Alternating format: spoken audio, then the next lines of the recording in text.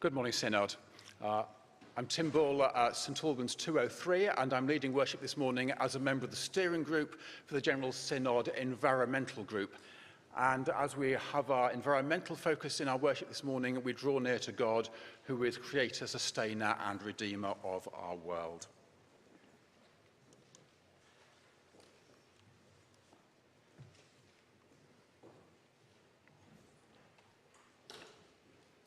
O Lord, open our lips, and our mouth shall proclaim your praise. Blessed are you, Lord God, creator of heaven and earth. Your word calls all things into being, and the light of dawn awakens us to life. May your wisdom guide us this day, that we may cherish and care for your good creation, and offer to you the sacrifice of our lips, praising you, Father, Son, and Holy Spirit. Blessed be God forever. And our first hymn is a great acclamation of praise to God.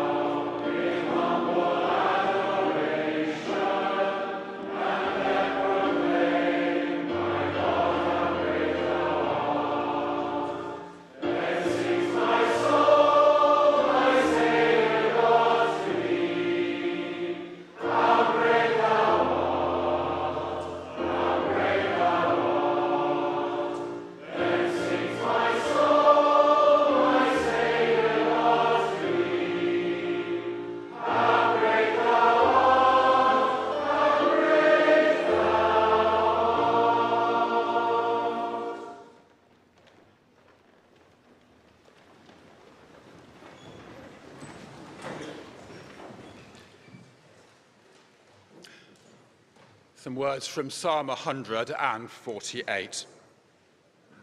Oh, praise the name of the Lord. Alleluia.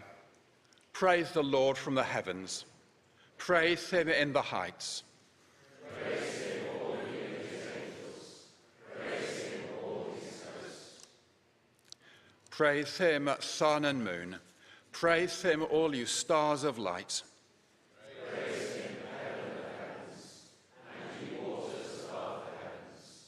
Let them praise the name of the Lord, for he commanded and they were created. He made them fast forever and ever. He gave them a law which shall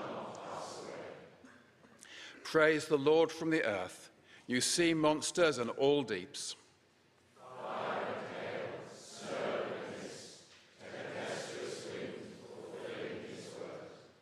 Mountains and all hills, fruit trees and all cedars. Wild beasts and all cattle, creeping things and birds on the wing. Glory to the Father, and to the Son, and to the Holy Spirit, as it was in the beginning, is now, and shall be forever. Amen. O praise the name of the Lord.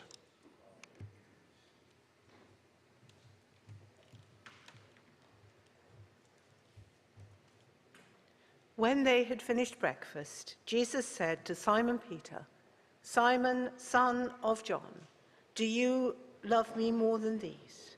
He said to him, "Yes, Lord, you know that I love you." Jesus said to him, "Feed my lambs." A second time he said to him, "Simon, son of John, do you love me?"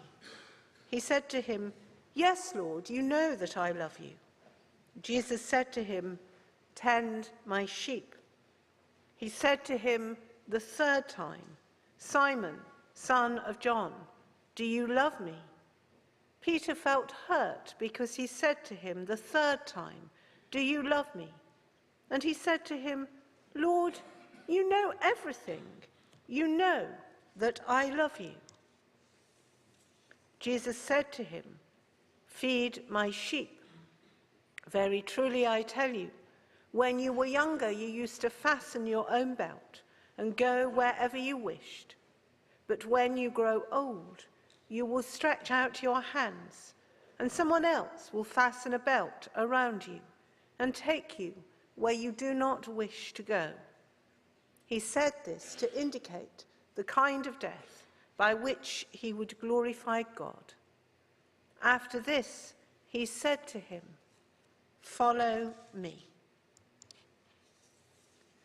The heavens proclaim the glory of God, and the firmament shows God's handiwork.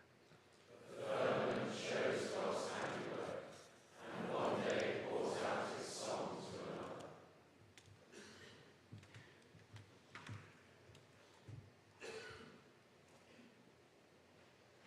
In peace, let us pray to the Father, through the Son, and in the power of the Holy Spirit, who make, sustain, and renew all things. Heavenly Father, we pray for your church throughout the world, that we may be faithful to our baptism. With the dawn of each day, may we be awakened to the beauty of the earth, and rejoice in the wonder and diversity of creation in all its forms and colour. Lord, hear us.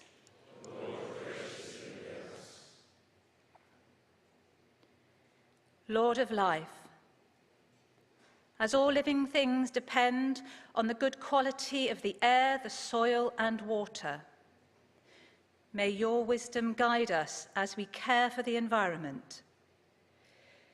Deliver us from selfishness and rapacious greed. Help us to share the rich resources of this world gladly and justly in the cause of stability and peace between nations and peoples. Lord, hear us.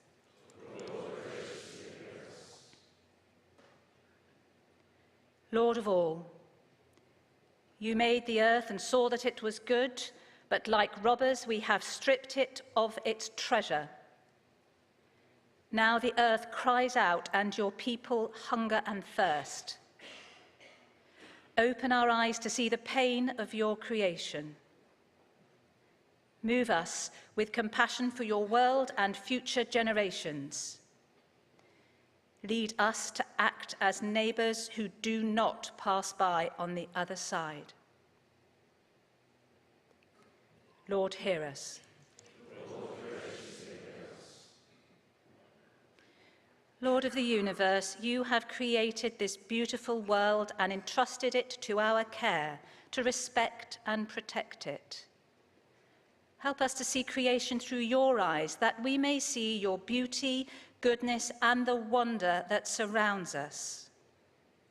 You came to set us free from bondage, so help us to care for our Mother Earth that feeds us daily.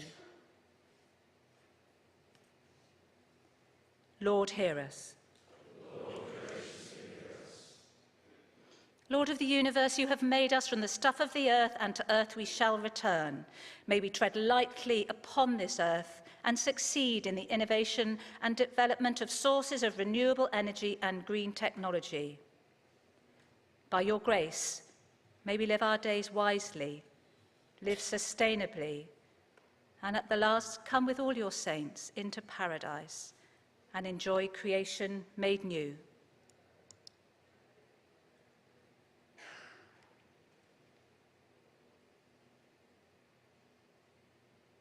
Our Father, who art in heaven, hallowed be thy name.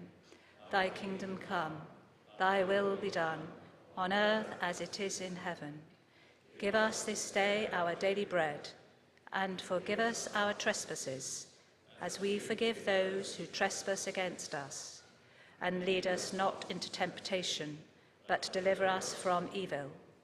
For thine is the kingdom, the power, and the glory, forever and ever. Amen.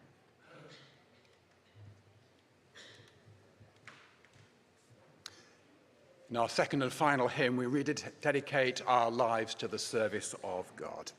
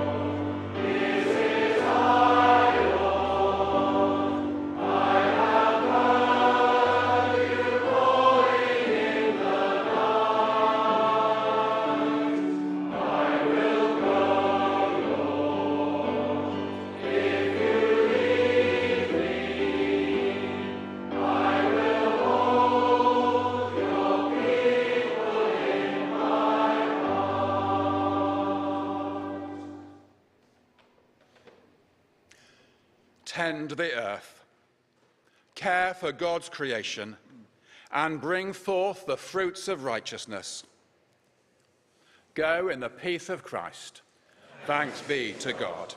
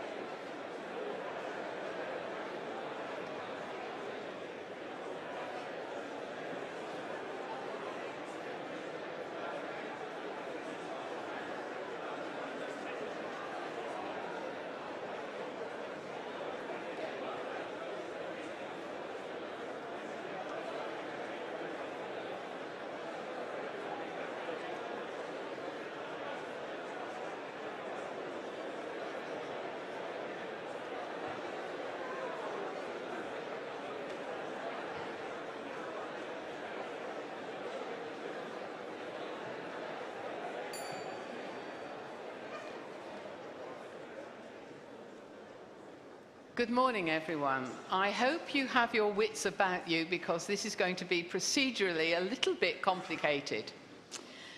We are now dealing with the item on the See of Canterbury Crown Nominations Commission issue. Members will need GS 2260. You will also need notice paper 4, the financial memo, because there is a financial impact on this. And if you're looking through the notice paper 4, it's paragraph 11 that you're looking for.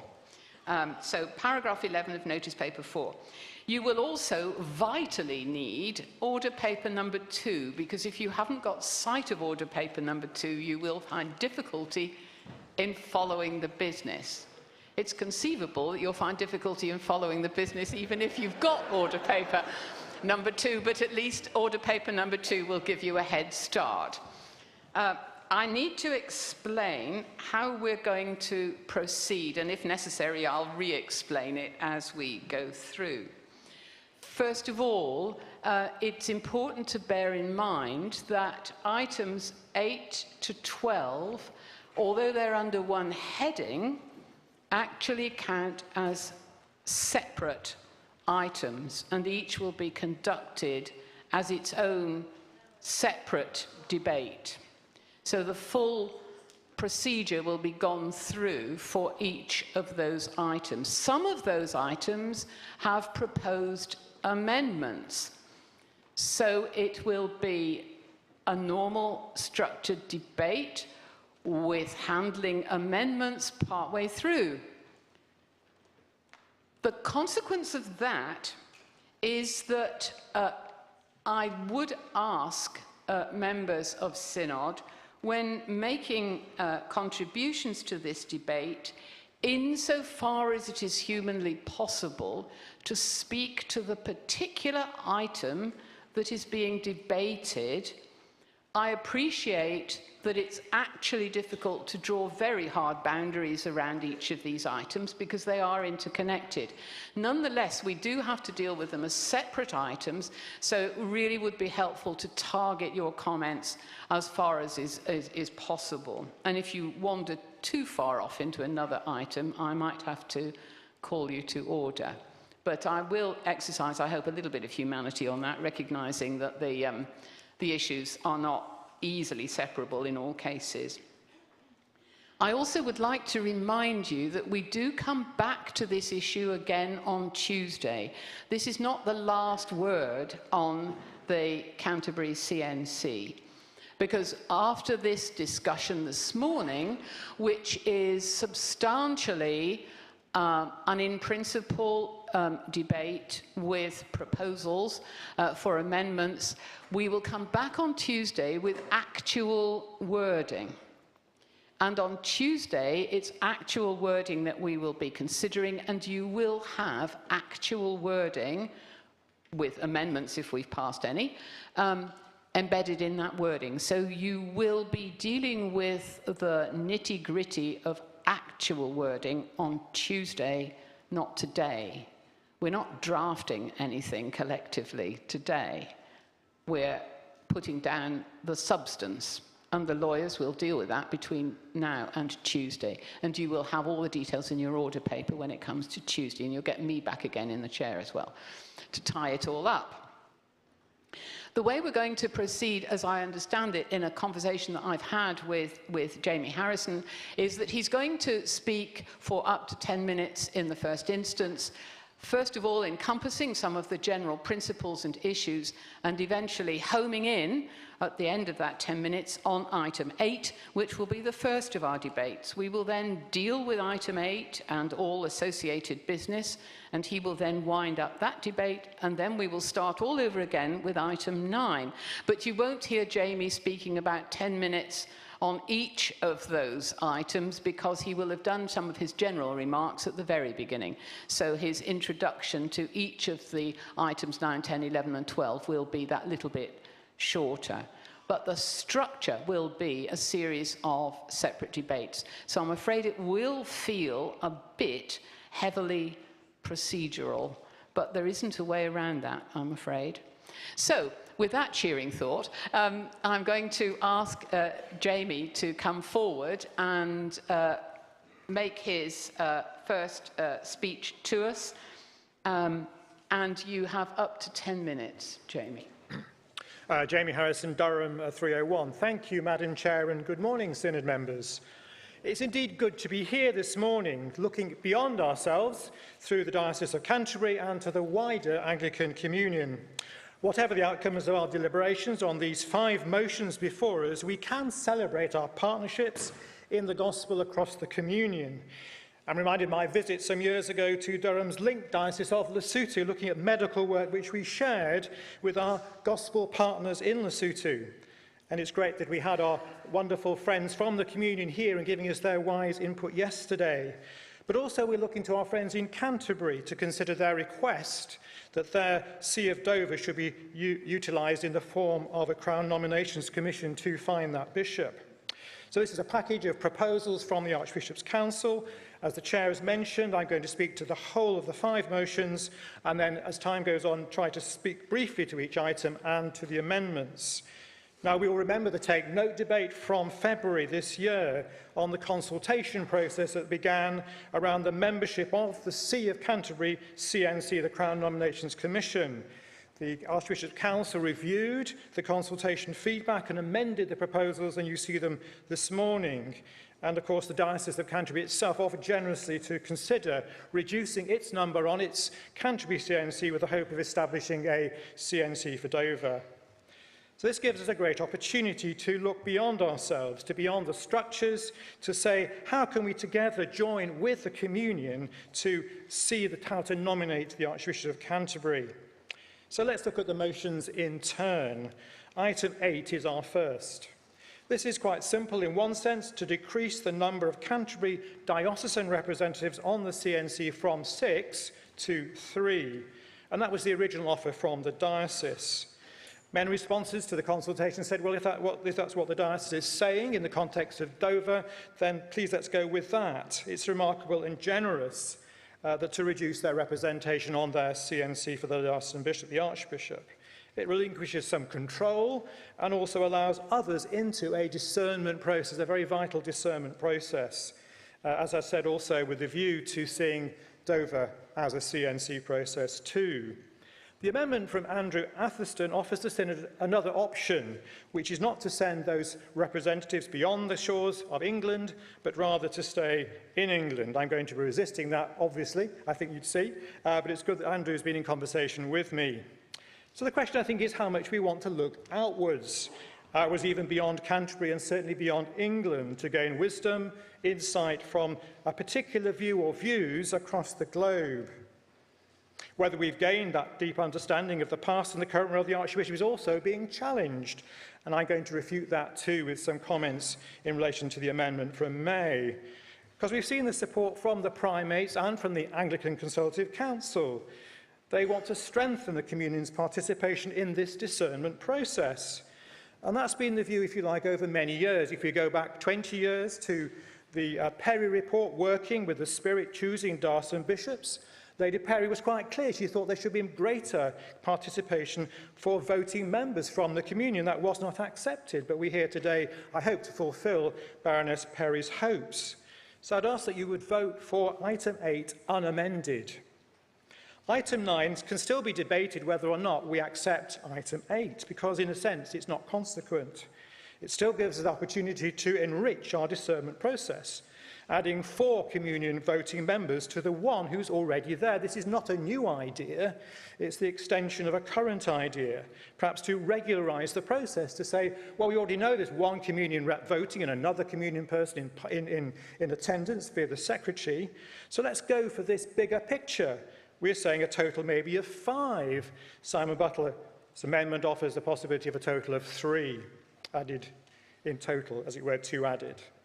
Now, we know, don't we, that the average Anglican is a woman under the age of 40, living in sub-Saharan Africa, living on less than $4 a day, quite possibly facing persecution for her faith. I don't think she's going to be terribly aware of our conversation this morning.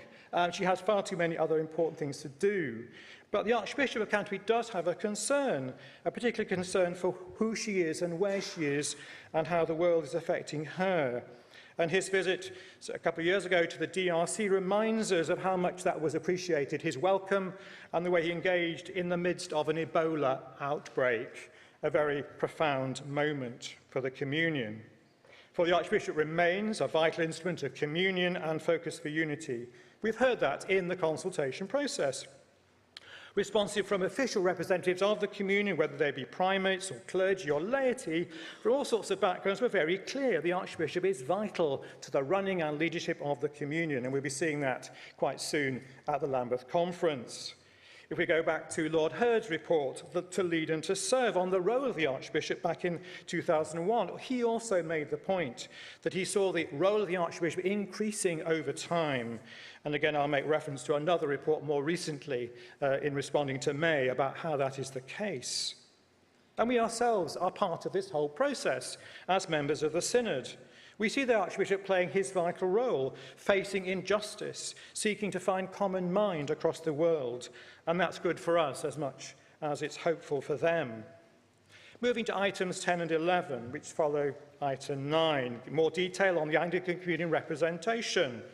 We have, bizarrely perhaps, all this in our standing orders. This commission is part of us. It's part of our standing. It's almost a subcommittee of the Synod. And we need to be clear in our standing orders, but not to be, I believe, too prescriptive. We don't legislate over who can be a member of a Synod CNC, a rep, or a diocesan member, other than to say they should be clergy or laity. But we may want to go beyond that as the amendments help us to think about. Item 10 proposes a geographical diversity to enable one Anglican Communion rep from each of the 5 regions of the Communion. This is a little change from the original proposals only in relation to the British Isles, bringing in the other provinces of the British Isles, I think quite rightly. Then to item 11, recognising, as we do here, that any of our subcommittees or commissions would be partly and entirely a mixture of the 3 houses, clergy, laity and bishops or primates. And that's again what item 11 focuses on. And perhaps finally, but obviously most importantly, is item 12. When we go back to the original proposals from Canterbury, it's very clear that they would like very much to see the See of Dover as part of a CNC process, a full process. It acknowledges the differences, if you like, within Canterbury compared with other dioceses of how the diocese operates, where the Bishop of Dover is in fact effectively the diocesan bishop, as well as being a very welcome ex officio member of the House of Bishops. This is very different from anywhere else in the Church of England. So item 12 tries to regularise that by saying this should be a formal CNC process. Baroness Perry was clear against that because she felt that would reduce the powers of the Archbishop of Canterbury, in effect having a veto over the process. The Archbishop graciously says he's willing to go with the CNC process fully for Dover. So that's a really important point to make, I think. Would it be wrong to have two CNCs within one diocese? Well, maybe yes, maybe no. No, if they're exactly the same for the same purpose, but yes, as here, where we're making a very clear distinction between the role of Canterbury and the role of the See of Dover. And it's great that we have the Bishop with us today, who is a wonderful chair of the Synod. Thank you, Bishop. So we're focusing in an odd way on a very special area of the Church of England. On the one hand, the role of the Bishop of Dover, on the other, the particular provincial, national and international role of the Archbishop. So, where does that leave us? I believe these opportunities are with us in a unique way to build on what we already have. We know there's a principle that the CNC for Canterbury should have voting membership from the Communion. We want to expand that and extend it to regularise the process. We're being asked to do that in a very clear way, and I hope you can support it. There are one or two amendments that may help us to clarify what we believe, and as the Chair has reminded us, we come back on Tuesday to confirm the actual standing order changes. Is all this being rushed? Well, we've already had a take note debate and a widespread consultation across the Communion as well as within the Church of England. We've got time today, more time than we imagined, sadly, for some of you. If we come back this afternoon in detail, I hope we can really get to grips with this, but we have more time. And as I say, there's a debate on Tuesday. I want us to decide today one way or the other, not least because this is a request from Canterbury Diocese, particularly in relation to Dover. They've asked us to act, and I always want us to respond to the requests of dioceses. So I very much look forward to the debate. I very much, as I say, hope you'll support the proposals and think hard about the amendments. So in the first instance, Madam Chair, I beg to move item 8, standing in my name.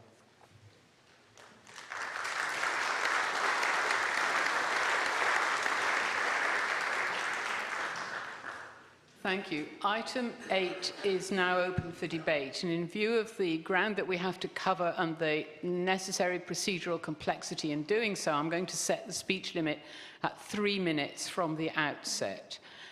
So if anyone wishes to speak on item 8, please do stand to indicate your wish to do so. I see no one standing. I do see someone standing.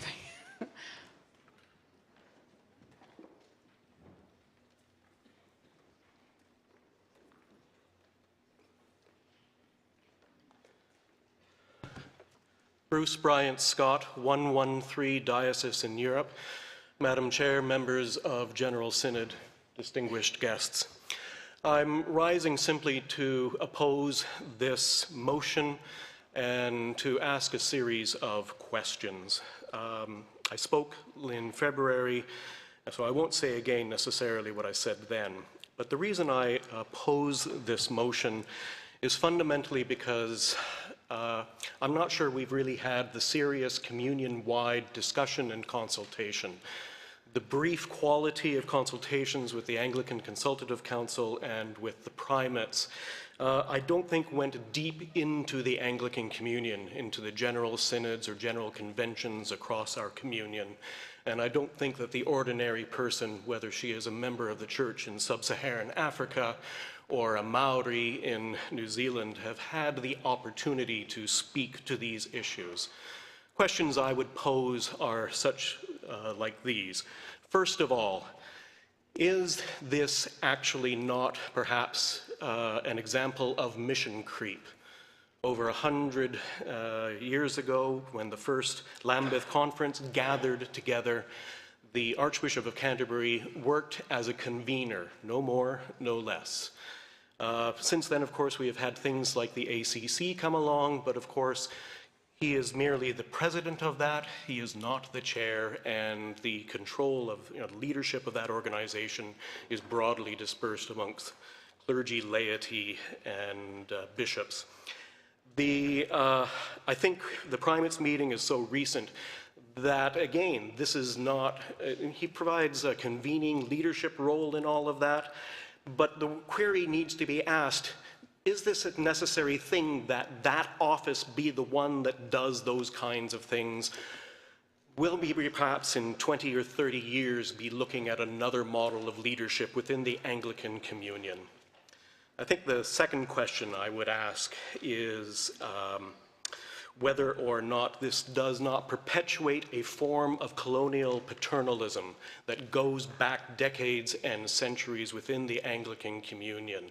And I suggest that the fact that we have, in some respects, politicized the position so that whoever is in the position gets attacked by some and is loved by others, and most people within the communion don't have a thought one way or the other. Finally, I worry about this because some of you may remember the recent visit of the Duke and Duchess of Cambridge, is it, to Jamaica. And I think we can say with some certainty that that did not go quite as well as it might. The time yet come. I'm afraid you've hit the time limit. Thank you. Thank you.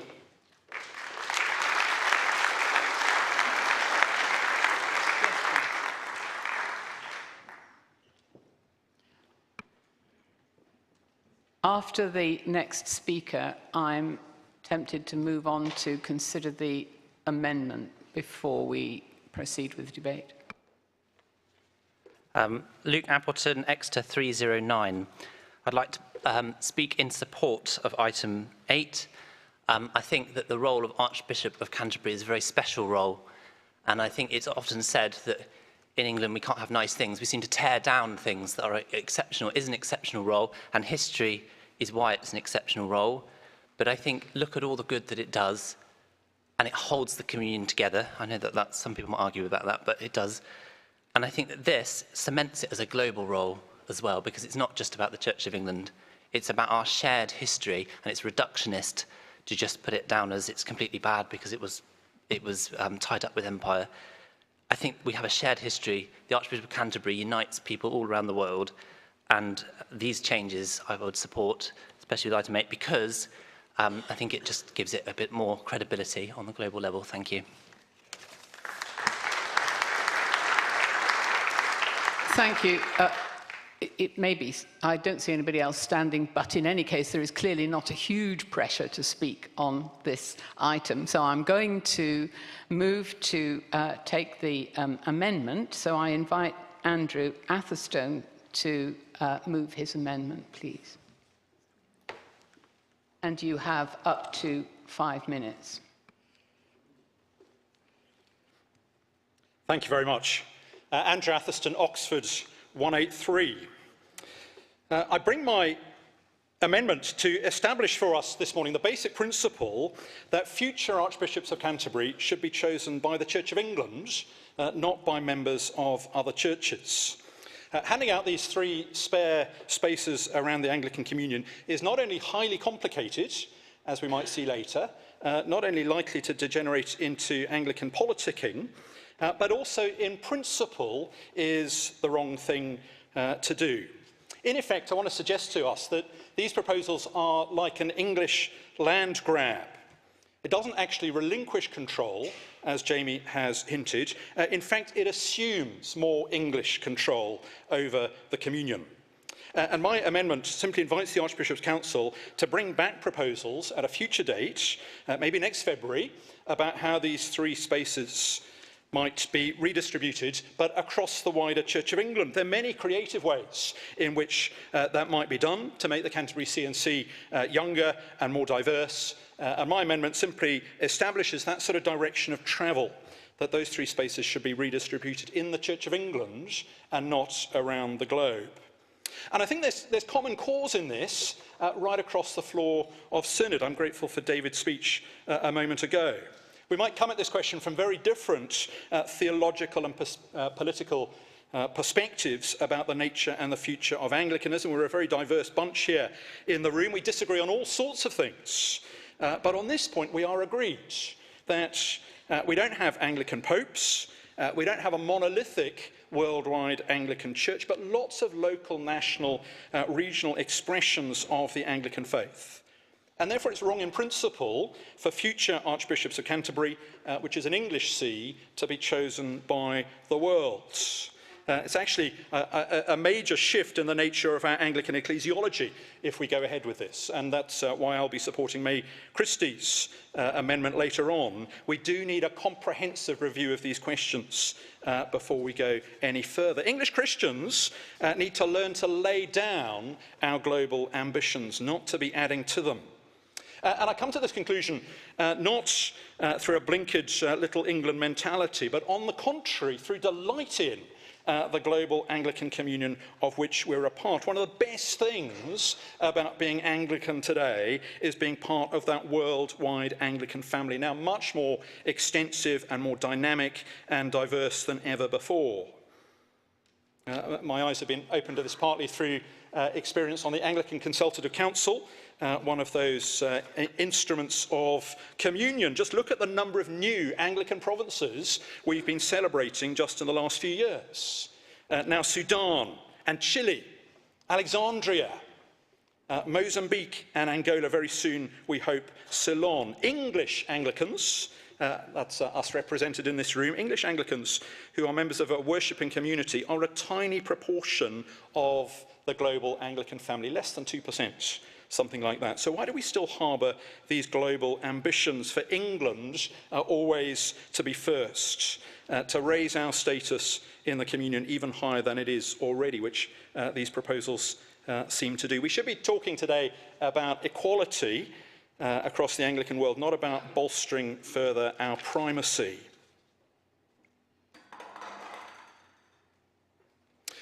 Archbishop Justin's ministry has been remarkable. And is remarkable. I want to salute that today. His very personal work in strengthening the bonds of the Anglican family around the world. It's no surprise that the See of Canterbury is held in very high esteem, and rightly so. And Archbishop Justin has brought great honour to that office. But we're thinking about the future now.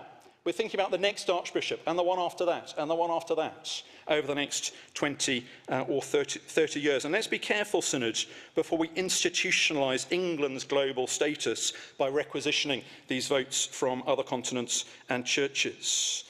Why is it that the English think the future belongs to us, just because by historical accident the first Anglican church plant happened to be a little village in Kent? So these C&C proposals before us today, they're well-meaning. I want to suggest they're misguided.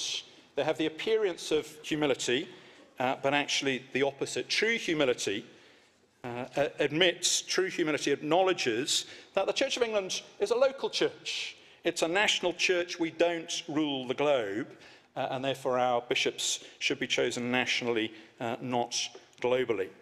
Let's be thinking about the long-term consequences of what we're doing today. It's going to run into the 2040s, the 2050s. Let's think ahead, and please support my amendment. Thank you.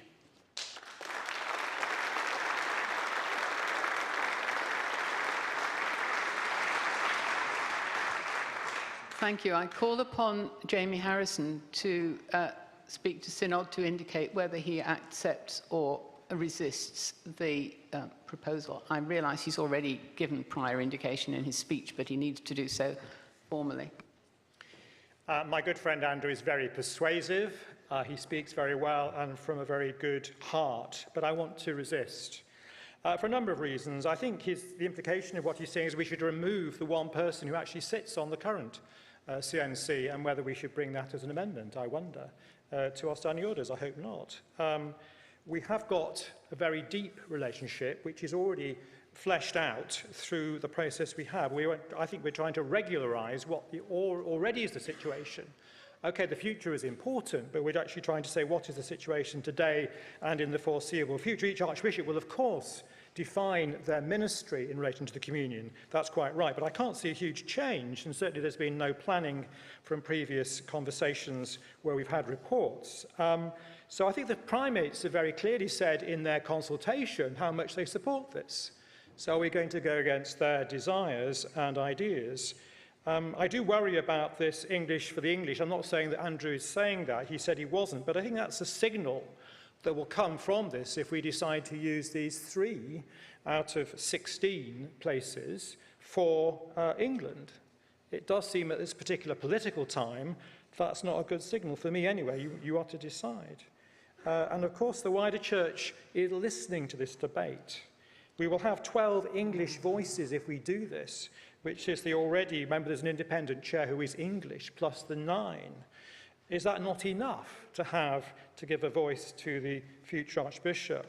Archbishop Justins reminds me of the Archbishop of Armagh, Richard Clarke's recent work on the gift, call and challenge of communion, which very clearly does look at the role of the Archbishop and is deeply supportive of it. So I very much hope you resist this. If you do resist this, great. If you don't, we can still move to item 9, 10 and 11. This is not a killing, and Andrew's very clear on that. This is not going to kill the whole thing off. But it does put us in a difficult position if we are saying that these 3, because it would extend the size if we go for 3 or 5 additional, or 2 or 4 additional. So I hope you'll resist and that we can move on to really grapple with inclusion and width and breadth and globalization, if that's the right word, in this context. Thank you. As you've heard, the amendment is resisted, and so it will lapse unless 25 members stand in their places or otherwise indicate that they wish the debate on the amendment to continue and a vote to be taken on the amendment. Do I see 25 members standing? And the green ticks on Zoom. Of course, we have some people on Zoom. Sorry, it's difficult to...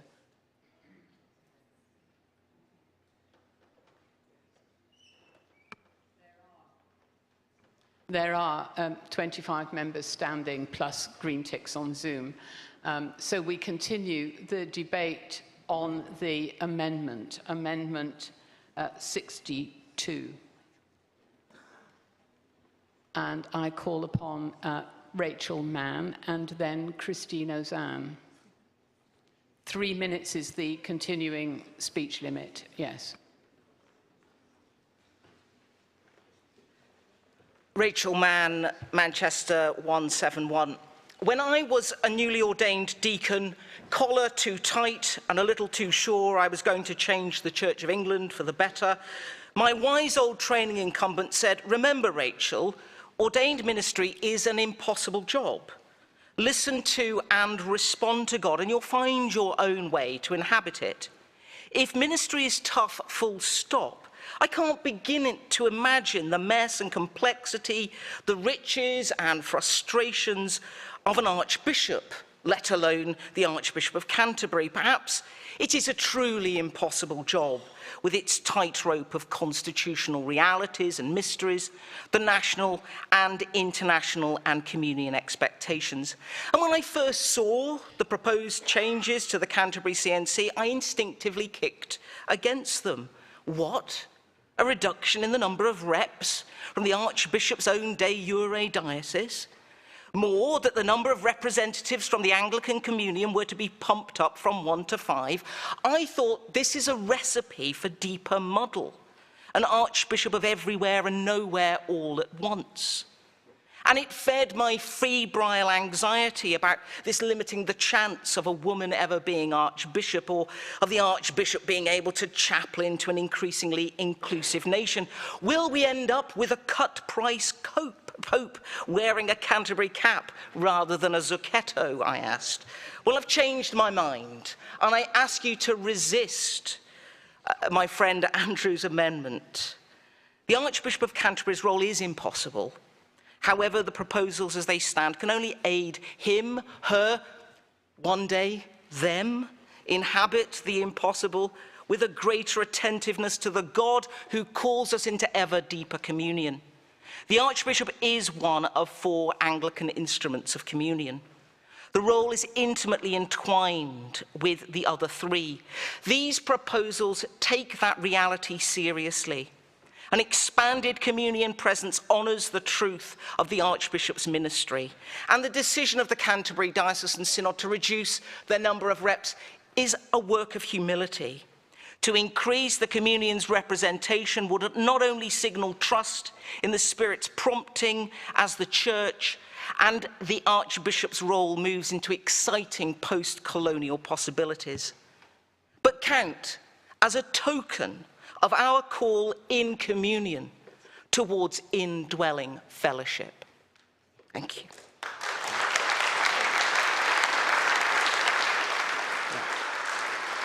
Thank you. Since the Archbishop of York has indicated that he wishes to speak, I'm prepared to give him priority over Jane Ozanne, unless she wishes to give way to him, but strictly speaking, it should be the Archbishop of York next. And then Archbishop Titre. Well, I hope Jane does get a chance to speak. Synod, I also urge you to resist this amendment, and indeed I think most of the amendments. And I wonder whether it's helpful to have just a very brief kind of little bit of reality check of where we are in the Anglican Communion. We do indeed need discussion about the role of the Archbishop of Canterbury. We absolutely do. And thank goodness we've been doing it for the last 20 years, but we seem to have forgotten that we've done it. We had the Perry report 20 years ago, which set us off down this track. And Anglican Communion representation was brought in to the Canterbury CNC. We crossed that Rubicon. That's already happened. And it happened because we spent a lot of time thinking and praying about it. And then only 2 years ago, we had the Anglican Communion report from our own theological advisory group looking into the gift, the call and the challenge of communion, looking particularly at the relationship between the Archbishop of Canterbury and the other instruments of communion. Now, I realise most of us don't know that, but Andrew, my dear brother, you are a member of the ACC. You do know this. You do know that the discussions you and others are saying should happen first have happened. And now we're beginning to work out, so what does that mean for us in the Church of England and for the role of the Archbishop of Canterbury? And also, like Rachel, I applaud the humility and bravery of the Canterbury Diocese to recognise that that leaves them in a different place.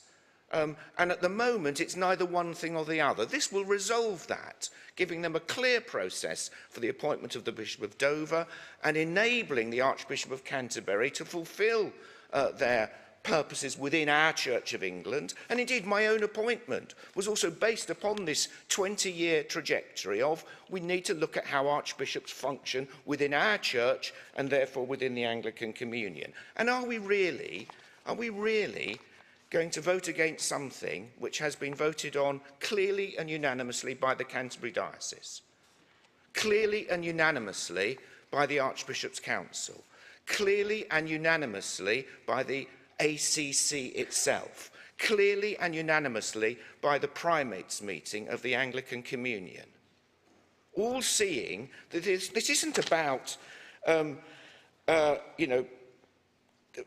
kind of England taking over the world. It's actually humbly inviting the world into the room. And one last point, because I know I've got to stop. One last point, which I think we could easily forget here. The reason that the Archbishop of Canterbury has such a say in the affairs, not of the Church, not of England, but of the world, is because of the Anglican Communion. You know, we need a bit of humility here. Our church has been in decline for a long while, and I hope later today we'll start turning corners to change that. It's because the Archbishop of Canterbury is an instrument of communion for the whole communion, and therefore the whole communion must have some say, greater say, in how that person is elected, that we continue to have a say on the globe. If we resist this, I think we're in a bad place. There is a time issue. I beg your pardon. Mildly lenient, yeah. but...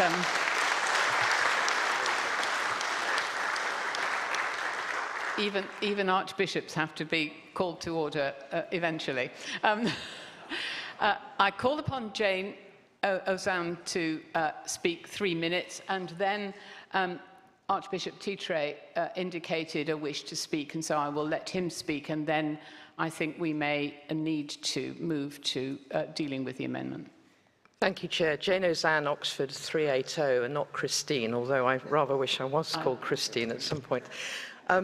Far be it from me to disagree with the Archbishop and indeed with my friend Rachel, but I stand to support Andrew in this amendment, and indeed I will be supporting May's amendment. And the reason that we are debating this, Archbishop, is because we, Synod, have our own concerns and our own responsibilities that we need to ensure are heard in this decision. Now, I was part of the Archbishop's Council back in '98 where we commissioned the Perry report, and I think the job of the Archbishop of Canterbury is probably the most difficult in the world, and I put that above even our Prime Minister's job right now. I think the number of conflicting responsibilities is huge. But ultimately, we here in England have got our challenges ahead of us right now. We are, whether we like it or not, at war with each other, it feels at times. And I hope and pray that we will find a way through in the years ahead. But that is going to require us to put extra measures in place to ensure that everyone feels heard and understood, and that the one topic that has not really been named so far this morning, which is our concerns over sexuality and who is going to have what say around that table, that we have measures in place to ensure that different groups feel that they are represented and understood. And that's why I'm standing to support someone who naturally I perhaps would have issue on very different theological points of view, because I believe it's important at this time in the Church of England's history that we look to England and that we look to ensure that the concerns that many of us hold are recognised and that people are put in place to ensure their voices are heard. So Synod, look to your conscience as you will. Don't just feel you have to vote because others have already said they want to support this. And think about where we are at this moment in the Church of England's history and where we hope we will be in the years to come, and what are the best mechanisms to ensure that we can get there. And I pray that the Spirit will move us either way. Thank you.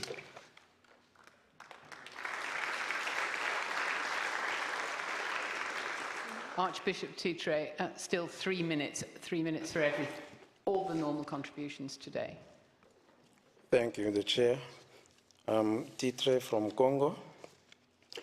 I would like first to underline that the Church of England is not only the Church of England, but it's also a member of the Anglican Communion. And also what I want to say is that you have a historical responsibility. It's not the matter of Mother Church or colonial issue, but there is a link. It means when you decide here, it may affect other churches, I mean the Anglican Church in the world, positively or negatively. So I would like us to be more careful when we decide. It seems to me you prefer much to see your own interest. We have challenges here in England, but there's also the Anglican Church out there, and we are looking to that.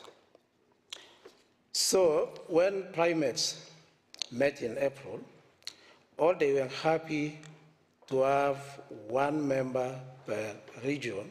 So we make 5 members, and all regions may be represented. And that's very important because the Archbishop of Canterbury is not only the symbol, because other 4 instruments, other instruments are committees, there are meetings, but the Archbishop of Canterbury is a human being. He can move, talk to people, and solve issues. When he went to Congo, he helped a lot, and people hear to him. Even the government officials, when they say the Archbishop of Canterbury has said, they will listen to it. When the former Archbishop came to Bunia, the president had to send someone to meet him, to welcome him. So it's not only the issue of the Archbishop here, it's also the issue of Archbishop in the Anglican Communion, where he plays a big role. We have been working with the current Archbishop on the issue of peace, reconciliation, and even they were going to South Sudan to support the peace process there. So you have that responsibility as the Church of England. So we have that historical link. You are not like other churches. So don't only see here, but see a bit far, because that's your historical role. Why did you start the Anglican Church here? And why did you take the gospel to other places? If you don't like to assume that responsibility, and now you are saying, we want to see only our interest. No. You are a member of the Anglican Communion, and together, thank you.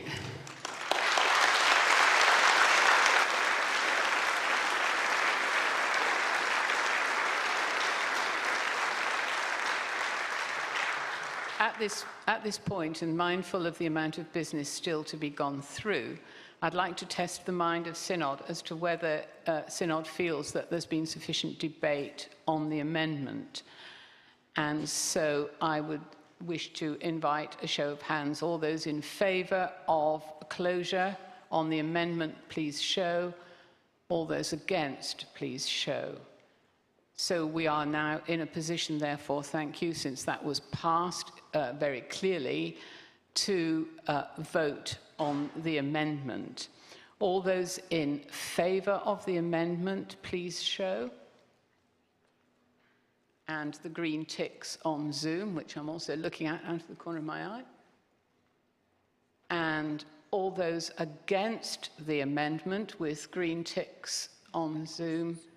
Oh, crosses, I beg your pardon, it's crosses on Zoom this way round. Please show. Then the amendment is not carried. So I think in view of the discussions that we've had, I am inclined to think that we could draw item 8 to a close. So if I could test the mind of Synod on whether that is acceptable. All those in favour, please show. All those against, please show. Then we can move to bringing item 8 to a close, and I invite Jamie Harrison to make a statement there. Strictly, you have up to 5 minutes, but please don't use 5 minutes because we haven't really got enough time for 5 minutes.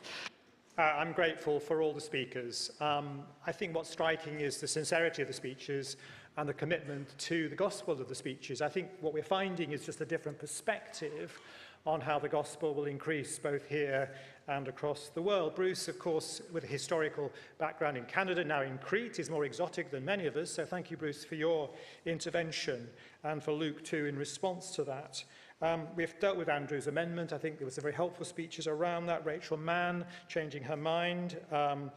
Jane, again, as always, clear in her thinking and expressing that. But particularly to the Archbishop of the Congo, who is such a wonderful person to be with us. We're so grateful you're able to be with us. And really saying, I think, that fundamental question, why take the gospel to other places if we don't then also take the responsibility of that taking? So I very much hope you will vote for item 8 unamended. Thank you. We can vote by show of hands. So those in point of order. We can have a vote by houses. That's in order. Yes, yes. And so if you wish To have a vote by houses, I would need to see 25 people standing. Or green ticks on the Zoom. I'm constantly being reminded about green ticks on the Zoom. I'm sorry, Zoom people. It's difficult to look at everything at once.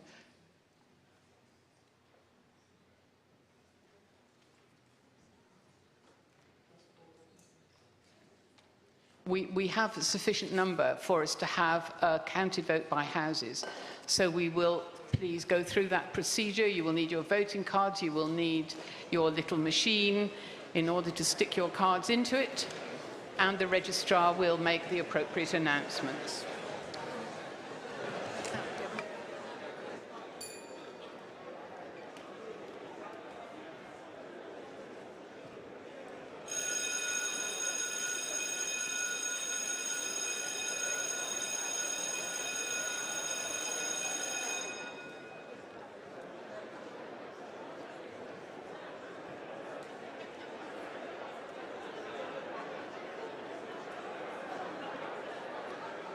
This is a counted vote by houses on item 8. The voting period is now open and will end in 1 minute.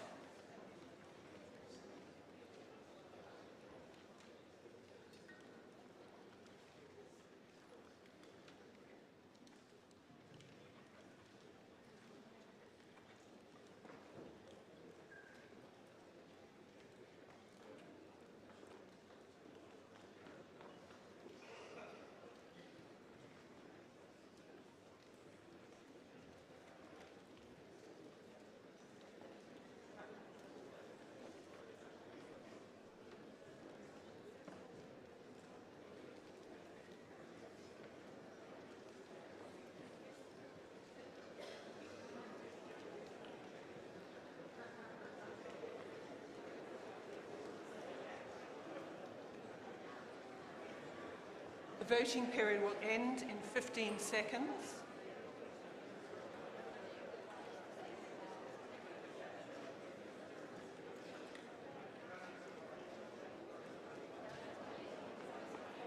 Voting period has now ended.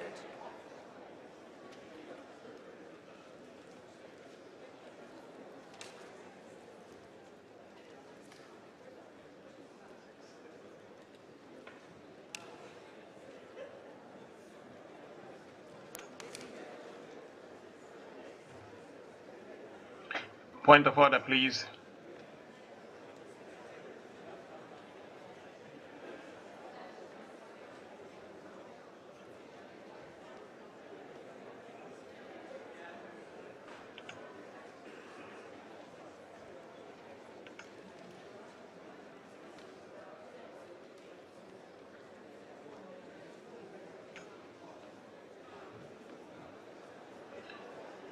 Point of order, please.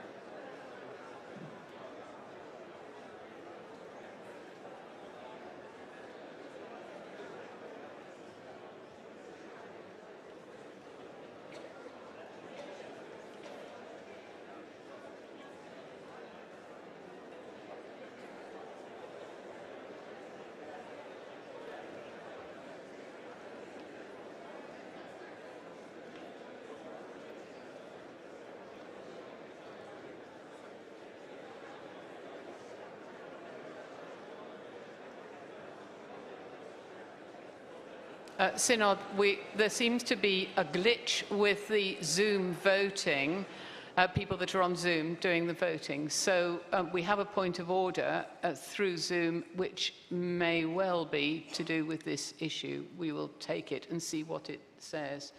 So if Mark Miller would like to raise the point of order that he's signalled he wishes to raise.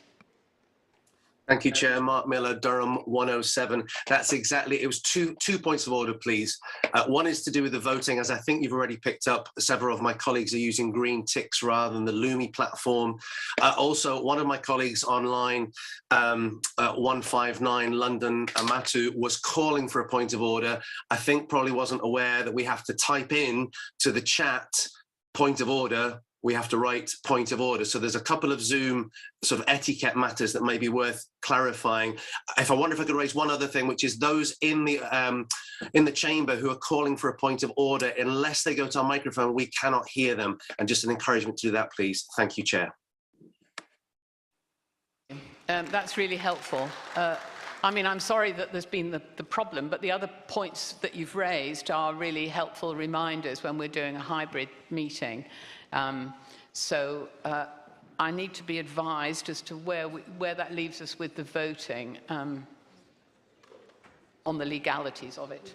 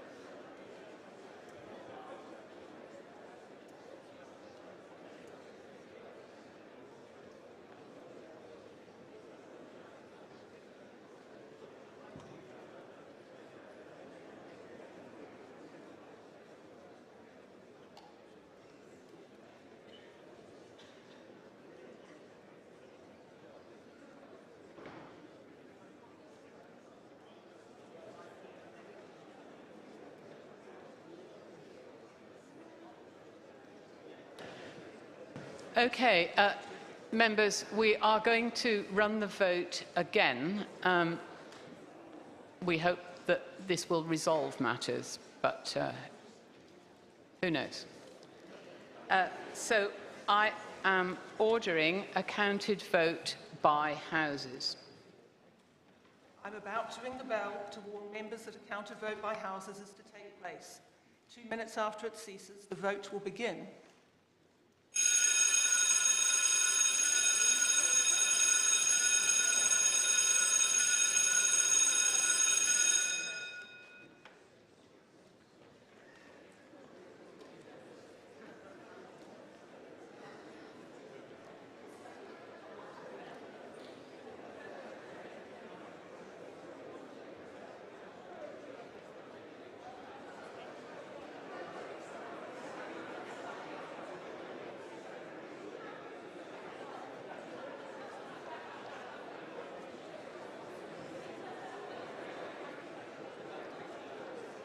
All right. What?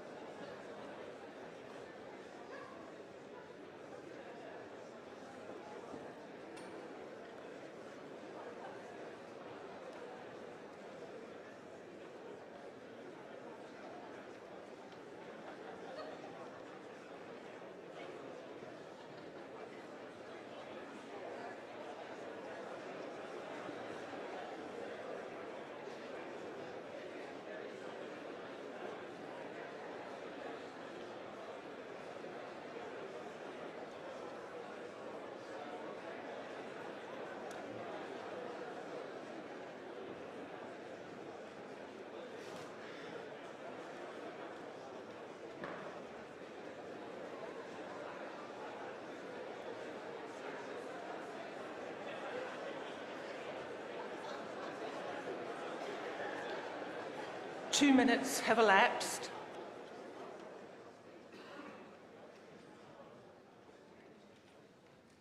So this is a counted vote by houses on item 8. Those present in York using the voting handsets and who wish to vote in favour should press 1. Those against should press 2. And those who wish to record an abstention should press 3. And those participating remotely should use the online voting platform. We hope it's working. And vote or register an abstention using the buttons on the screen. The voting period is now open. The voting period is now open and will end in 1 minute.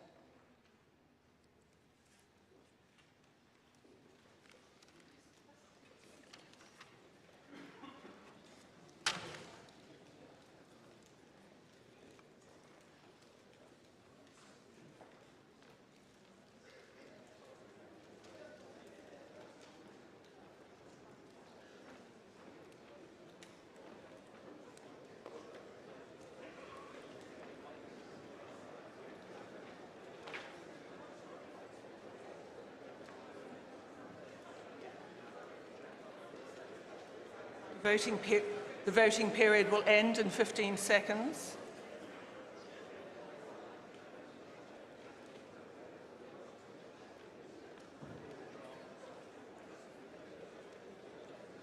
The voting period has now ended.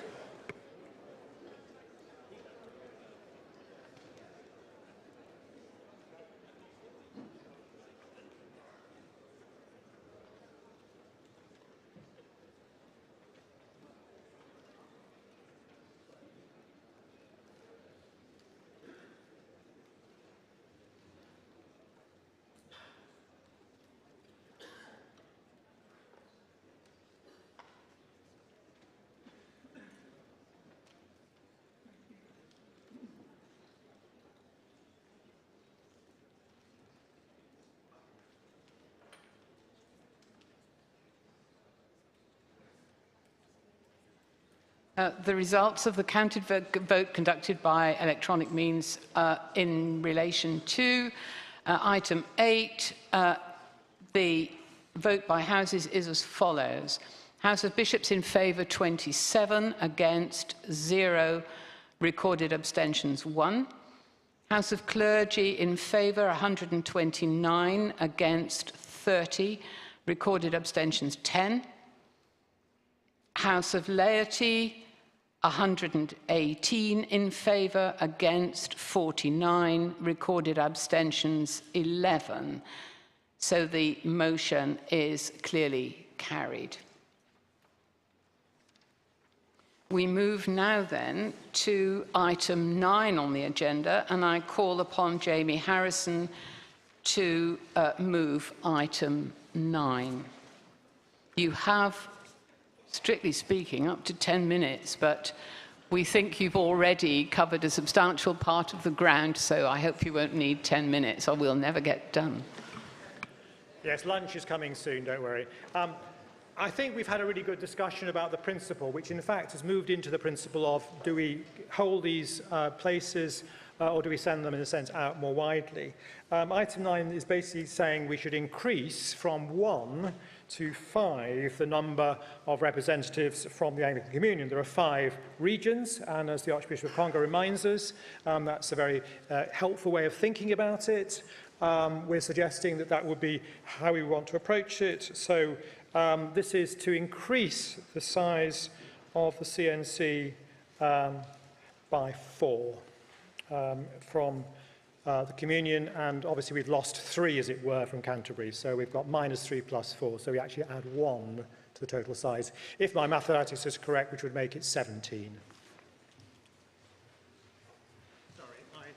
Sorry, I beg to move item 9. Thank you. The key words. The item 9 is now open for debate. The speech limit is still 3 minutes. Christine Barron, thank you. Yeah.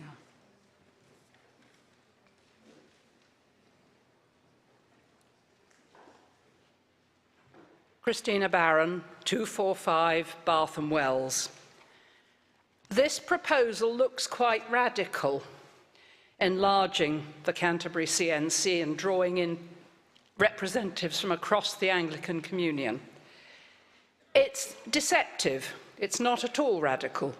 We're not reviewing the role of the Archbishop of Canterbury and the question of which bishop or archbishop should be, in a sense, the senior bishop, the instrument of communion.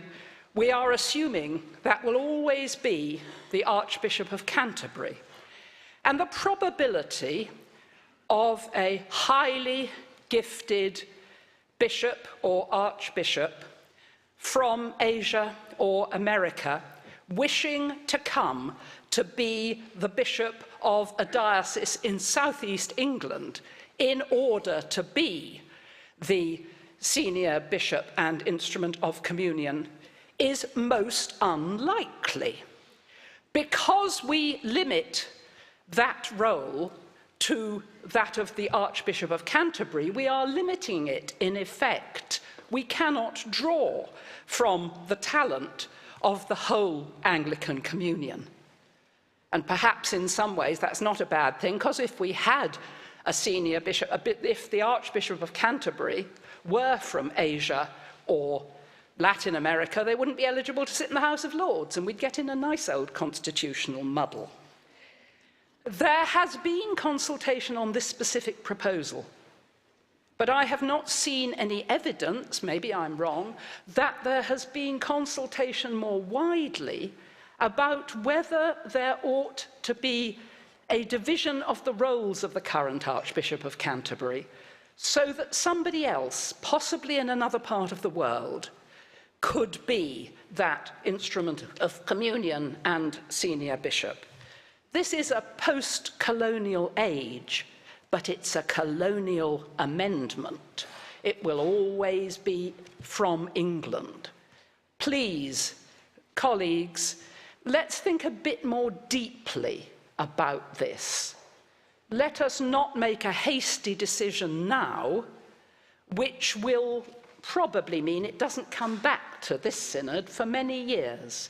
Let's think a bit more radically, a bit more widely. Does our senior bishop, our instrument of communion, have to be from Kent? Or could they be from Korea or Chile? Not with the present system, they couldn't.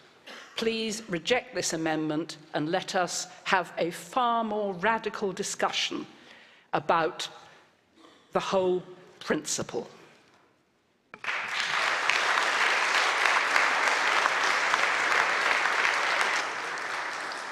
Thank you. I don't see anyone else standing on... Oh, there is. Yes, please. Sorry. Didn't see you up there.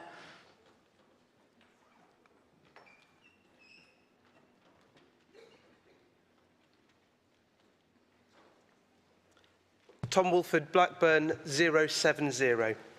Thank you, Chair.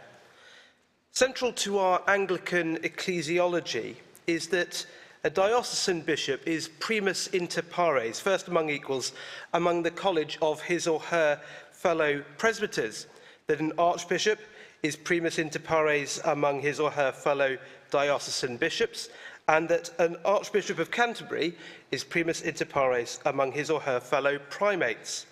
Therefore, a bishop needs to be more like a normal priest, not less. An archbishop needs to be more like a normal diocesan bishop, not less. And the Archbishop of Canterbury needs to be more like a normal primate, not less. This motion makes the Archbishop of Canterbury more different to the fellow primates. So to the extent that Anglicanism is an ism, this move seems to be a departure from it. So I shall urge Synod to vote against the motion. Thank you.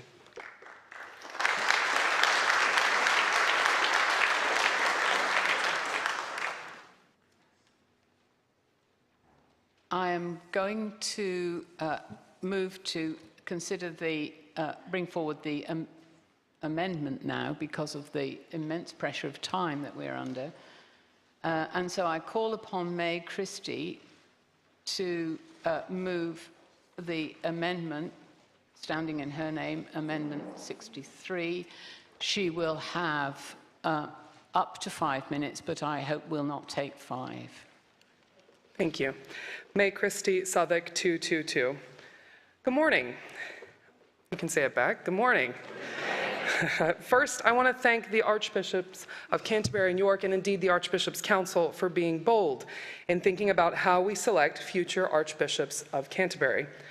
Real change is seldom straightforward or easy, and I think that we are all very aware of that. As I looked over the proposal in more detail, I thought about that average Anglican that Jamie mentioned. She's a woman, she lives in Africa, she is under the age of 30. Most likely she lives on a lower wage than most of us here today. So what matters to her? What matters to her in her faith in Jesus Christ? And how does she relate to the Anglican Communion? And indeed, how might she relate to the Archbishop of Canterbury? And then what about the millions of Anglicans living here in the United Kingdom? Maybe she actually shares experiences. Maybe she shares values and hopes with them. It is so good to hear that the Archbishop of Canterbury has her in mind, and of course that's no surprise. But maybe we should make more of an effort to understand what she actually thinks by listening to her and her community. I would query whether or not widespread consultation of the communion could be conducted in such a short time frame by primarily speaking with the Anglican Consultative Council, bishops, and primates, and whether we should have done so a bit more fully here at home. Maybe this woman, this hypothetical woman who I sound a bit obsessed with, maybe she and a working class 28-year-old young man in working a night shift at Tesco before serving at the Sunday morning service at his church would have a lot in common. Or maybe not. The thing is, we don't know because we haven't asked them, and we haven't had enough time to ask open-ended questions about how we should comprise the group of people who select our Archbishop of Canterbury.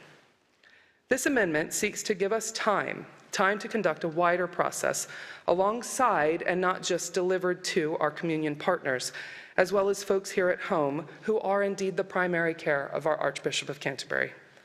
We need time to understand the implications of changing the way that we select someone who has a prophetic voice in British society, who prays for the nation and for the world, who is a member of the House of Lords and fundamentally has cure of souls for our province, as all of his or her primate colleagues do in their regions.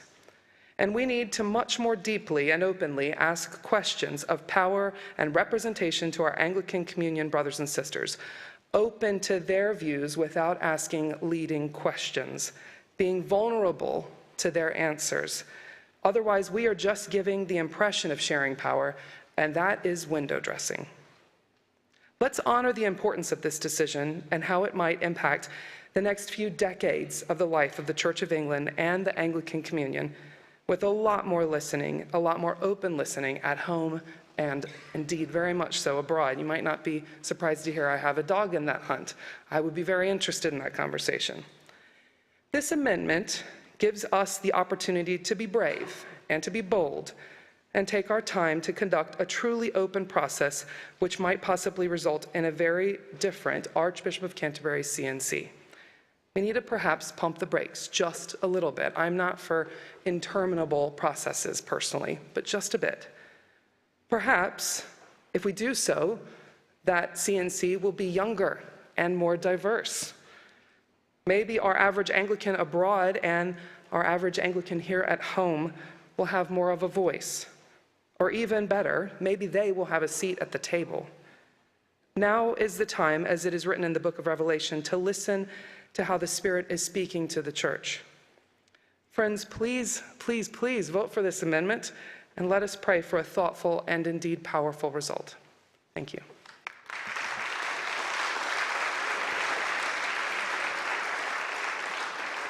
Thank you. Point of order.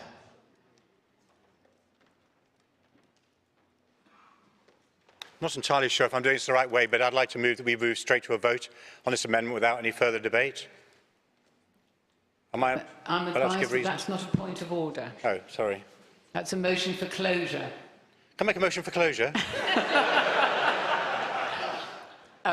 Might say, taking a broad hint from the chair. That has my consent. I would like to test the mind of Synod on this. The proposal for a closure has been made. Those in favour, please show.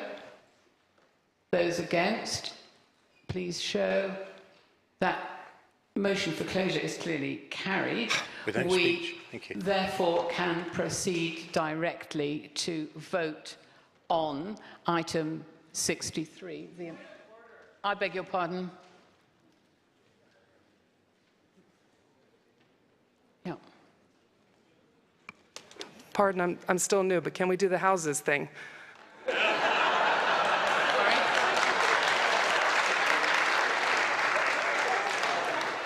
I would like to call for a vote by houses. Thank you, sister. I'm advised that we've got ourselves in a legal tangle, and I do apologise for that.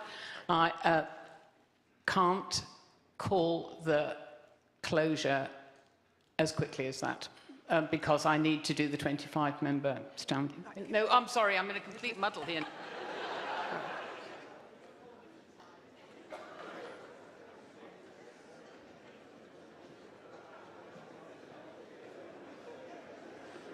Sorry, Sorry. Yes, sorry, your mic's not on. Oh, I only want the motion for the vote by houses on my amendment if we do close on the amendment. That's what I meant. We haven't quite got there yet. Oh, I'm so sorry. So I call upon Jamie Harrison to speak to the amendment and to indicate whether he accepts or rejects the amendment. Don't you just love procedure? It's great, isn't it? Like Andrew, May is very persuasive, but I'm going to resist. We've had an interesting conversation already about how much the communion is engaged in this process and how much it's not. We've heard from the Archbishop of York in relation to a significant piece of work done by the Archbishop of Armagh on looking at some of these issues. Most of us, including me, are ignorant of that, but I've been informed and it's an important piece of work. Perhaps we should have commented on it before. Similarly, again, our friend from the Congo reminds us that this is very much supported by the primates. There has been a wide consultation. It perhaps wasn't picked up as much as it might have been, but we know that's the way of consultations. Have you thought if we took this consultation to our PCCs, how much feedback we'd actually get? And I just worry with May's comments of taking what she says a comprehensive review with our Anglican Communion partners. That's over 40 provinces across the world, 70-odd million people. Are we really going to think that they're going to be able to give us the valuable information which she quite rightly asks for? But I'm not convinced we would get it. So I do think there has been consultation. We've had very clear steers from the ACC, the Anglican Communion Council, and from the primates that they would like this to happen. It gives them a stake in this process which they're very much part of and want to be part of. And I think now is the time to do it.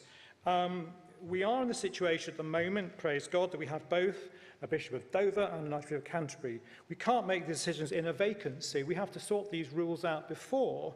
And I would argue by doing this, it actually opens the door to the ability to do this wider consultation because we are signalling to the communion that we want them to be more involved. And by giving that signal, we can draw them into the next stage of review and consideration.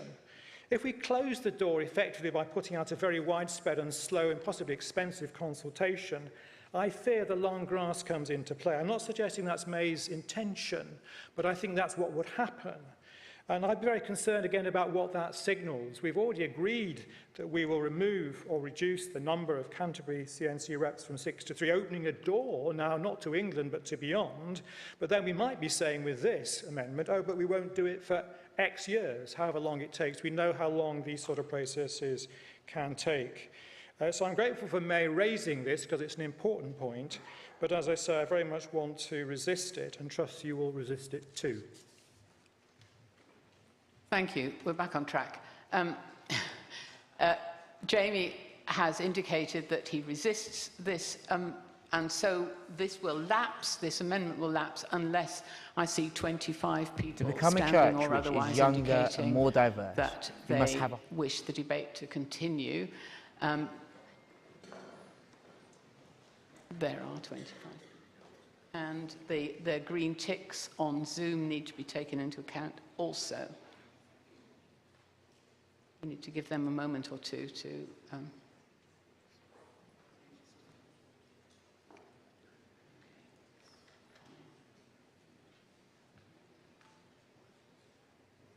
Yeah.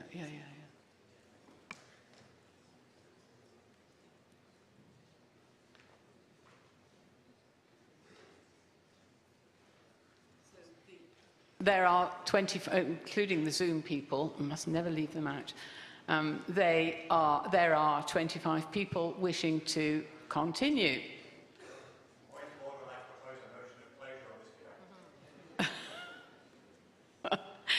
Thank you. I think that would be nice, because we've been asked to do that by the Zoom people, that you go to a mic, because they can't hear otherwise, they just get silent. And I'm proposing a motion of closure because we've had it very nicely explained how we've thought about these things already. We've got better things to think about. I think there are better people to think about the details of this. We've passed a substantial motion. I think we need to close this, vote on it, and move on. Thank you. Are there 25 members standing in support of the motion for closure? Oh, hands, I beg your pardon. I was told stand here. Yes, okay. I'm so sorry if I'm out of order, but can I not speak against the closure of my own amendment? No. Okay. Simple, you can't.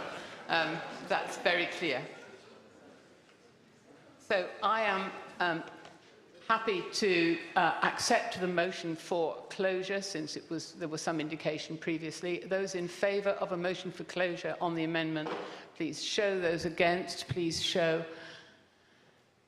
Then the motion for closure is carried. And so we now vote on item 63,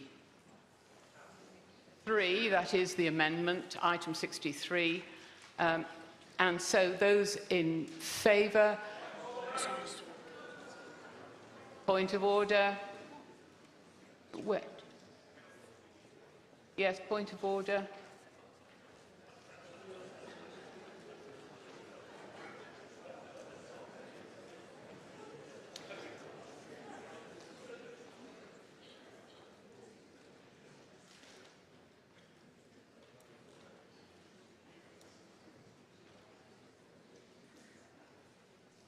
Point of order, yes, John Wilson, John Wilson. Lichfield, 341. Chair, would you consider ordering a count by houses, please?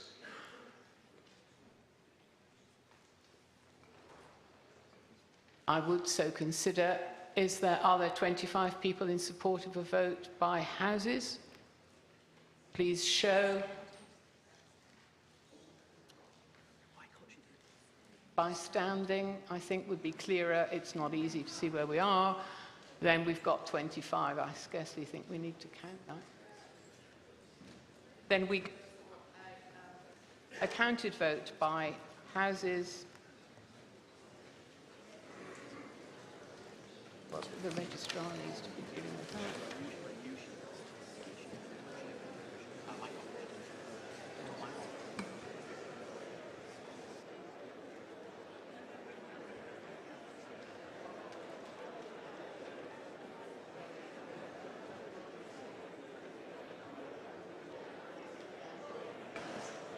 I am dispensing with the bell, but this is a counted vote by houses on item 63.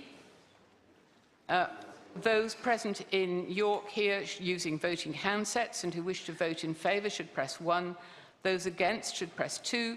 Those who wish to record an abstention should press 3.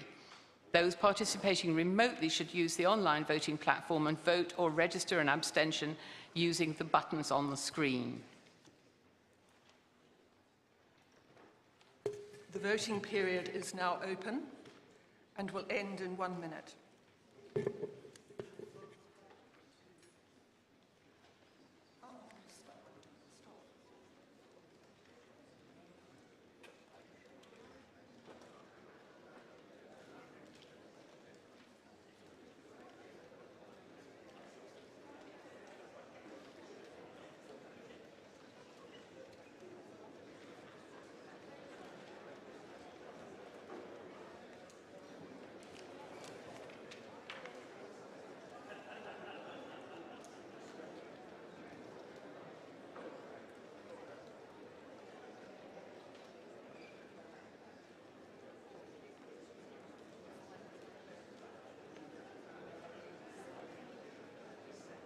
Voting period will end in 15 seconds.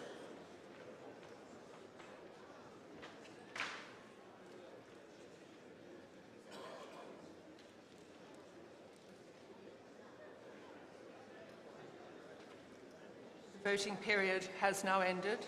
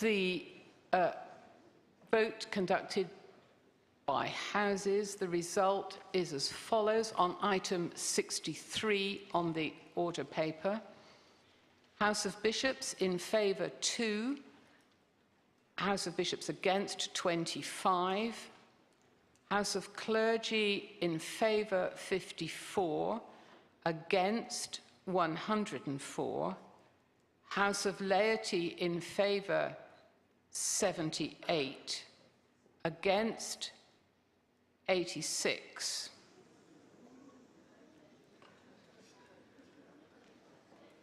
So I declare, sorry? Yes. So I declare that the amendment was lost.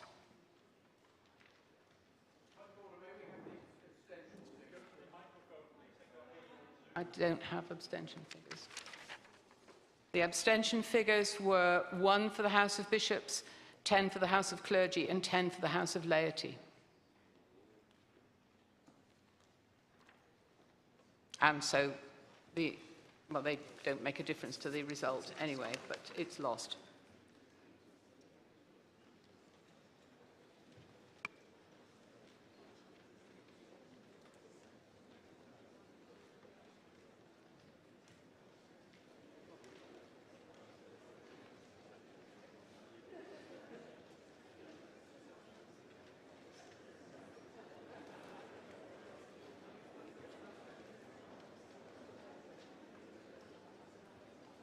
So now you will see that since item 63 was not carried, then we proceed immediately to the consequential item 64, and I call upon Simon Butler to move as an amendment item 64. 221. This is a pragmatic and process amendment rather than a principal one. And the purpose is to offer Synod a wider range of options than those on the order paper. Any of the options available today, the one on the name of Jamie Harrison, those tabled as amendments, delay through possible adjournment, which we might see later, the status quo, all have positive and negative elements.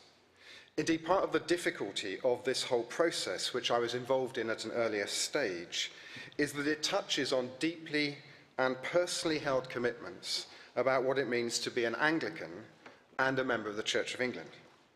So in a way, this modest set of proposals that Jamie has brought forward, which to my mind are eminently sensible and reasonable, have become freighted with anxiety about the nature of the Church and communion, of which we're all part, anxiety about where power lies and who exercises it, and fear about unintended consequences about the way we appoint the Archbishop of Canterbury and how that will affect our deeply held concerns about live issues in the Church at the moment, most notably race and human sexuality. confess I'm slightly disappointed by the accusations of colonialism that have gone Jamie's way today. I think that can cut both ways, and so my eyebrows have been raised when I hear concerns about involving larger numbers of non-English members on the Canterbury CNC from those on who other occasions might be in the forefront of challenging us about racism and colonialism. Let's say not having any overseas members on the CNC seems to me to be worthy of the accusation of colonialism as well. So let's not bandy the C word about too much. My amendment simply reduces the number of communion voting members from 5 to 3. It seems to me almost unbelievable that the primus inter pares is still chosen almost exclusively by members of the Church of England. But this sort of change sometimes requires smaller steps to build confidence, especially when lack of trust and, to my mind, false perceptions of centralism are the prevailing narrative among us at the moment. The downside of my amendment, which I readily admit, is that 3 communion voting members will inevitably exclude some parts of the communion from being as present as others, which I accept. And I will vote for the main motion if my amendment is defeated with happiness. But it may be that a combination of realpolitik and gradualism is the mood of this synod, and so I offer my amendment in that spirit of a middle way. What I think is incontestably true, however, is that the role of the See of Canterbury has evolved and will continue to do so. I'm extremely grateful that the opportunity we have to evolve the way we discern the candidate to fill the See is being addressed before there is a vacancy. And I invite Synod, either through this amendment or through Dr. Harrison's motion, to decide how it would like to proceed. I move the motion standing at item 64.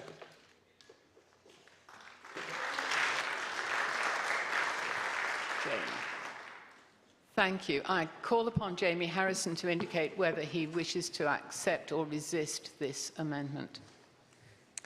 You have 2 minutes. As ever, Simon is very tempting, isn't he, to follow him. And I note his caution about some of the drawbacks. I'm going to resist this, suggest we move forward firmly and clearly.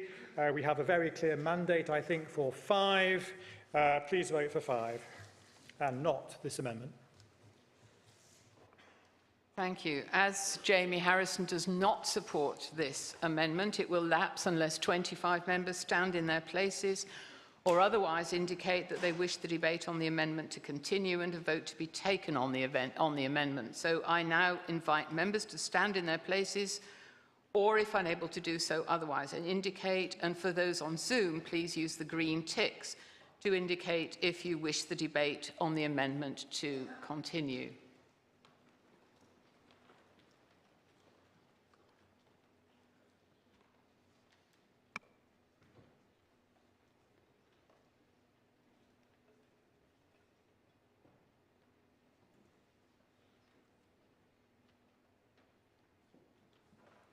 Thank you. There are 25 members, so we continue with the debate on the amendment. I see. Oh, Andrew Dochin. Thank you.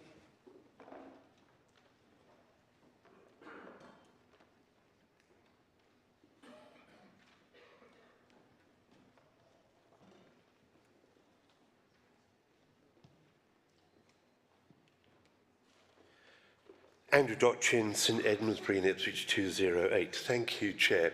I need to declare an interest. I heard the call to orders at St George's Cathedral in Cape Town.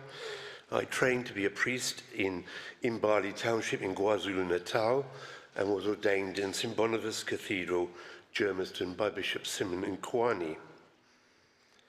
It's important that we recognise the nature of our whole communion body. And I support that there are members of the other wider communion at the CNC. My concern and why I support Father Stephen's amendment here is that the balance of a CNC in terms of the numbers around the table is always a challenge. And the more we put on the table, the more noise happens and the less discernment. There will be a challenge about how we choose 3 rather than 5. My suggestion later would be that we choose them from amongst the Anglican Consultative Council. But to have 3 keeps the CNC at the same size as it is at the moment and allows closer listening rather than more noise. Thank you.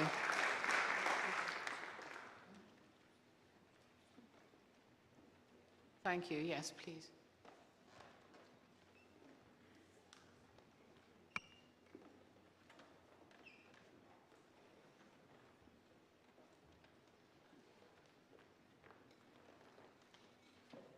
Luke Appleton, 309 Exeter. I'm opposed to the amendment. I think we've already backed in principle what this is aiming to do, and I think that it's important we don't end up with death by 1,000 amendments. And I think that we've heard obviously from the Archbishop of Congo. I really can't see how it can be negative if we're trying to be a more diverse and global church. To have 5. I think we've backed the concept of it. I think we shouldn't water it down. Thank you.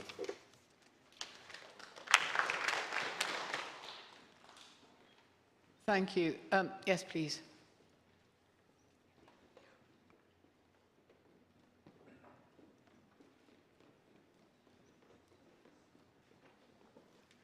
Lisa Batty, Manchester 169. I think this is altogether offering crumbs to our global heritage majority people. And so at least let us offer more crumbs. Please resist this amendment. Okay. I am minded to test the mind of Synod. Now, there is somebody standing, but I really think that we need to go for closure. So I am going to test the mind of Synod on closure here. So I put the motion for closure on this particular amendment, that is to say, Amendment 64. Those in favour of closure, please show. Those against, please show. So the motion for closure is passed. And so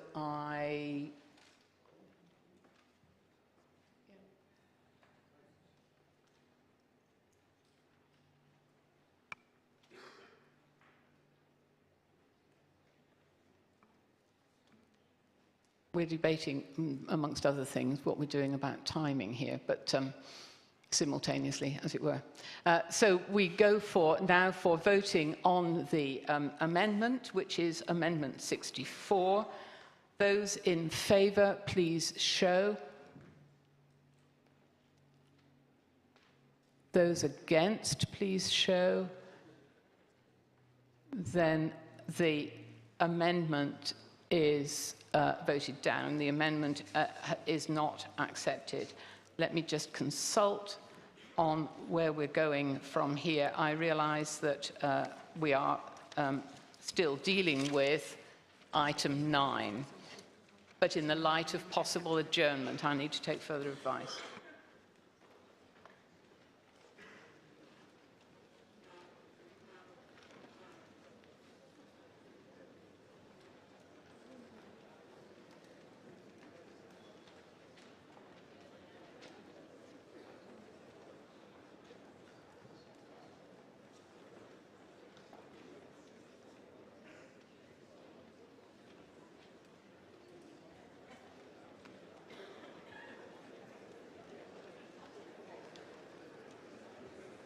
Thank you. We've sorted ourselves out, or at least I've sorted myself out, I think. I call on Jamie Harrison to respond to the debate, as it were, on item 9, which is where we are. And then we will go for a vote on that, and then we will anticipate.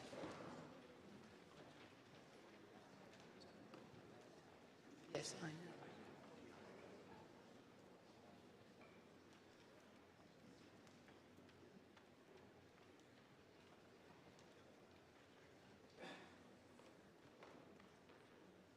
Is there anyone still wishing to debate item 9? No? Then, in that case, I call upon Jamie Harrison to respond to item 9. Thank you, Chair. I'll be quick. Christina, thank you for making some points around the nature of the Archbishop's role. I would point out it's not just the English. We have had a Welshman recently who was the Archbishop, and I think we can look beyond England if we need to. Tom Wolfe made the point about the ecclesiology of the Archbishop, and I think that's worth noting. We've dealt with May's amendment and Simon's amendment, which I think have clarified a number of issues further. And just looking at the last vote, I sense there's a desire to move forward, hopefully at some pace. So I'm very grateful for those who've contributed and trust you will vote very positively for item 9 as it is unamended.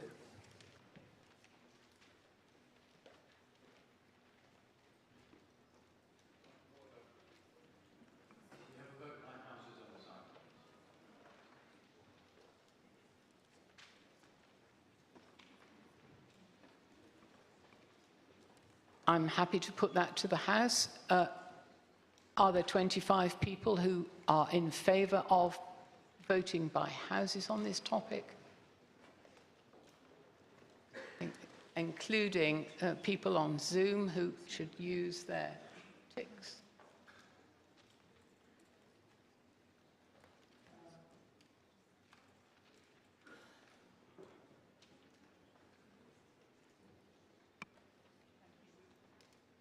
We will have a vote on by houses, therefore.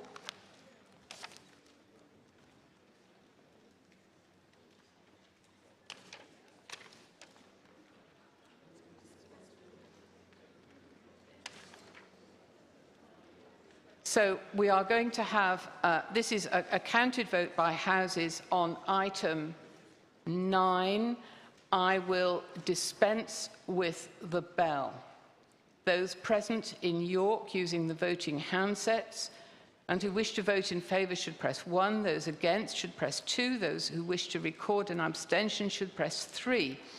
Those participating remotely should use the online voting platform and vote or register an abstention using the buttons on the screen.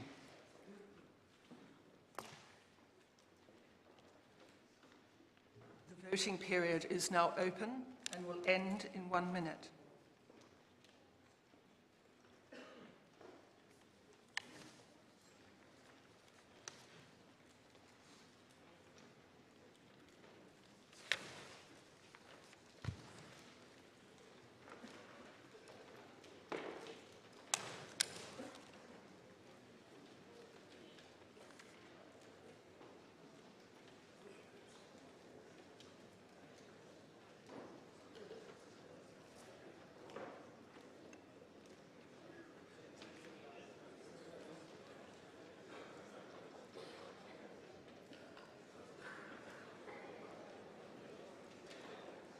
The voting period will end in 15 seconds.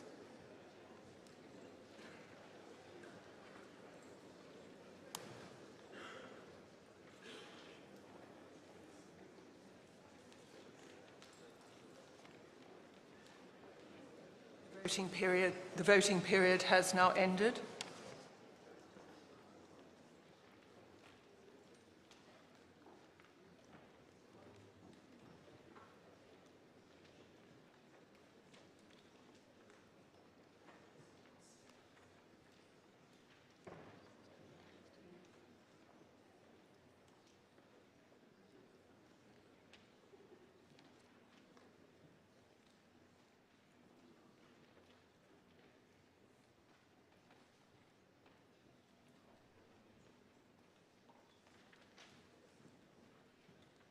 The results of the counted vote conducted by electronic means in respect of item 9 on the agenda is House of Bishops in favour 22, against 0, recorded abstentions 4. House of Clergy in favour 118, against 37, recorded abstentions 8. House of Laity in favour 101, against 61, recorded abstentions 11. So item 9 on the agenda, the motion is carried. At this point, in view of the pressure of business, this debate is adjourned.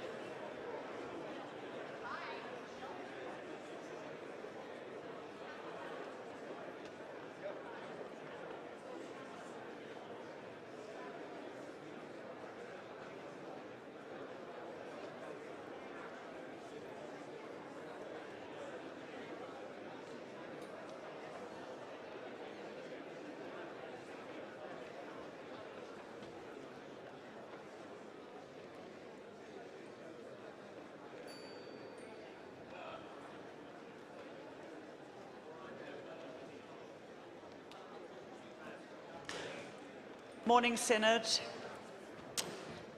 So we come to item 13. As you will have heard before, there's a slight change in the order of business, so items 13 and 14 have been split, so item 14 will be taken this afternoon. For this item of business, you will need GS 2261. This item gives members the opportunity to engage with the independent review of SDF and link funding, which reported in March 2022. There will be a short presentation, and there will be afterwards a short time for questions. So I'd like to call on Sir Robert Choate to give his presentation.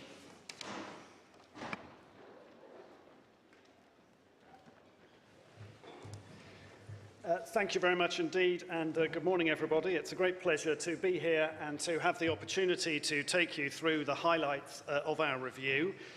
We were asked to look at the performance of Link and SDF over their first 5 years and to offer some thoughts on how they might contribute to the Church's mission in future. I was joined on the review team by Basola Sodinde, Sarah Clark, the Bishop of Jarrow, and Stephen Smith, and Basola and Stephen are here today to help with any questions you may have. As many of you will know, Link supports ministry and social action in the lowest income communities and is distributed to dioceses by formula based on their population, average income and the number of people on very low incomes. Around £100 million is set to be distributed during the current triennium period. SDF supports, and I quote, major change programmes or activities which fit with diocese strategic plans and which are intended to make a significant difference to their mission and financial strength. In 2021, the Archbishop's Council said that the SDF should focus on large urban areas and younger, ethnic minority and deprived communities with the aim of delivering growth in numbers, discipleship and social action. Funding there is expected to total around 60 million over the same triennium. In addition to ploughing through lots of paperwork and spreadsheets, in conducting the review, we spoke to numerous stakeholders and conducted a survey of diocesan officials. But the highlights for us were visits to projects in the Manchester and Exeter dioceses. We came away full of admiration for those delivering and supporting mission and ministry in often challenging circumstances. Even at this relatively early stage of the SDF's life, the projects we saw demonstrate that by intentionally doing something different, funding of this sort can provide opportunities for growth, so decline is not inevitable. Our recommendations were not to throw either fund away and start again, but rather to build on learning and successes to date and to make some specific adjustments. Let me summarise our thinking in three parts. First, context. Second, impact. And third, recommendations. Let me begin with context. Some of the background factors that we felt help to affect how the schemes operate and are perceived to operate. First, both schemes engage multiple layers of the church, national, diocesan and individual parishes and projects, each with different perspectives. And the central role of dioceses in this process seemed to us somewhat underappreciated. Second, the money involved is substantial in absolute terms and as a proportion of the Commissioner's largesse, hence the importance of transparency and accountability, but they are still small compared to the Church's overall spending. Third, both schemes are designed to encourage attendance and discipleship, but they operate against a long-standing trend of declining physical attendance that COVID is likely to have accelerated, and on no realistic estimate of impact per pound spent could they be expected to reverse this on their own. Fourth, the pandemic has significantly disrupted the schemes in terms of the projects already in operation, the deployment of new funding, and the gathering of data and reporting on existing projects. Fifth, COVID has weakened the finances of many dioceses and therefore their ability to fund or co-fund this sort of activity. Most told us in our survey that they didn't expect to be in a financially sustainable position until 2024 to 26. Sixth, reflection on the future of the funding streams coincides with the vision and strategy exercise, which may of course alter some of the objectives to which they might be hoped to contribute. But most dioceses told us that they didn't anticipate making significant changes to their own strategies in response to vision and strategy. Seventh, Link and SDF form part of a broader suite of funding through which the National Church provides financial support to dioceses. Plans to simplify this and to restructure the Strategic Development Unit at Church House as part of a larger unit in support of vision and strategy are welcome and already underway. But changes of this type typically cause short-term disruption and loss of capacity as they bed in. Finally, many stakeholders told us that Link and SDF provide valuable, sometimes essential support for mission and ministry. But the distribution by type of project and church tradition is predictably contentious, especially for SDF. We expected to hear this, but we were still struck by a pervasive lack of trust and unity of purpose. Let me now turn to impact. As we all know, people's journeys to faith can be lengthy and subject to fits and starts. So there's a limit to what we can say definitively about impact even after 5 years, and especially when that period has been disrupted by COVID. The full impact of these projects will only be seen over a much longer period. That said, Link is sustaining ministry in many poor communities that would probably otherwise lose it. It's supporting at least 1,700 parishes, and many of them would not have stipendiary clergy without it. The funding is also being used with greater focus and intentionality. The amount going to the 25% poorest communities has risen significantly. The impact of SDF can be seen first in some parishes revitalised, new worshipping communities created, and 530 additional ordained and lay posts. Projects have extended and developed mission in dozens of towns and cities across England with a focus, as intended, on relatively deprived urban areas. Second, in improved strategic and project management capability within dioceses. And this has benefited not just the projects, but wider diocesan activity. Dioceses and projects speak highly of how the SDU and its consultants work with them. They say that the rigour of the process has enhanced missional outcomes, although it does place significant burdens on them. Third, the creation of new disciples and social action in communities. Both are very hard to measure accurately and consistently, but many people do appear to have been brought to faith by these projects through different types of interventions. Monitoring and evaluation has focused to date on individual projects with different ways of measuring being used to judge success. So it's hard to comment on the total impact of the programme. Given the need for stakeholders across the church to see proper accountability for the money spent, work to develop common measures of impact should be a priority. Not surprisingly, much attention focuses on the headline estimates of disciples created and expected from SDF that the Strategic Investment Board uses in its reports. Unfortunately, these metrics don't give an accurate picture of the impact of the programme, and the methodology needs improving, as the National Church was hoping to do pre-COVID. Some suggest that these figures simply show that SDF projects are failing in their suggested outcomes. But it's important to remember that the projects shouldn't be expected to have achieved all their outcomes midway through their duration. There will be more new disciples as these projects mature, albeit with a risk of shortfalls against the initial aspirations that form the basis of the published forecasts. In terms of recommendations, let me mention 7. First, the future of SDF and Link needs to be considered as part of a package to help deliver vision and strategy. Support for the schemes and their effectiveness is affected by the lack of trust and unity of purpose, for which SDF in particular seems to serve as a lightning rod, and vision and strategy is a fresh chance to address this cultural issue. Second, we think that Link should continue to support ministry in deprived communities that would otherwise lose it or never have it. We recommended at least maintaining current levels of funding adjusted for clergy costs, and were cautious about changing the distribution formula again. Missional impact could also be enhanced by greater use of funding to retrain or move on less effective clergy. Third, SDF projects deliver valuable outcomes in their own right, but their contribution to broader missional challenges could be enhanced. Innovation funding should be used to trial new ideas at modest scale to address unsolved missional challenges, while the SDF scales up promising ideas, helps roll out the more proven concepts, as well as developing and adapting them in new contexts. But dioceses should probably bear more of the cost of proven concepts as they mature and the risk of failure is reduced. Low current take-up of innovation funding highlights a need to seek new partners and solutions.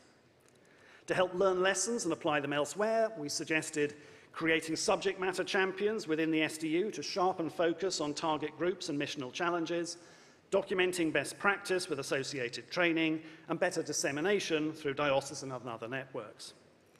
To foster its own learning, the Strategic Investment Board should commission feedback from dioceses and project leaders annually and independently of the SDU, publishing the findings and its response. The diocesan peer review process, for which we heard little enthusiasm, should be re-examined. Fourth, without weakening the evaluation criteria for SDF and innovation funding, we argued that the NCIs should balance their responsiveness to diocesan requests with greater intentionality in deploying support across the full range of traditions and contexts and across diocesan borders. This could help traditions and networks with less track record in supporting mission and growth to build capacity and raise their game and to provide shared services. And that should help ensure that SDF is valued more widely. Fifth, the SIB says it's focusing resources on young, urban, ethnic minority and deprived communities, but we felt that it could also address social class more explicitly, as well as ensuring that these groups are better represented among project leaders. The emphasis on ethnic minority communities could be reflected better in the allocation of funds and in the makeup of those guiding and implementing the programme. And as there remains an urgent need to identify sustainable models for rural ministry, national funding we thought should be available to help achieve that. Sixth, one major achievement of the SDF has been to spur improvements in strategic and project management capacity in dioceses. This creates an opportunity to move further from a largely project-based approach to grant allocation to a more strategic relationship. All national funding streams could be considered as part of one conversation rather than a series of separate ones specific to each project and funding stream. But it would be important to support all dioceses on this journey rather than leave some behind. Finally, the effectiveness of Link funding and SDF project support in achieving their objectives is always going to depend to a significant degree on action that the Church is or is not taking in other areas. Key among them is supporting high quality in education and training for ministry and ongoing support for missional leaders. Let me leave it there. We've much enjoyed working together on the report and meeting so many inspirational leaders around the country. We've also been gratified by the spirit in which the SIB and others have received the findings. The new funding settlements announced since we finished our work clearly offer greater potential for investment and innovation, and we look forward very much to seeing how it's deployed in pursuit of the Church's goals. Thank you very much.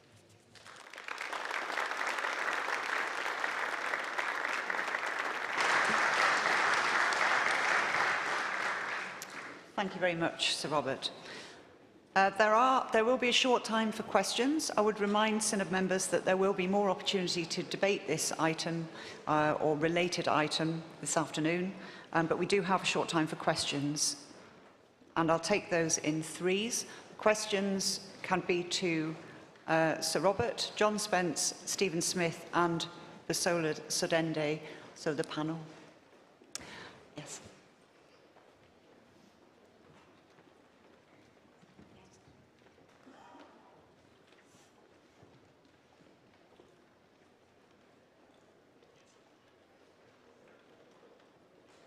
Chair, thank you. Clive Pillanes, Diocese in Europe 306.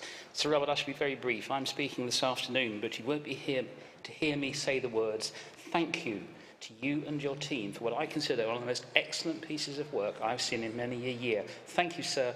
Thank you, the team.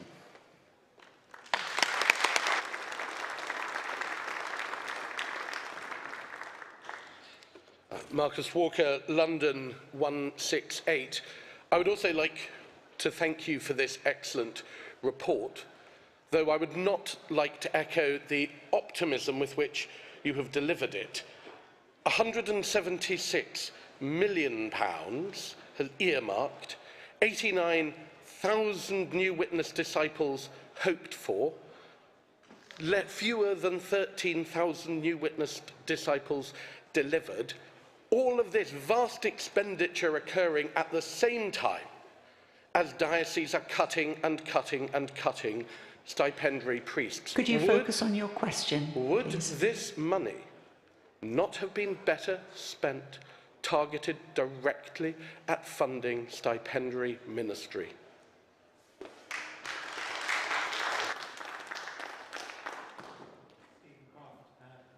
Oxford 30, and I declare an interest as part of the working groups which established some of these funding streams.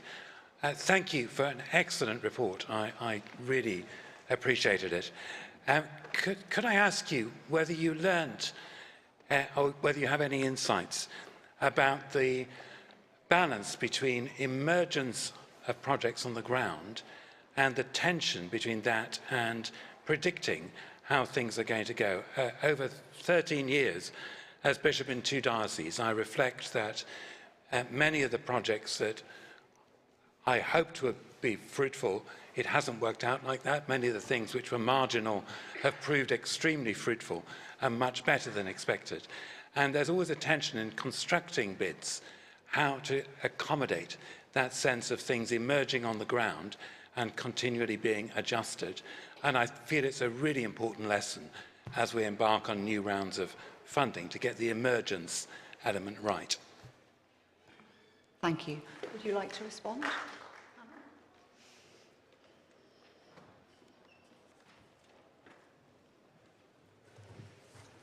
Thank you very much indeed. Well, first of all, thank you very much for the thank you. That's very much appreciated. We enjoyed very much doing the work. In terms of the allocation of resources and the alternative allocation of resources, obviously we were tasked with looking at how these particular programs are performed against the objectives that were had for them, rather than saying, well, of all the many other things that the Church does, where could the resources go? I think one issue that you highlight, you get back to this point about this is a lot of money and at the same time not a lot of money. It's a lot of money and therefore in terms of the accountability and the need for transparency is important, and for thinking carefully about what you regard as value for money out of that, but distributing it much more widely without the focus and the intentionality there would then be questions about how effectively that would use. So as I say, I think the challenge there of much wider allocation of that is whether you would get the same level of impact. As regards adjustment and progress as things move along the line, there are obviously processes for these projects to be re-examined, to look at how they're proceeding, to re-examine progress. Clearly, prediction, measurement is hard in this area, prediction is hard in this area. I mean, I was an economic forecaster for many years. That's tricky enough. Predicting in this sort of area, measuring much more so. One of the things we felt is that in setting out for accountability reasons, what you expect to achieve from this, you need to reflect the fact of how projects are performing, whether they're delivering, what the experience is to date. And at the moment, the metrics don't capture that. You're stuck with essentially the initial predictions, not taking sufficient account, perhaps, of the way in which your understanding of how it's going, the fact that you may be tilting the emphasis of the programme may shift from the position you started out with. But happy for anybody else to... Thank you. We have a question from somebody on Zoom. Matthew Beer, would you like to put your question? Thank you, Chair. Matthew Beer, Lichfield Diocese 143. I'd really like to thank you for the presentation that you gave on the Strategic Development Fund and those bids going into those communities. I must declare an interest as a leader of a Strategic Development Funded project here in Telford in the West Midlands. It's quite often that those who are going into these projects suffer quite a deal of voracious contempt from fellow clergy and other members of the deanery, even though they've moved into difficult parts of the country and into fairly difficult areas. How can we improve the communication from the Strategic Development Unit to those project leaders and to those projects, but also to the diocesan synods, the parish levels, and to the deaneries to help them to understand the weight of responsibility of these projects? Thank you. Thank you. Any other questions? Yes, the lady there.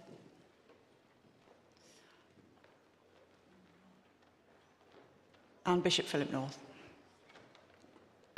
Emma Joy Gregory, Bath and Wells 247. In terms of making new disciples and monitoring where new disciples have come and putting numbers to that, to what extent was it considered whether people are Christians from other denominations and are coming over into the Church of England, or indeed are Christians who already worship in one parish church and have come over to a different type of church under this project? So how much was that considered? Philip North 53. This report compares apples and pears. The apples is LICF, which is long-term, reliable, no strings attached, and empowers the local church. The pears are SDF, which is short-term, heavily output-driven and evaluated, and which holds power to a central committee. Which do you think is the more missionally effective of those two paths? In other words, how are we best off investing limited resource? Thank you. Would you like to answer?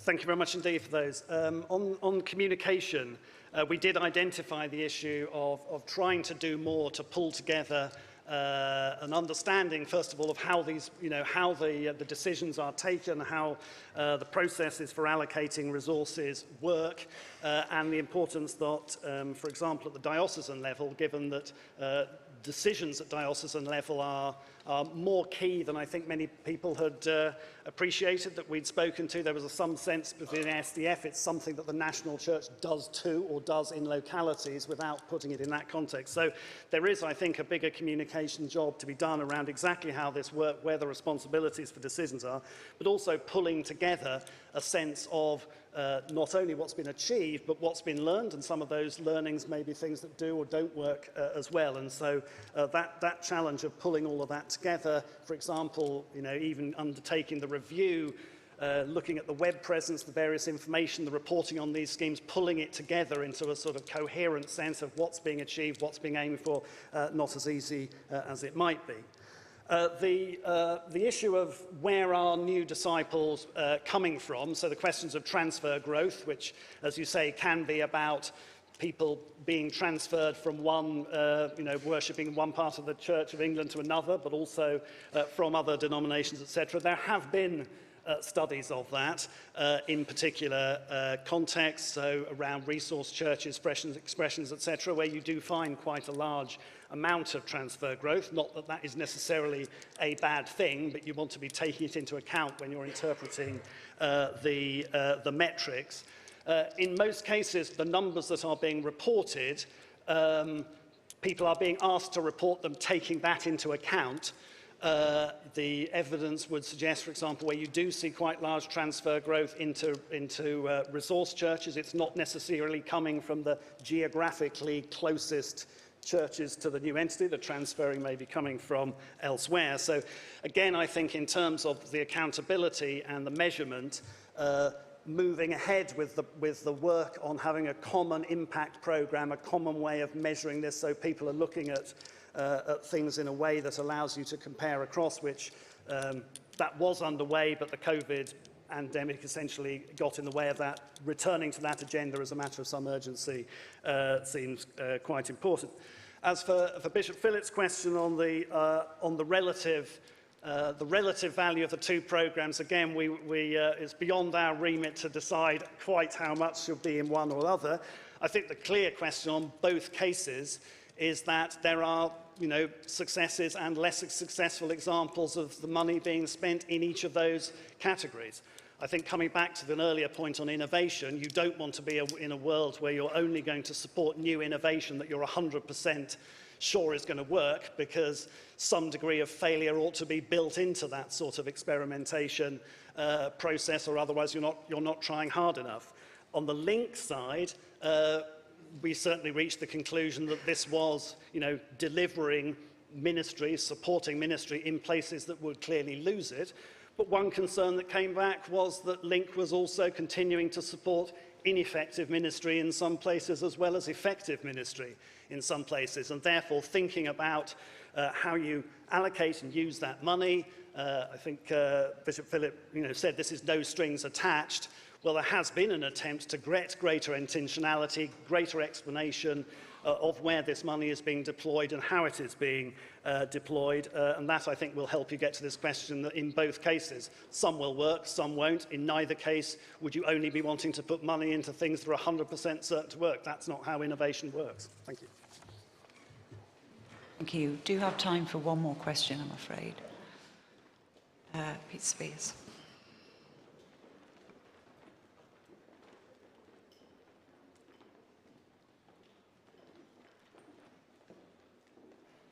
Pete Spears, Liverpool 154. You said that in the course of your writing your paper that the diocesan peer review scheme wasn't very popular, and it needs to be re-examined. Do you think there should be a diocesan peer review scheme, and what would make it better? Thank you. That was the last question, so if you would like to answer that and sum up.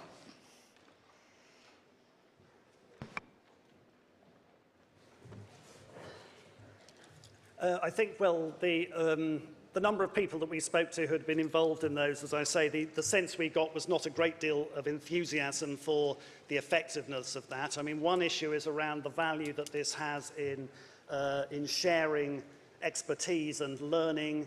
Another of the element of accountability that's involved in that process. I think the sense we most got was that it hadn't proved a hugely effective way of sharing the learning, and so therefore thinking about more broadly how you pull together the lessons of what works and what doesn't, how you think about where that can best be applied in new and different contexts, where it's sensible to continue to roll things out or not. That should be considered in the way you're pulling in learning at the national level, and also how you think about the discussions between dioceses, between peers in coming up with that exercise. But it comes back in part, I think, to this issue about the role of diocese, absolutely central to the choice of the suite of projects that are being applied for, about putting that into the strategy. We just didn't get the sense that that particular mechanism of those discussions seemed a bit formulaic, wasn't getting to some of those issues. So whether taking it at more of those discussions at more of a national level, pulling in people with interests in common missional challenges across very different parts of the country might be a more effective way of going about that. Okay, that concludes this item of business. I'd like to thank Sir Robert for his presentation and thank you for questions. We now move to the next item.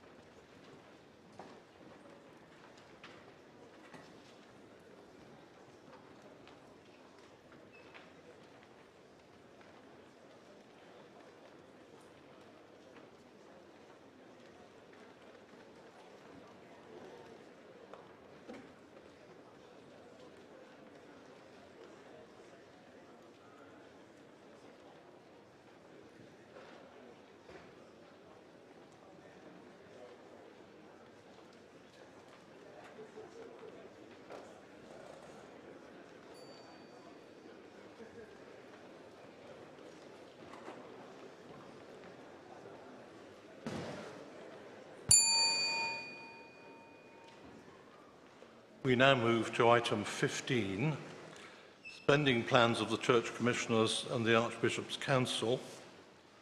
This item is focused on the spending plans of the Church Commissioners and the Archbishop's Council for financial distributions over 2023 to 2025 and indicative distributions for the subsequent 6 years.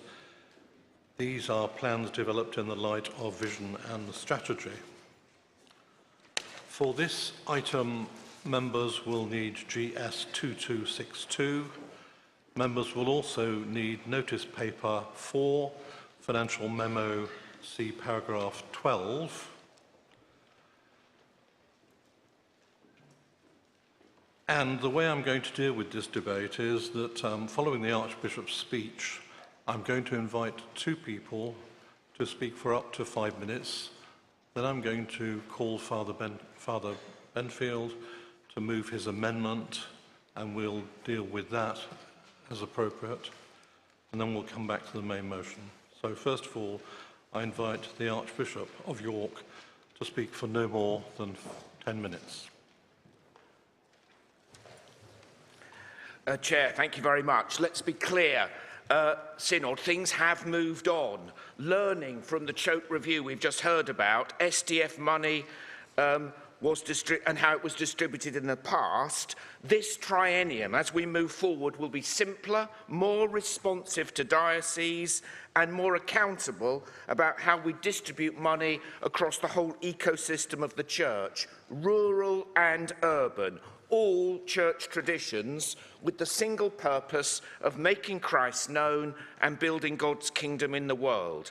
Our focus on missionary discipleship, children and young people, diversity, new pathways into knowing Christ will help us revitalise our parishes and, if you want to use that language, save them. So, here's a short video setting the scene for our spending plans for the next triennium and beyond. Though please note, the really significant change here isn't necessarily the money. It will be about how it's distributed, and this is a massive and much needed and unprecedented injection of resource into the Church. But the real difference may be the duration. We are deliberately giving more time to develop ideas and initiatives that this money will facilitate.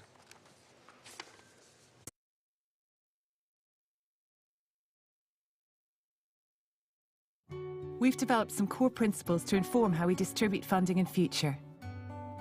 Simpler. Simpler funding streams that make sense.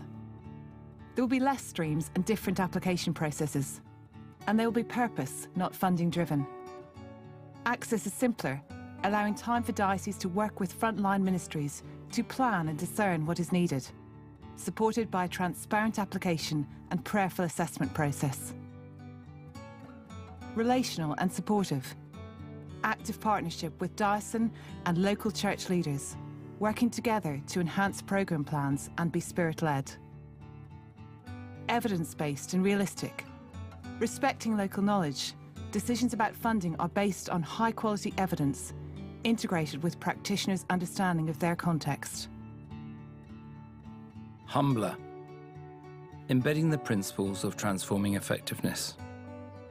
Working as one body, recognising expertise where it exists across the whole church, and not creating 42 new versions of everything, but learning from each other. Humility, recognising this is God's work.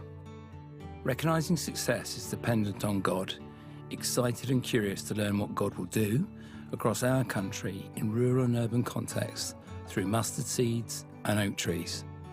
Trying to share our own skills with humility and ensuring all decisions are rooted in prayer.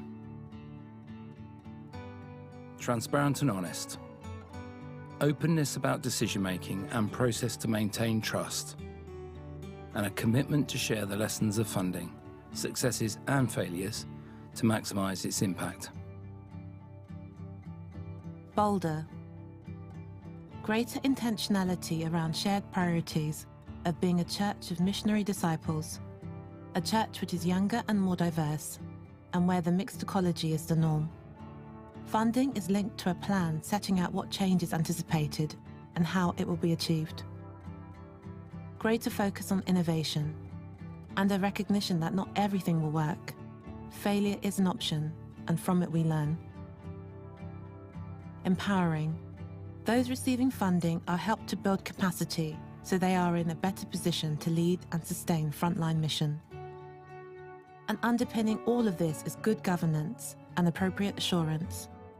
As one of the largest grant funders in the country, we have mutual accountability across the church. Accountability for how funds are distributed and accountability for how they are used. For God's kingdom, building a church of missionary disciples, a church which is younger and more diverse, and where a mixed ecology is the norm. Let's get down to some detail. £190 million over 9 years will support the Church of England in its transition to net zero. As we noted in yesterday's debate, this is a big ask, but if we get it right, and the money will help, not only will this be good for the planet, it may be, Synod, the most significant thing we've done for evangelism in decades. Because the world will sit up and see that this Christian faith of ours really does shape the way we live. It is a Christ-shaped ambition. 20 million will go to racial justice and other areas of diversity and social justice. This is very welcome, particularly as the Racial Justice Commission brings forward its recommendations, adding to the priorities of From Lament to Action. And I look forward, I must say, to Monday's debate on affirming and including disabled people in the whole life of the church. 0.4 billion, let me just repeat that, 0.4 billion over the next 3 years will go towards achieving the bold outcomes and strategic priorities that flow from our vision to be a Christ-centred church and be realised across local communities through investing in local ministry as part of diocesan strategies. These are substantial sums of money. They can make a difference. We are putting our money where our missional mouth is. And by the way, it is this General Synod's missional ambition I'm referring to. Although agreed by a gathering of every bishop and diocesan secretary in the Church of England and shaped by a wide-ranging discussion involving many younger and more diverse voices, these priorities and the bold outcomes that flow from them were quite intentionally built on decisions and undertakings made by this synod. And this hasn't been properly understood. In 2018, GS 2142 overwhelmingly encouraged every parish and diocese to be part of a movement to form new congregations, what we now call mixed ecology, and asked for a progress report by July last year. That's where 10,000 new communities comes from, though this General Synod actually asked for more. And GS 2122, brought by the amazing Estates Group, called for a serving, loving, worshipping Christian community on every housing estate in the country. So we want at least 2,000 of these to be in our most deprived parishes. In 2019, GS 2145 called on the Archbishop's Council to make setting God's people free, what we now call everyday faith and missionary disciples, a priority for the next quinquennium. It was this synod that set our ambitious environmental targets. This synod that has consistently, over decades, called for more emphasis to be given to children, families and young people, most recently in February 2020. And of course, from lament to action, highlighted a great list of unfulfilled recommendations by us on racial justice. Therefore, I believe that paper GS 2262 should fill us with hope. Not because we've got everything right, not because there won't be bumps in the road, not because things won't change as we move along. They will, but because this money, distributed in this way, can help and support the renewal of our church, enabling more people to know Jesus and to make a difference in our world. And it builds, as does the whole vision and strategy, on the decisions of this synod over many years. So I'm grateful for the continued provision to support Bishop's ministry. Lowest income community funding and cathedral grants are massively important, and I'm glad they're inflation proofed.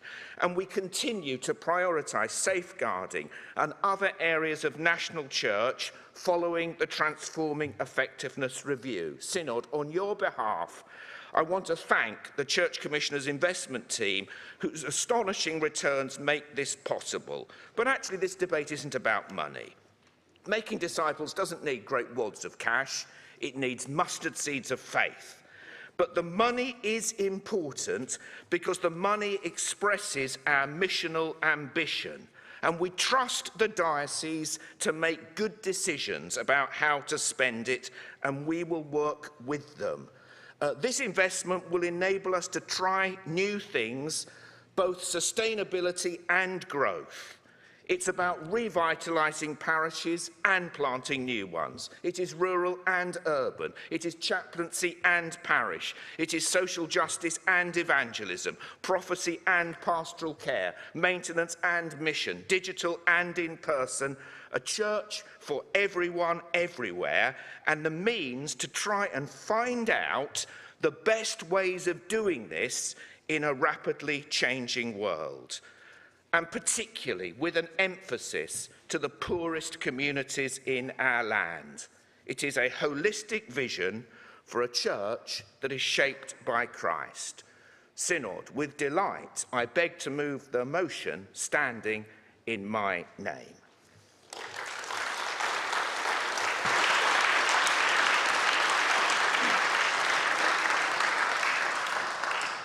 Now, the matter is open for debate, and there will be a 5-minute speech limit.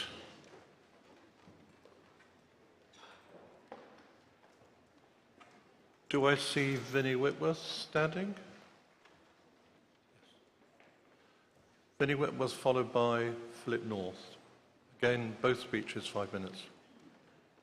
Up to 5 minutes.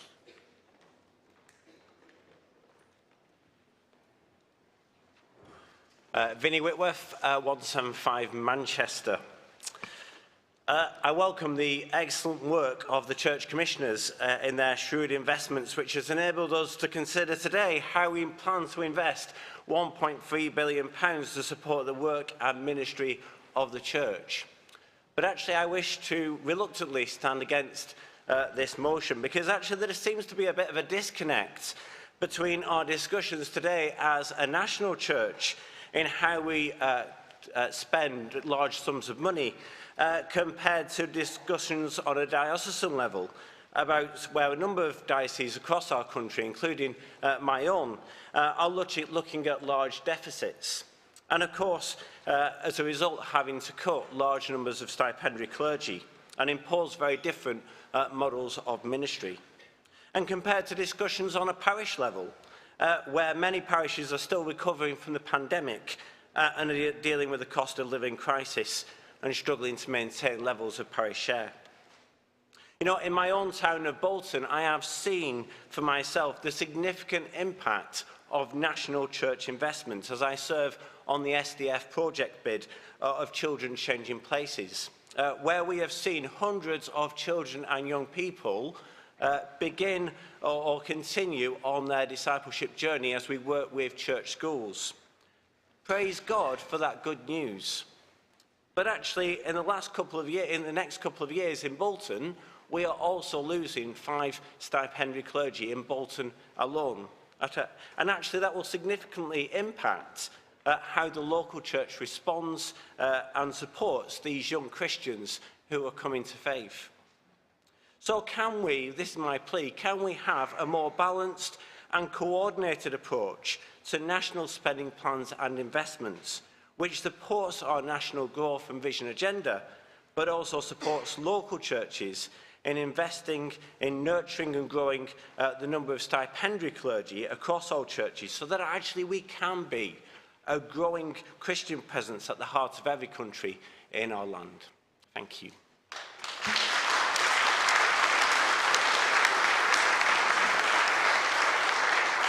I neglected to say that was a maiden speech.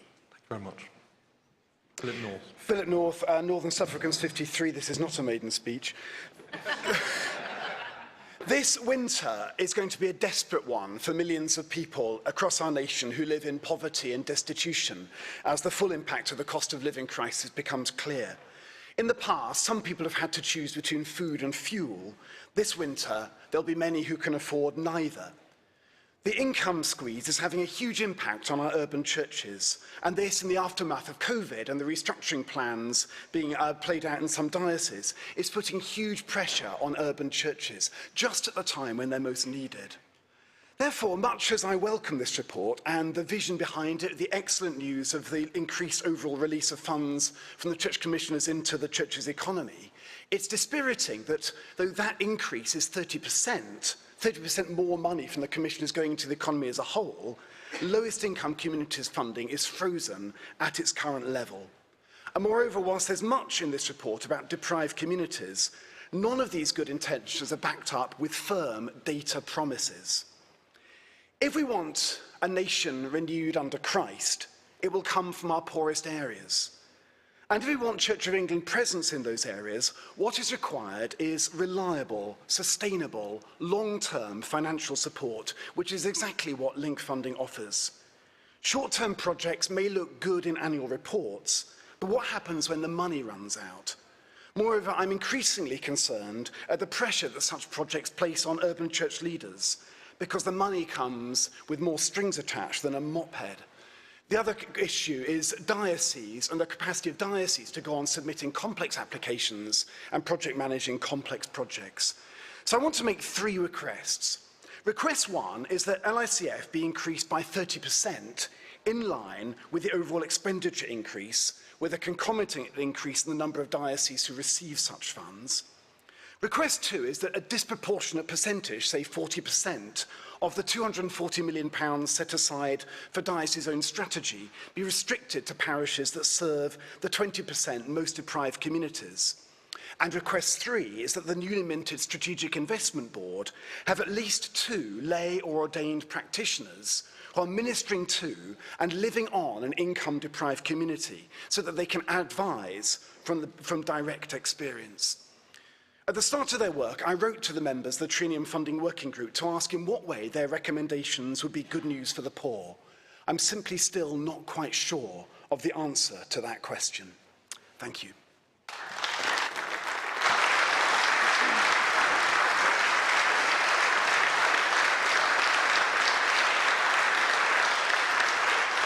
I'm going to now call Father Benfield to move, to speak to and move item 69, because I think it's helpful if we deal with this probably expeditiously and then get back to the main motion. Paul Benfield, Blackburn 66. Chair, this simple amendment replaces the word welcome with the word note. This synod can note the spending plans of the Church Commissioners and the Archbishop's Council, but it should not welcome them. The plans come from the Triennial Funding Working Group, a group of just 11 people who have decided how £1.2 billion should be spent in the period 2023 to 25. The group should consist of 15 people, appointed 5 each by the Church Commissioners, the Archbishop's Council and the House of Bishops. But 4 of them are on the group wearing more than one hat, so that the actual number on the group is just 11. And what representation does Synod have? At first sight, quite a lot. 8 of the members of the group are members of this Synod, but they are not elected members of the Synod, they are ex officio, by reason of being diocesan bishops or on the Archbishop's Council. The only cleric not in episcopal orders on the group was Stephen Lake, then Dean of Gloucester, now Bishop of Salisbury. Where are the ordinary clergy who are at the coalface of the mission of the Church of England in the parishes? There are none. There could have been parish clergy even within the structure of the 15 members of the group as set up, for there are ordinary parish priests on both the Archbishop's Council and the Church Commissioners. But for whatever reason, no one came on as ordinary parish clergy. So there's something of a representational deficit on the group. And there is something of a democratic deficit on the group, given that there are no elected members of General Synod serving on it. That would not be so bad if the plans were such that we could wholeheartedly endorse them. But can we? The lowest income community funding is not going where it should. The independent review, GS 2261, states, and I quote, "There is concern among some stakeholders that some dioceses do not use LICF funding as intentionally as they could to support ministry in the poorest communities, but rather use a significant proportion elsewhere." I quote again, "Some dioceses take off a top slice to fund diocese-wide spending, but some dioceses treat LIC income more as part of general resources." And in the answer to my question number 109, we read that only 60% of LICF funding actually went to the poorest parishes. The Commissioners and Archbishop's Council should have ensured that the money went where it was intended and not top-sliced to fund diocese-wide spending or put into general funds. It is meant for parishes, yet it goes to dioceses. Why can it not go direct? And as the review points out, there are pockets of deprivation in what are otherwise prosperous areas. Dioceses with a relatively high average income receive no LICF funding, yet they may still have pockets of deprivation. I looked at the Church Urban Fund data and found the parishes of Tuffley and Matson in the city of Gloucester, for example, 2 of the most deprived parishes in the country, yet no LICF money goes to Gloucester at all. There can also, of course, be deprivation in rural areas where no LICF money is received. Then we turn to SDF funding. It very often goes to large projects. I accept that with COVID, it is difficult to assess the success or otherwise of some of the more recent grants. But Transforming Wigan in Liverpool had its funding awarded as long ago as 2014. Where can we see the evidence of the dramatic change promised? We have not seen it. And when questions are asked in Parliament about Wigan, they are not answered. Yet the Diocese of Liverpool has been awarded a further £4.6 million of SDF money for its Fit for Mission programme. This proposes turning deaneries into super parishes staffed by a team of clergy and lay workers. But the report, From Anecdote to Evidence on Church Growth, states, and I quote, "Multi-church amalgamations and teams are less likely to grow. Churches are more likely to grow when there is one leader for one community." The review of the Mission and Pastoral Measure, GS 2222, states, and I quote, "The data leans towards the parishes in the non-teams having a better trend of attendance change than team parishes." And I quote again, Anecdotal evidence from Wales suggests that a super parish type model has not worked well. So the SDF money in Liverpool and elsewhere is to be used in a model which does not work. And it's being forced on communities which do not want it. In the St Helens Deanery in Liverpool, one of the trial deaneries for their Fit for Mission project, 6 of the 18 parishes have voted against it. But the project is going ahead because the money has been awarded. This synod does not control.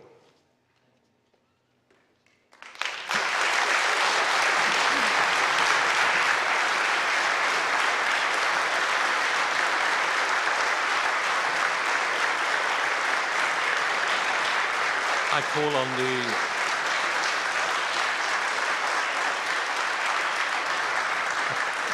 call on the Archbishop of York to respond.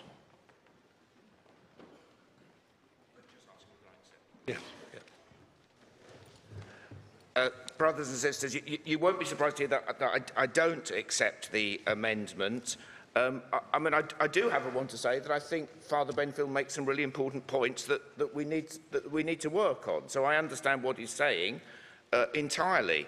But as I hoped I make clear, the reason I hope we will decide to resist this amendment and welcome this paper, it's 4 reasons chiefly. First one is that we have listened very carefully to the Choate report.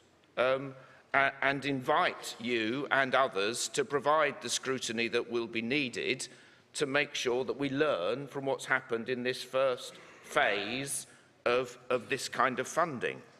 That really is my main point. We're not voting on carrying on doing what we're doing. We're voting on learning from what we've done and doing it better.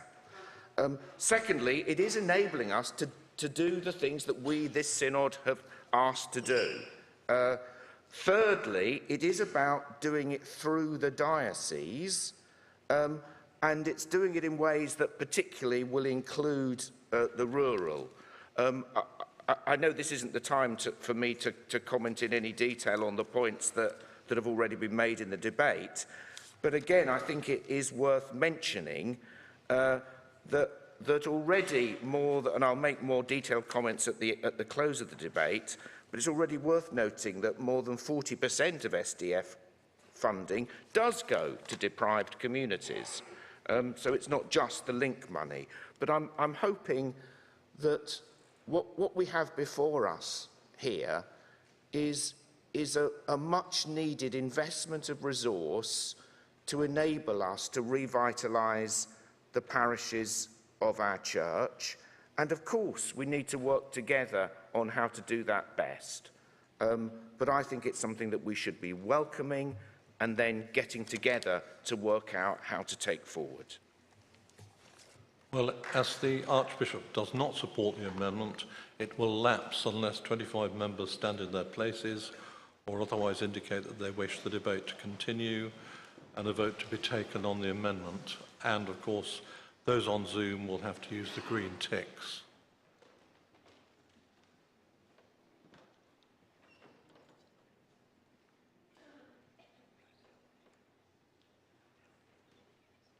Well, I can see 25 people standing, even not allowing for the 25 the people on Zoom. So the debate on the amendment continues.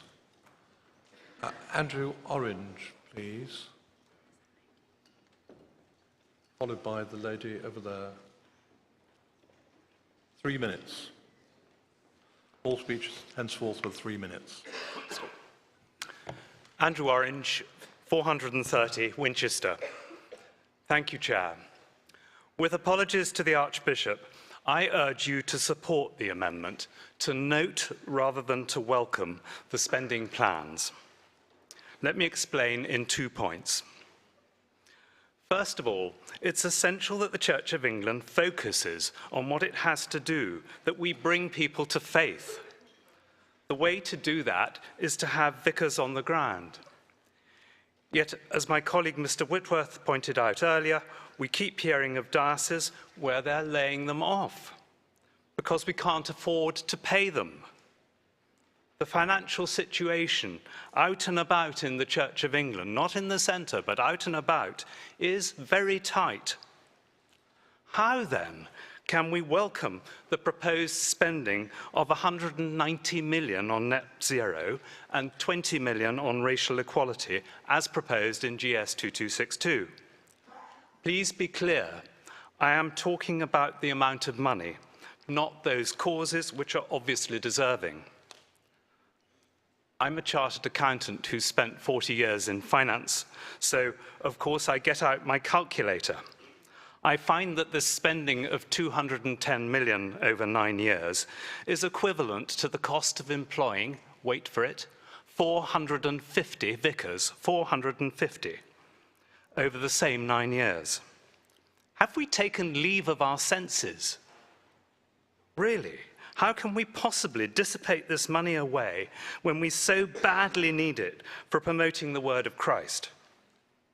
Of course, let us urge our government to do the right things on crunch issues like net zero, but let us not try to be the government ourselves. My second point comes from the strange words in clause 12. I'm going to read them out. See if you can understand what is written there. It says, we have an expanded understanding of intergenerational equity principles to incorporate both qualitative and qualitative measures. In plain English, I think that means we're no longer going to follow just the advice of the actuaries, and we're going to run down the real value of the fund by spending more. I put it to you, the General Synod of year 2050 will not thank us for having spent their money for them today. In summary, I feel this is lashing out money that we can't afford, and it's also drawing off funds that are needed for the future. Synod is not being given the opportunity to reject this budget, so please, enthusiastically, vote for the amendment and just note rather than welcome the proposals. Thank you.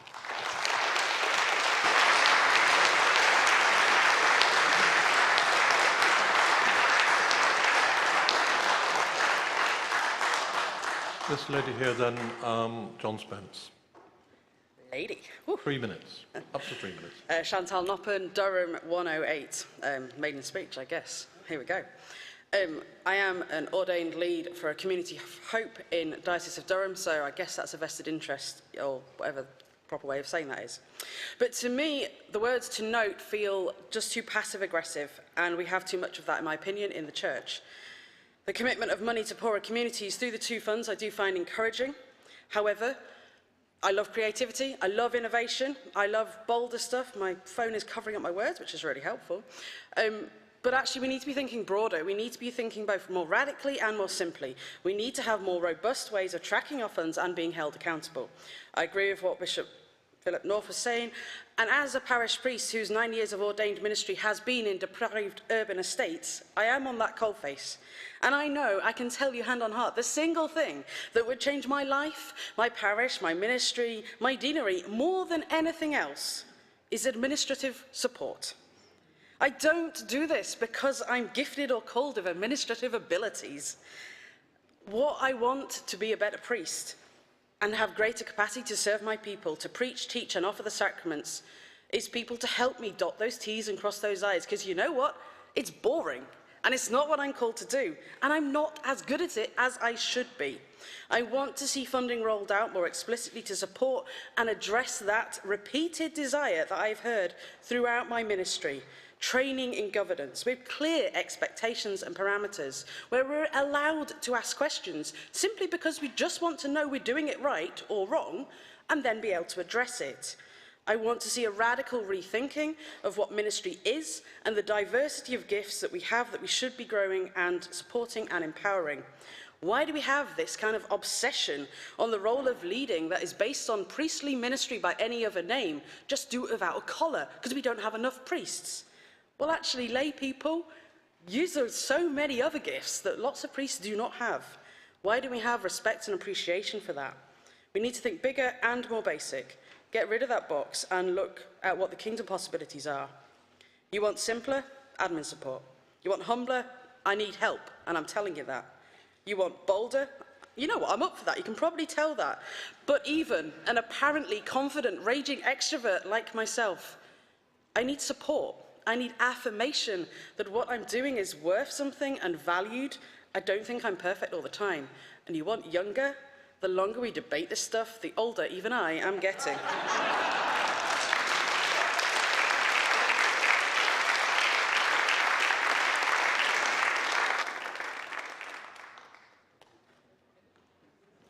John Spence, followed by, we'll have somebody on Zoom, Charlie Houston on Zoom. John Spence, Archbishop Council 467, and there are excellent points being made, and I wish we could be in a less formal format to discuss them. Paul Benfield, you made some super points. I'd love to debate with you. I ask you to welcome this. Why? Firstly, because it is long-term in nature. A 9-year funding ability is so much different from anything we've ever been able to do before. It does not run down the real value of the Church Commissioner's money. It is about vicars, church leaders, youth leaders and workers, lay workers, lay ministers, and if needed be administrative support on the ground rather than projects, because the whole point is each diocese will work with its parishes to develop its mission plan. It will bring that to us and we will discuss with us, not in a head office versus diocese sense. We are there to support you. We have already changing the way in which all our people work to do this, and through conversation and discourse, we will see a mission plan that you will bring forward as soon as possible to bring the people on the ground, that will bring the people to Christ, that will revitalise the parishes, that will see greater investment in low-income communities. Philip, do you know, I am so with you. But linked funding should not be the limitation, it should be the base from which we start, because you'll be spending far more in those areas. And I would hope that every diocesan missional plan would be very clear in what funding was going into those low-income communities within it, whether they get linked funding or not. What funding was going to be working with young people if we're really going to triple the number of young people in this community. How we are going to work with our diverse communities from global ethnic majorities or different things of sexuality or whatever. All of those will be in your mission plans that you will create with your dioceses. We will listen to, work with you and provide the funding over and above that which you cannot afford. It is about an intentionality which is driven from the ground up. I hate saying that phrase, but you know what I mean. It should start with the local community and the parish, go through the deanery and diocese. We should be there and saying, well, wow, that's a great plan. Have you thought about ABC in a simplified, permissive, engaging way?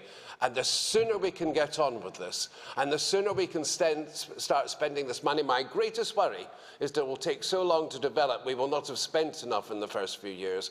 The sooner we can get on with this, the sooner we can address so many of the issues that have been raised today. Synod, you, through your dioceses and through your diocesan synods, you are in control of the spending of this money and the rate at which it will be spent. I urge you to welcome this report and to get on with it.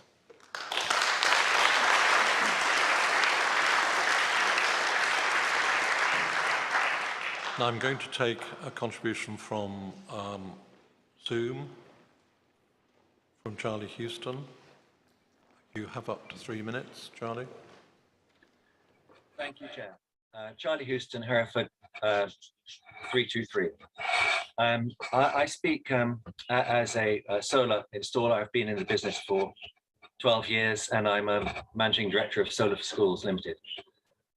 There just needs to be, I would love to welcome this report, but there does need to be a little bit of reality in the numbers, which Jonathan Baird touched on yesterday. I've done a quick Google on the number of clergy and therefore number of parsonages in the country, about 11,700 maybe, there or thereabouts. To equip these properties with both heat pumps and solar PV of about 4 kilowatt per building will cost about 145 million. So out of the budget of 190, you can see where this is going, and we haven't even touched on schools, training premises, offices, churches or cathedrals. I'm very sorry to pour cold water on this report with these numbers. But no, we can't rely on central government grants. They have been withdrawn. we can't really rely wholeheartedly on local fundraising. And I'm ashamed to say we can't also rely on prices coming down. That has happened in solar by about 25% of what they were when I started, but the line has plateaued. And therefore, I'm afraid I can't support the motion. Thank you. I was still debating the amendment, but I now wish to test the mind of the Synod as to whether item 69 has been sufficiently debated, and I therefore put the motion for closure on item 69. Those in favour of the motion for closure on item 69, please show. Those against? That's clearly carried. So we now vote on item 69. Vote by a show of hands. Those in favour of the amendment?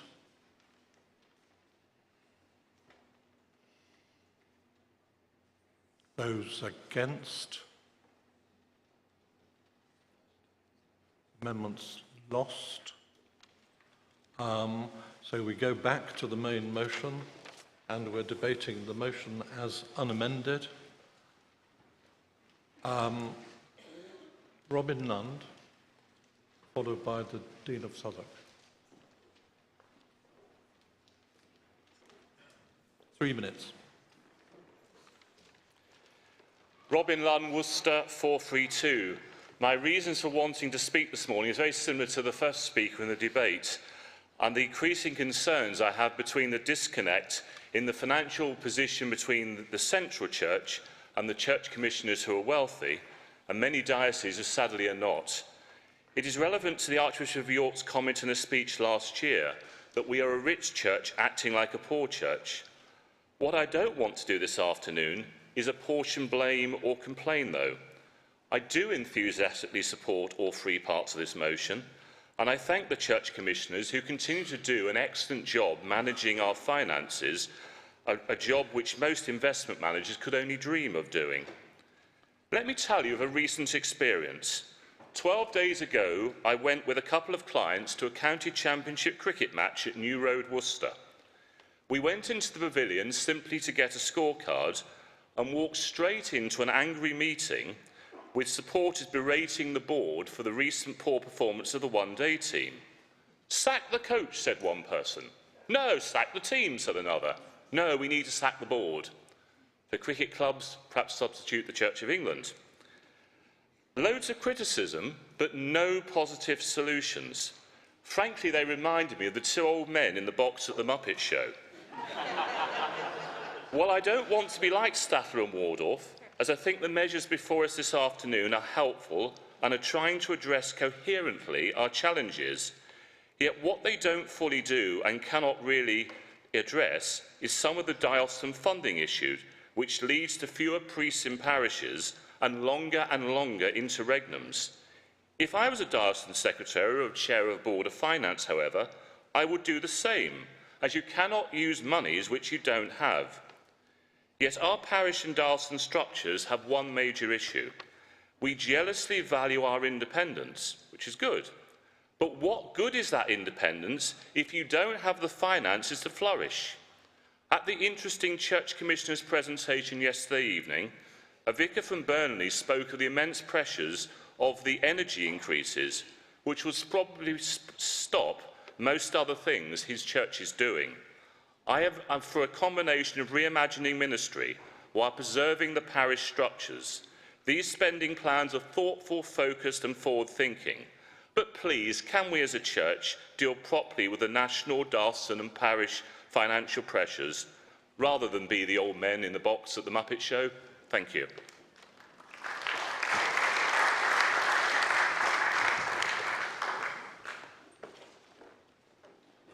The Dean of Southwark, followed by this lady here. 3 minutes. Andrew Nunn, Dean's 56. Chair, thank you for calling me. What I wanted to do was just to say how important the Cathedral Sustainability Fund and grants have been to cathedrals and to to welcome the inclusion and continuation of that in this report, and you'll see more of that in paragraph 29, and to pay tribute to two people, Michael Minter and Carol Fletcher, who have been enormously supportive of cathedrals. And I know it, you know, when you look at cathedrals, it looks as though we're awash with resources and money and all the rest of it. But I think many of you will know that the pandemic created a huge hiatus in the life of many of our cathedrals, and the implications of that are still being worked through. What the Sustainability Fund and grants has been enabling us to do is to put in place, through some short-term funding, those kinds of members of staff that can really help us out of this situation and into a better future. Without the money that's coming in this way from the commissioners, we simply wouldn't be able to dig ourselves out of the hole that we found ourselves in. So I do welcome that, and I look forward to the ways in which cathedrals will imaginatively use the resources that are being made available to us over the next few years. Thank you.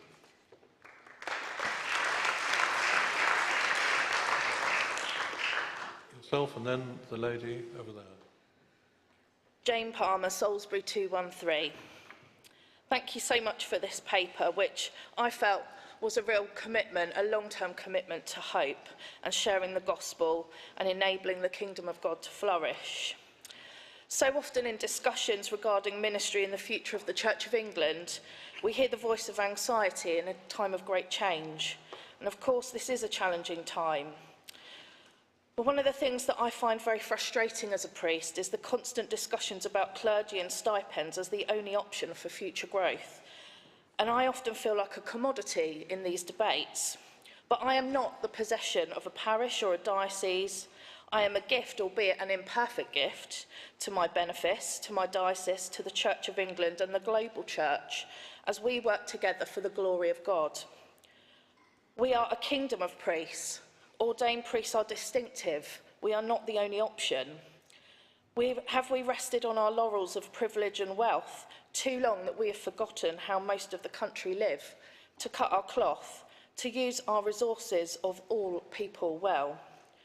The whole Church of God is called to be enabled and to be a gift to our communities.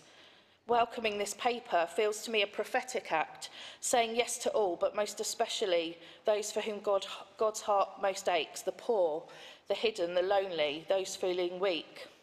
And our local communities know those are best. And as a priest, I'm prepared to be humbler and share that privileged place, enabling the whole people of God. And so I think the question actually is, are you willing to join in, to share this calling, to be simpler, humbler and bolder? Do we have the faith that Jesus calls us to have, just the size of a tiny mustard seed, to dare to believe in the hope of this vision and strategy, and that God can do great things through us who obey him? Thank you.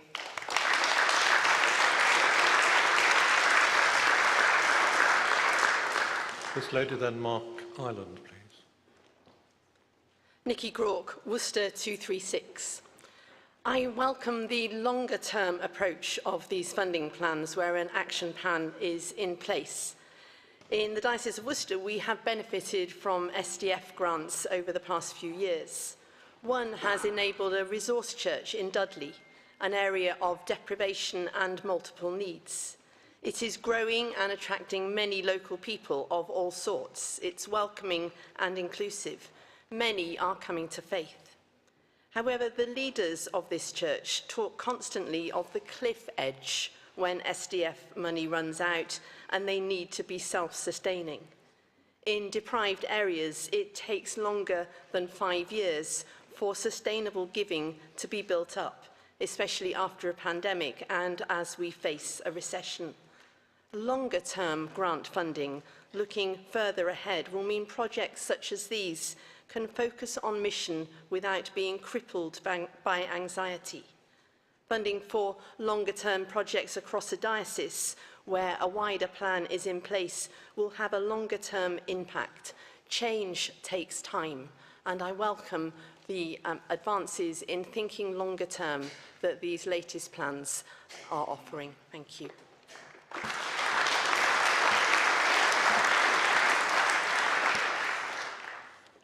Mark Island, followed by Mr. Spears. Mark Ireland, Blackburn 69. I want to welcome this paper and the spending plans because I particularly welcome the increase in distribution, and particularly not just for one triennium but for 3. This is not stealing the family's, spending the family silver or depriving future generations. The best thing we can do for the future generations is to give them a vibrant church which is lively and growing. The alternative to that is to end up having lots of money in the bank and nobody in the pews. And that's not going to help future generations one jot to find the gospel of Jesus Christ. I want to welcome particularly the emphasis on putting strategic funding towards helping dioceses fulfil their own strategic plans for growth, rather than on top-down, one-size-fits-all models. Blackburn Diocese is committed to maintaining its clergy numbers, and the national strategic funding is helping us to do that, helping us to be strategic. And the LICF funding is directed entirely to those parishes that qualify as LICF. We've taken that away from being spread to other parishes to direct it where it's most needed. And that's been seen in us being able to maintain parish share and parish ministry in our most deprived parishes. But I do just have one question about the process going forward, and it is looking at the annex which gives the membership of the Triennium Funding Working Party. As Paul Benfield has pointed out, 5 bishops and 6 lay people. Please could I ask that the next Triennium Funding Working Party includes 2 parish clergy on the principle of nothing about us without us.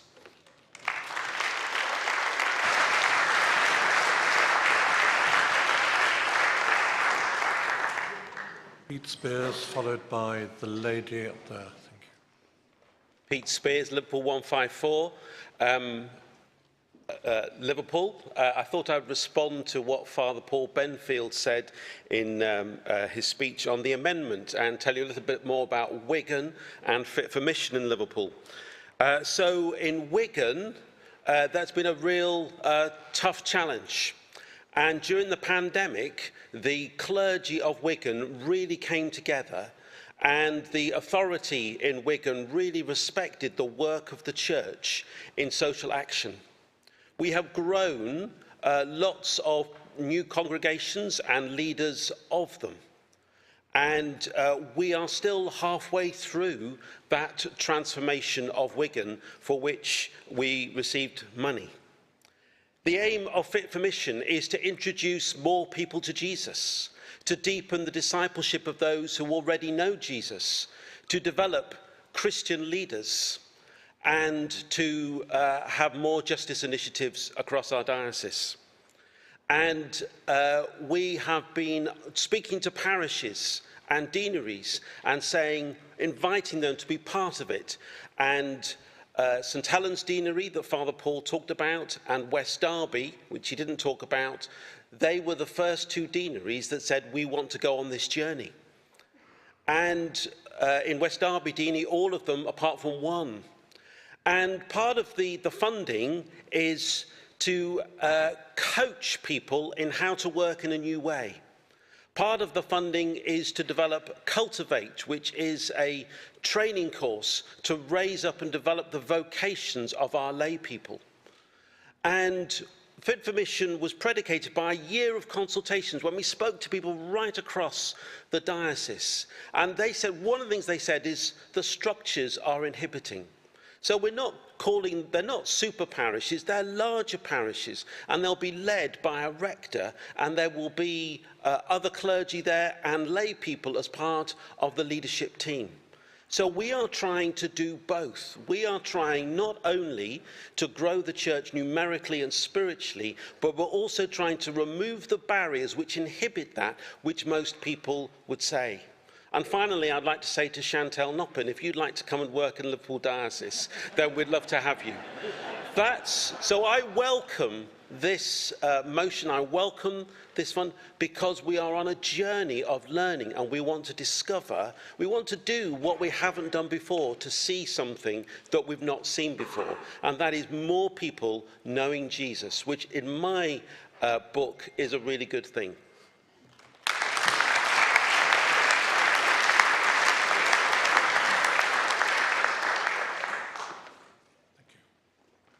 Claire Williams, 372 Norwich. I just wanted to raise two short areas of concern relating to children and youth ministry. This is such an important priority, but I'm uncertain about certain strategic decisions that have been made around it. First, that the national post supporting youth and children's ministry, Mary Hall's role, has been cut. While I understand the restructuring process means having younger and more diverse within everyone's job role, and this is an excellent brief, this does, however, seem to negate the need for specific, focused ministry with children and young people with a national remit. Younger can mean all sorts of things in our churches where the average age can often be somewhere north of 40. Diversity itself is a wide remit. How can we expect a number of job posts to have this breadth of focus? Spending on specific, focused ministry with children and young people is so greatly needed, now more than ever. My second point is the investment in time-limited projects mentioned in relation to the People and Partnerships funding in paragraph 20. Time-limited projects do not work in children and youth ministry. They need significant long-term investment, which includes permanent paid posts with that specific remit at both a national, diocesan and a local level. I will struggle to support this motion with this lack of understanding around the best ways to increase the engagement with children and young people. Thank you.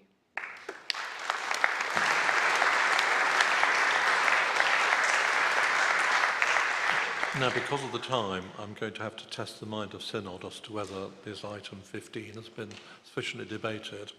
And therefore, I put a motion for closure on item 15. Those in favour, please show. Those against? That's carried. So I call on the Archbishop of York to reply to the debate. He has no more than 5 minutes. Thank you very much for a really rich and encouraging debate. And I think, first of all, I want to say to everybody, I think, without exception, who's expressed some anxieties and misgivings, first of all, I want you to know I get it, not least because we've been learning so much in this first season. And so I'd say, please come to the Fringe meeting at lunchtime, because we are still working out how best to move this forward. And we need all the voices of all the church round the table to do the very best that we can. No priest is an object, so I didn't get your name down. And I'm sorry if sometimes it feels like that in these debates. But I do remember a priest in a parish where I served in a previous diocese who we were wanting to give them a curate. And she actually said to me, yeah, I'd love a curate, but actually what I'd really love is a youth worker. Could we use the money for that? So although, please don't misunderstand me, I want there to be more priests in parishes. That is what I want. And let me also say that as a diocesan bishop, when you can't balance the books and when you're facing a deficit, this is staying awake at night territory. You know, we're responsible for paying the stipends of the clergy, and sometimes, you know, we don't know how we're going to do it. It's really, really hard. And so I know we're facing really, really difficult challenges in the Church of England, but let's be honest and clear with each other. We want to put priests into parishes, but the choice here isn't shall we put priests into parishes or shall we spend money on something else. We're saying how can we revitalise the whole of our church so that the whole of the church starts to grow wherever it is, and therefore we will be able to put more priests into more parishes because the church will be growing. You know, let's be real with ourselves. We've been in decline for a long while. You know, are we really saying just carrying on doing what we've been doing for the last 50 years, that's the answer? No, it isn't. We need to try new things, but we need all voices round the table. And that's maybe where we haven't been as good as we should have been in recent years. So I accept the recommendations about actually having parish clergy better represented on these things. I absolutely think that's a good idea. We need to look at that. Though just for the record, the Triennium Funding Working Group only makes recommendations. They don't make the decisions. Those decisions are made by Archbishop's Council and Church Commissioners' boards where actually there are parish clergy represented. There's loads more I could say, but I just want to say one point of detail to my good friend Philip, who I think knows I agree with him. Yeah, you know, speaking personally, yeah, wouldn't it be good if we could put more money into Link? That's a debate that will go on.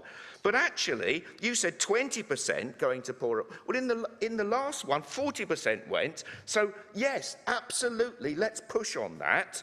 And I also like the idea of 2 people coming onto the board. So let's feed these ideas in so that we can hold each other accountable to spend this money wisely for the revitalisation of all our dioceses and all our parishes. I thought Mark Ireland put his finger on it. What we're trying to do in this next triennium is enable dioceses and parishes working together in their context to fulfil their missional ambition. We are not getting people to conform to central ideas, though we do want there to be a learning community in the way that Robert Choate suggested, so that where we do discover things work and work well, we are able to offer that learning to other dioceses so that we may all benefit. I hope, Synod, even if you have some misgivings, what I do know is that I don't think there's a single person here who doesn't long to see our church grow, doesn't long to see more people come to faith in Jesus Christ, doesn't long to see every parish thrive. Let's try to work better together to make this happen. And I believe we have learnt, we are learning, and this money spent in this way will help us over a longer duration be the church that God wants us to be.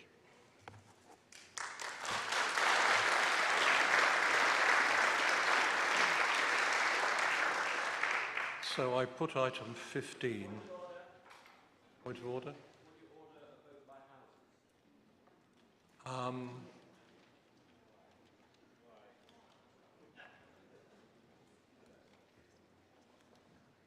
Can you, I think that the people online can't hear it unless you speak in the microphone, but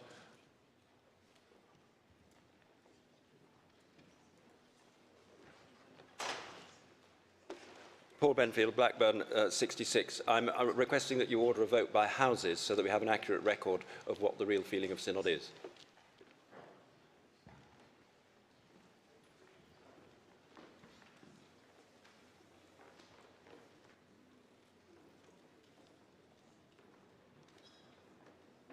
I'm told, Father Benfield, I can order a counted vote of the Synod at this stage. Is that what you would like?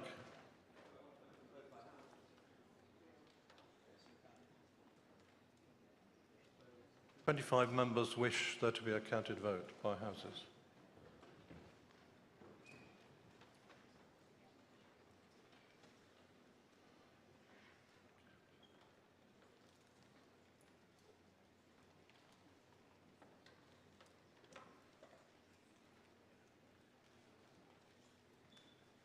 There are, I think.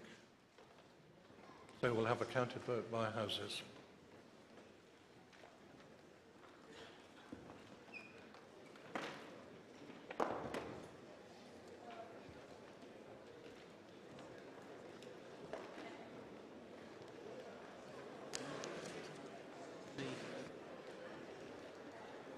Now, can I crave the indulgence of Synod in that I can see from my watch that we are going beyond the time allotted. So I think we need to extend the time of the sitting by as long as it takes to have this counted vote, probably at no more than 10 minutes. So can we have an extension of the sitting by 10 minutes? Those in favour, please show. Thank you. Those against? No. Right. We'll proceed to the counted vote.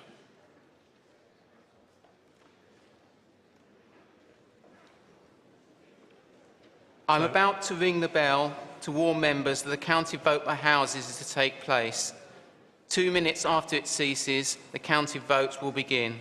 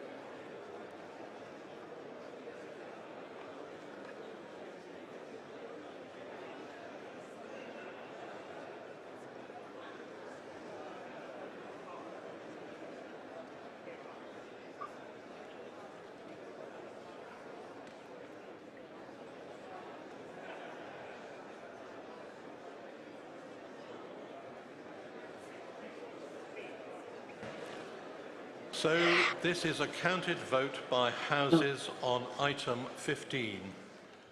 Those present and using the voting handsets and who wish to vote in favour should press 1.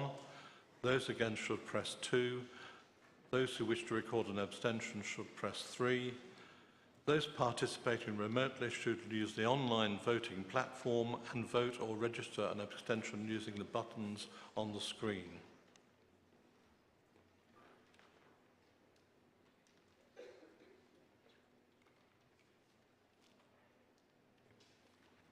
The voting period is now open and will end in 1 minute.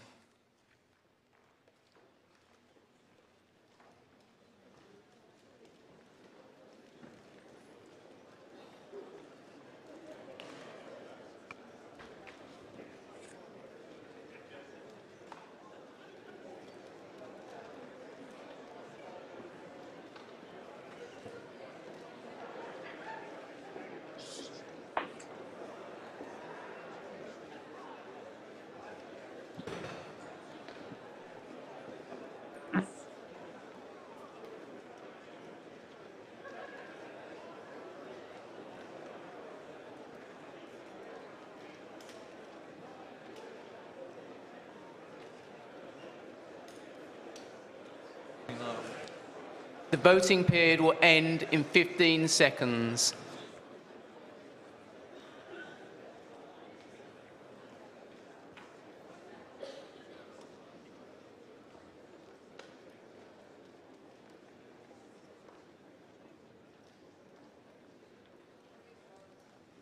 The voting period has now ended.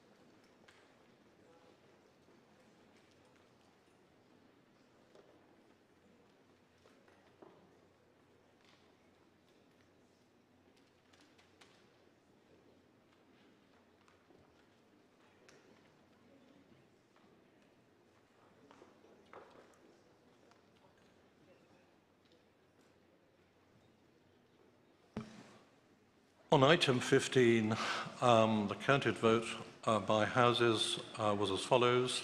House of Bishops, yes, 28, against, no, none, recorded abstentions, none. House of Clergy, 408, against 16, and 13 abstentions. House of Laity, 96 for, 41 against, and 16 recorded abstentions. So the motion is carried in all houses. That concludes this item of business, and we go for lunch.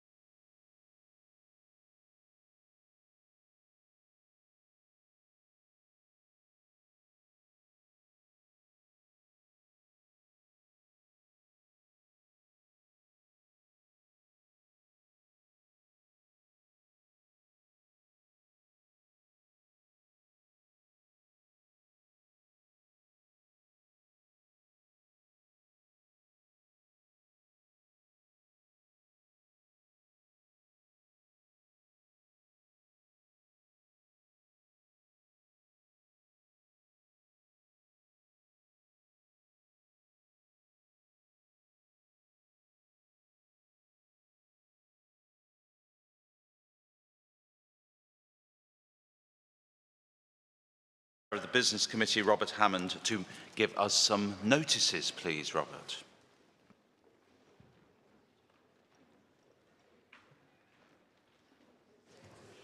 Robert Hammond, Chelmsford 273. Thank you, Chair.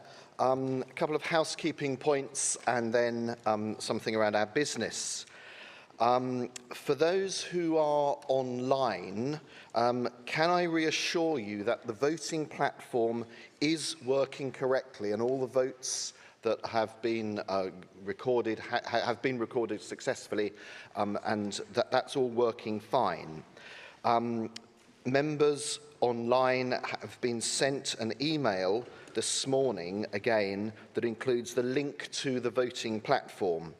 And our strong suggestion is that you have the link open in a browser on whatever device you're working on alongside your Zoom view of this meeting. That means that whenever a vote is called, you're logged in, you're ready to go, and you can perform that vote straight away. But again, just to confirm for those at home or not with us here in the chamber, that the voting system is working well. For those in the chamber, can I just remind you, and it doesn't seem to be too much of a problem right now, but the non-voting area, which is between the barriers with the two signs, primarily is for staff to sit in.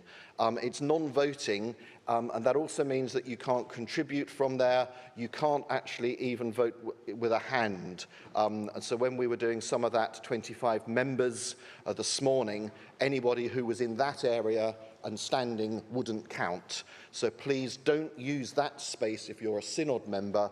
Let's keep that for staff and other invited guests. Finally, I would like to propose a change in our order of business this afternoon. I fear that you're going to get very used to me and those words. I would like to propose that we resume the Canterbury CNC debate at item 10 of that debate after item 17 today. So that's at the end of the safeguarding item. We will then continue through the order paper with questions starting as timed business at 6 o'clock. Thank you, Chair. Thank you. So we move to safeguarding and independence update and next steps. Members will need GS 2263 and GS MISC 1320 for this item, and I also like to refer you to notice paper 4, which had a financial memo on it, as this item has a financial impact.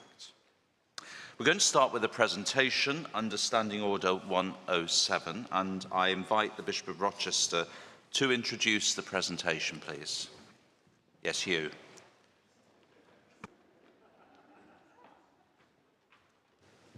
Thank you, Chair. Well, it is and it isn't. Jonathan Gibbs, Bishop of Rochester, 33, because I'm delighted simply to introduce the 4 members of the Independent Safeguarding Board and the National Safeguarding Panel, and they are going to be delivering the presentation, and I'm not on the stage because they are independent. Thank you very much. That has to be one of the best introductions I've ever had.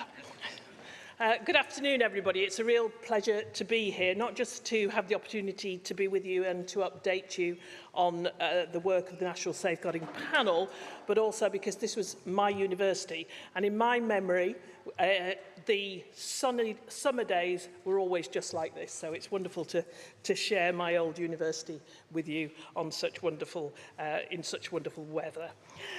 Today's discussion will primarily be about the Independent Safeguarding Board, but it's really important, particularly because I know there are a number of members of Synod who've been elected since the last time I was here, to understand the contribution that the National Safeguarding Panel makes to independence. The panel has existed since 2014, but at that time, while the members of the panel came from other organisations outside of the church, and there were victim and survivor representatives, the chair was the lead bishop for safeguarding. So I was recruited as that first element of independence. And it's a very, very part-time role. The Independent Safeguarding Board is part-time, but compared to them, I'm really part-time. It's up to 30 days a year, and the panel only meets every 2 months. Nonetheless, we make, I think, a really important contribution to the aspect of policy and procedure. So we look in depth at each of our meetings, a little bit like a select committee, at one of the issues. And some issues, they come back time and time again.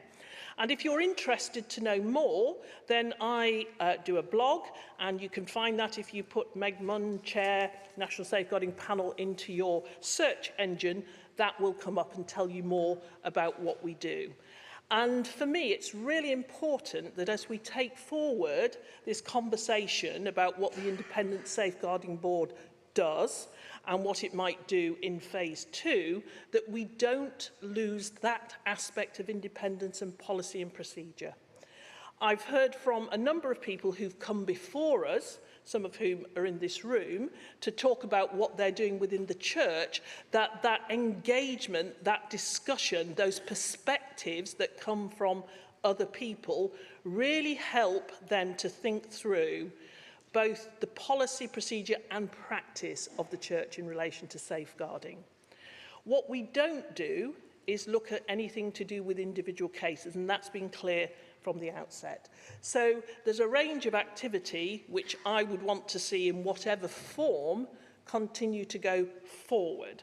I think that's really all I want to say in relation to that. One other thing I want to say is that this has to be a conversation. There's a real dilemma about how do you get independence into safeguarding while the church takes responsibility for its own safeguarding.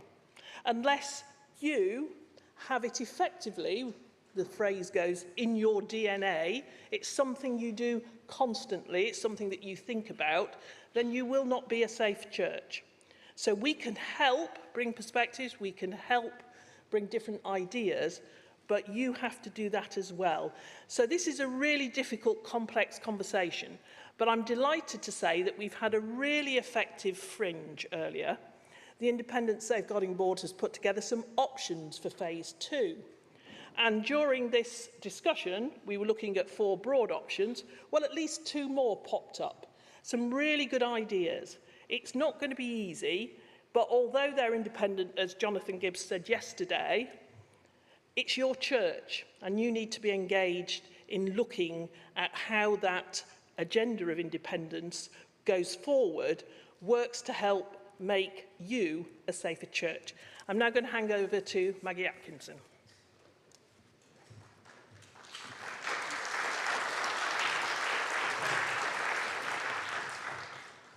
Synod, thank you very much for engaging in this session. I'm going to speak as briefly as possible. I'm hoping that somewhere on a slide there's going to be our new website in a minute, because I forwarded that, and it will launch next week. Once it's launched, if you Google it, you should find it. I don't even have a web address yet, but it is in formation. On it, you'll find things like our terms of reference and a lot more besides. We are all 3 of us going to speak this afternoon, so I want to be as brief as possible. If you look at paragraph 13 of your paper, you will see, start again, Maggie, go back. If you look at paragraph 8, you'll see the framework for our independent email addresses. There is a contact at box, to which if you've got ideas about phase 2 and independence and what it should look like, we invited fringe attendees to send material to us on that email address, and we invite you to do the same. We looked at all sorts of things in that fringe. Should it be a regulator, an inspector, an ombudsman? Should it be new relationships between DSOs, DSAPs, the NST and the church itself with a board above it? Should it be ACAS with an ombudsman? Lots and lots of ideas, including some new ones. So if you have notions of what it might look like, we will put all the fringe materials, the slides that we couldn't show because tech didn't get to us, and the papers that people discussed onto that website so that you have starters. And you will also see the framework for how you write to us by name. So it's our first names, our second names with a dot between at independent-safeguarding.org. So We are as busy as we could possibly be as an organisation that's 6 months and a week old in terms of launch dates. When I came to you at Synod, we were about 12 days old in February. The remit that we had then is the remit that we have now. We are an assurance, review and give or withhold our affirmation to the standards and quality of the work of safeguarding across the NCIs and elsewhere. Where we have a referral in of a case that has previously been reviewed, we are not a first place of recourse organisation. We are not resourced, staffed, empowered or remitted to be so. But where something is referred in, we may, if we consider it stands within our remit, undertake a review of what has already been done and come back with the broad lessons learned that are coming from that piece of work. We are also here, and that is very firmly within the policy paper on which we were grounded, to give advice back to the church on how better to deal with very broad, big, whole church issues of safeguarding. And both Steve and Jasvinder are going to talk to you about two of those elements. Our first formally published report, which will be written in our house style with our front cover, and nobody else has editorial control over a word of it, will be Jasvinder's report on her conversations with around 60 safeguarding victims and or survivors, and some people who have had allegations of abuse against them, and the work of the NST and the pressures under which sometimes its staff also work. So I'm not going to steal her thunder. She will be the closing speaker of the ISB slot in this session. Steve's been talking already to diocesan safeguarding advisors and officers and to DSAPs, and we'll want to give you some fairly trenchant feedback about what those conversations are already revealing and where he considers there is a need for some trenchant action. So I look forward to hearing him say that. That is fairly new piece of work and it's ongoing, but it will be the board's second published report later this year. We intend to go into the public domain with feedback that we give to you as a system, unless doing so would reveal identities that we ought to be keeping confidential. The other thing that we talked about this afternoon in the Fringe is a diagram I've talked about a lot, and it's in your papers, and it's this piece of beautifulness, which is not a structure. I just thought I'd say that. What it does is encapsulate where the governance sits at the moment and what we will want to try and help each other to do, and that's all of you in this room and those you represent as well as the organisations on this stage, is to get us to a point where the governance of safeguarding looking forward from phase 2 onwards is captured well, and preferably lines not only of linkage but of authority are encapsulated in any diagram that then results. That is going to be a fairly tall order in such a distributed organisation as the Church of England, but we feel that with the will of everybody, both in this room and far beyond it, it can and should be achievable. Whether it will be with any of the faces that are on this stage at the moment, we can't know, and neither can you, because one assumes it would all have to be recast, remade, renumbered and remembered. So we are endeavouring to do all we possibly can within our current remit, whilst helping you to shape a new remit for phase 2, which none of us can know what that will look like. But we've had some amazing ideas in that Fringe. I was so enlivened and engaged and empowered by what you all came to talk about. And I think that's the spirit in which we need to take this forward. I'm going to hand straight to Steve Reeves, who is our independent member, who's going to talk a bit about the work he's been doing, and he will hand to Jasvinder to close our session. But thank you for your attention.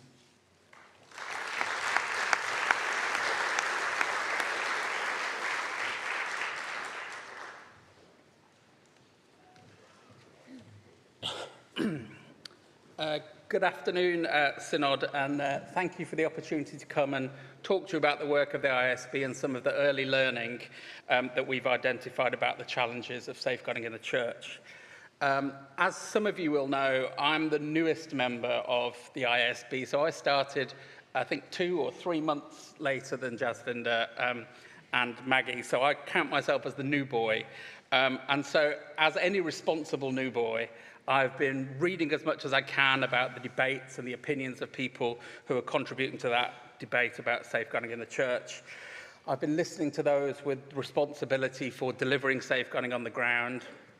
And I've been asking those sorts of probing, innocent questions that are so befitting of the new boy in any organisation.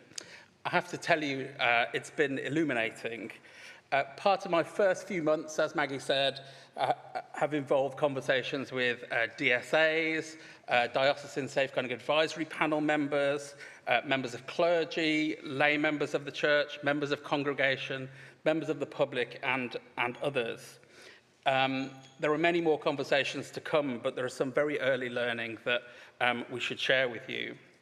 I know Jasvinder is going to be speaking much more extensively in a moment about the views of survivors and victims of church-based abuse. So I won't dwell on that too much, but I would, however, recognise the contribution that some people are making to ensuring that the church's future is far better than its past. This is incredibly difficult work for those individuals, and we know that it happens at great personal cost, and that the road to improvement sometimes feels very bumpy and hard. What it's worth saying is that safety in organisations, in communities, and in faith groups is regrettably not the default position. Safeguarding or safe churches, safe youth clubs, safe schools don't happen by accident. They are the result of huge amounts of leadership, energy, resource, and wisdom. I should tell you that my initial learning has been that the church delivers considerably more powerfully in some of these areas than others.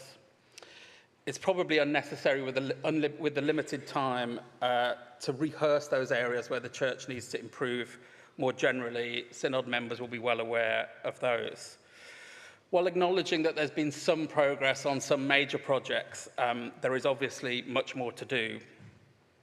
What's really evident when you speak to people responsible for delivering safeguarding on the ground is that there's this very wide funnel of well-resourced national initiatives that filter down into relatively small, not very well-resourced diocesan safeguarding teams for delivery. Diocesan safeguarding advisory panels and DSAs themselves are working hard on raising standards, increasing levels of trust, and improving the safeguarding culture in their areas. DSAPs need more support and guidance with their oversight responsibilities. Those teams, in turn, are supporting parish safeguarding officers who have even less time and resource, if they exist at all.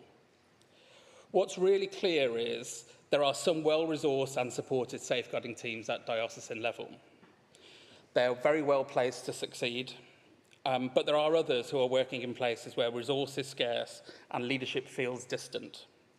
Regardless of your levels of energy and wisdom, the absence of leadership and resource will always make progress falter. Being a leader is about action. It requires drive and direction. Sometimes it involves sacrifice. Those in leadership roles must manifest their verbal commitment with practical action. Actions must match rhetoric. There are areas of the church struggling to adequately resource safeguarding to an acceptable standard. In these areas, standards of safeguarding are maintained solely by professionals and others working excessively long hours over prolonged periods. This is neither safe nor fair. It doesn't deliver the best safeguarding to children, vulnerable adults, or those wanting to get it right. The impact on safe practice and survivor services is evident, but professionals are not immune to the impact of this. Some report trauma symptoms, some are clearly burnt out.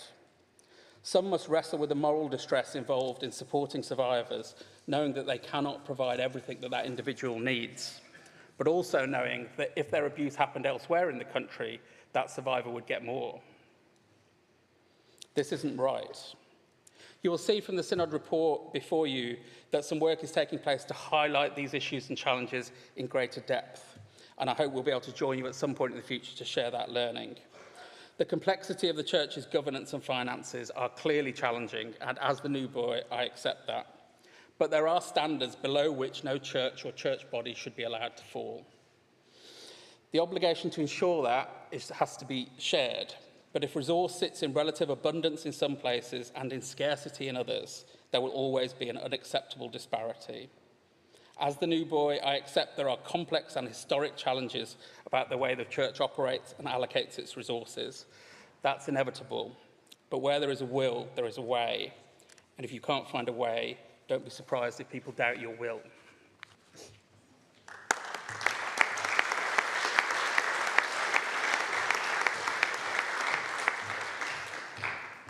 Good afternoon. I'm going to start by echoing the words yesterday of the Bishop of York, actually, in your speech. The point you made very clearly were actually how our hearts will be pierced. That in the safeguarding world, we will be broken and humbled. And that it is our responsibility to bring to the fore the unseen into the present. I'll start there because you'll hear me today, and in the words of Maya Angelou, if you forget what I say, that's okay, but I hope you do not forget how I make you feel. That's what matters, because that is ultimately a compassion within you that you need in order to respond to this issue. My first question to you, I suppose, as a survivor advocate is this. What type of a relationship do you have with victims and survivors? I put that to you. You think about that. How does this feel, this relationship with victims and survivors? Whatever it is, it will inform how you treat them. It will inform what is acceptable and what is not acceptable. And any survivor at the receiving end of that will feel that.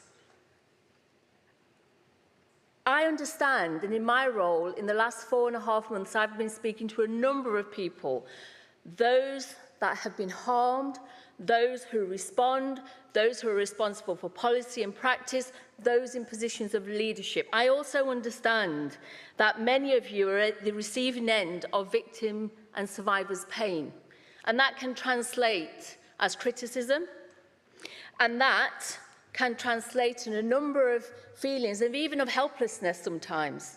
That's how it can feel. So it's on both sides. And this pain and hurt can lead to wanting to protect yourself very quickly on both sides. It can even lead to a sense of feeling defensive. And in my view, it's time to redefine this relationship. But in order to redefine this relationship, there has to be honesty. And that is what victims and survivors are asking for. Manage their expectations. Be realistic. Tell us what you can do, but equally tell us what you can't do. It is okay to do that, actually. Nobody wants to remember their trauma. Please never forget that for a victim and survivor coming forward, it will always require courage, be it non-recent or recent. And we mustn't diminish the experience of those with non-recent abuse. It is as if it were happening right now. And what many victim survivors tell me is that some of those who respond forget the child, forget the person it has happened to. They want you to see and hear that person as if it were now. One of the things I do understand about trauma, and yes, let's use that word trauma, because survivors walk with trauma, they carry the narrative. Their life doesn't just flow in and out, it stops and starts. It sometimes can be paralyzed by that trauma, and sometimes they can feel stuck. So coming to you is very often in trauma. They live side by side with a ruinous, ever-present past. That is what I'm hearing. And you know, I asked every victim and survivor I spoke with, how do you think the church perceives you? And every one of them gave me a list of things, but the consistent response was, as an irritant. Is it not time to change that view? I appreciate the safeguarding work that is going on. But one of the things that victims and survivors are telling me, and actually it is to their credit that they feel this, they want to work with you. They still want to engage on the whole agenda of safeguarding. To their credit, they want to do this. And it is important that they come to the table, and I say it's time to drop your guard to move forward. It is time to reverse the patterns of self-protection, the shame of the past, because victims and survivors are wanting to be in that space to move forward with you. I'm going to conclude in saying this. This new shared understanding that is required on both sides, I have to say, needs to be at a starting point to understand the relationship, honestly, between victims and survivors and the Church for England. If you say you're going to do something, do it. If you cannot do something, explain why you can't do that. Victims and survivors need agency. They need to feel in charge. They need to feel that at the core of what you are saying, they understand. They need to understand the what, why, and why not. But so do you. It works on both sides. I'm talking about boundaries. My report talks about boundaries, and it's very clear that the need for that needs to happen on both sides. If you don't do that, what will continue, from what I'm hearing from those who are responding to victims and survivors, is that they will keep on feeling depleted, helpless, and this feeling of mistrust on both sides will keep on continuing. Managing expectations is what I'm talking about, and the need to be consistent in that space. Who is doing what, when, and why is important for both. My report, when you read it, will speak to this. It will speak to the heart of how all are expected to be treated.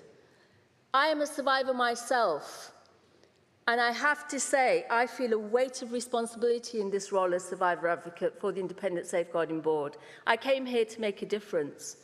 And for the first time in my campaigning life, or my journey of working with survivors for over 3 decades, I have been criticised by victims and survivors.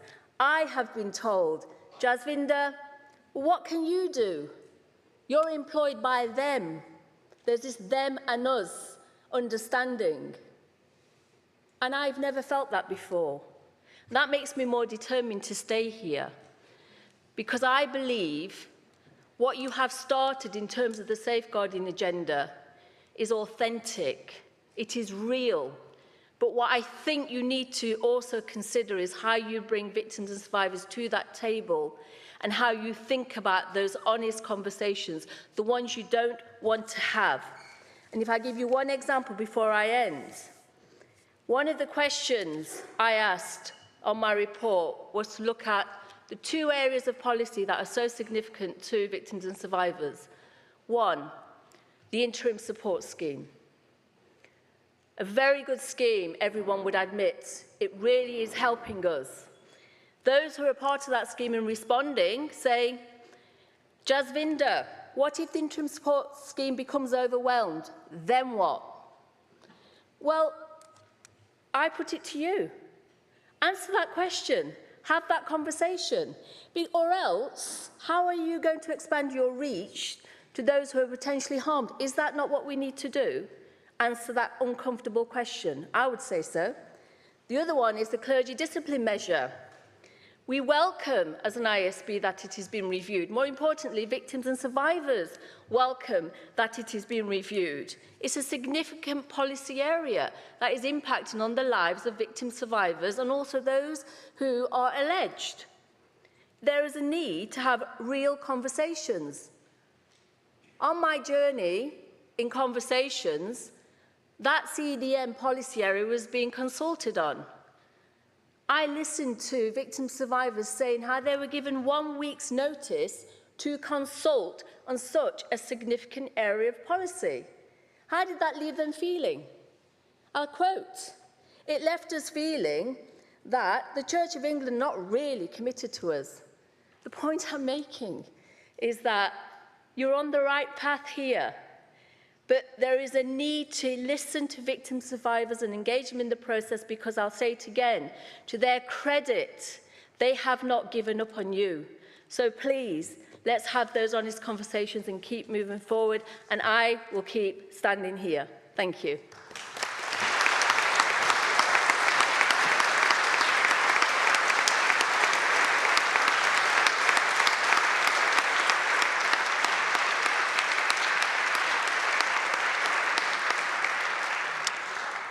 Thank you, Meg and Maggie, Jasvinda and Steve for that. We now, Synod, have the opportunity for a few questions, although there isn't a huge amount of time. So we really do need questions, please, rather than some speeches. So I'm going to be looking for 3 questions to be asked, and we'll see how we do for time. So if you want to ask a question, could you stand, please, or otherwise indicate? Thank you.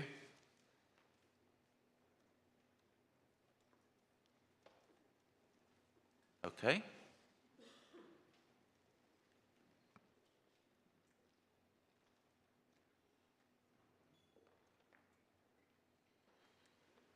Thank you for that really interesting presentation. Helen King, Oxford 378. My question's really simple.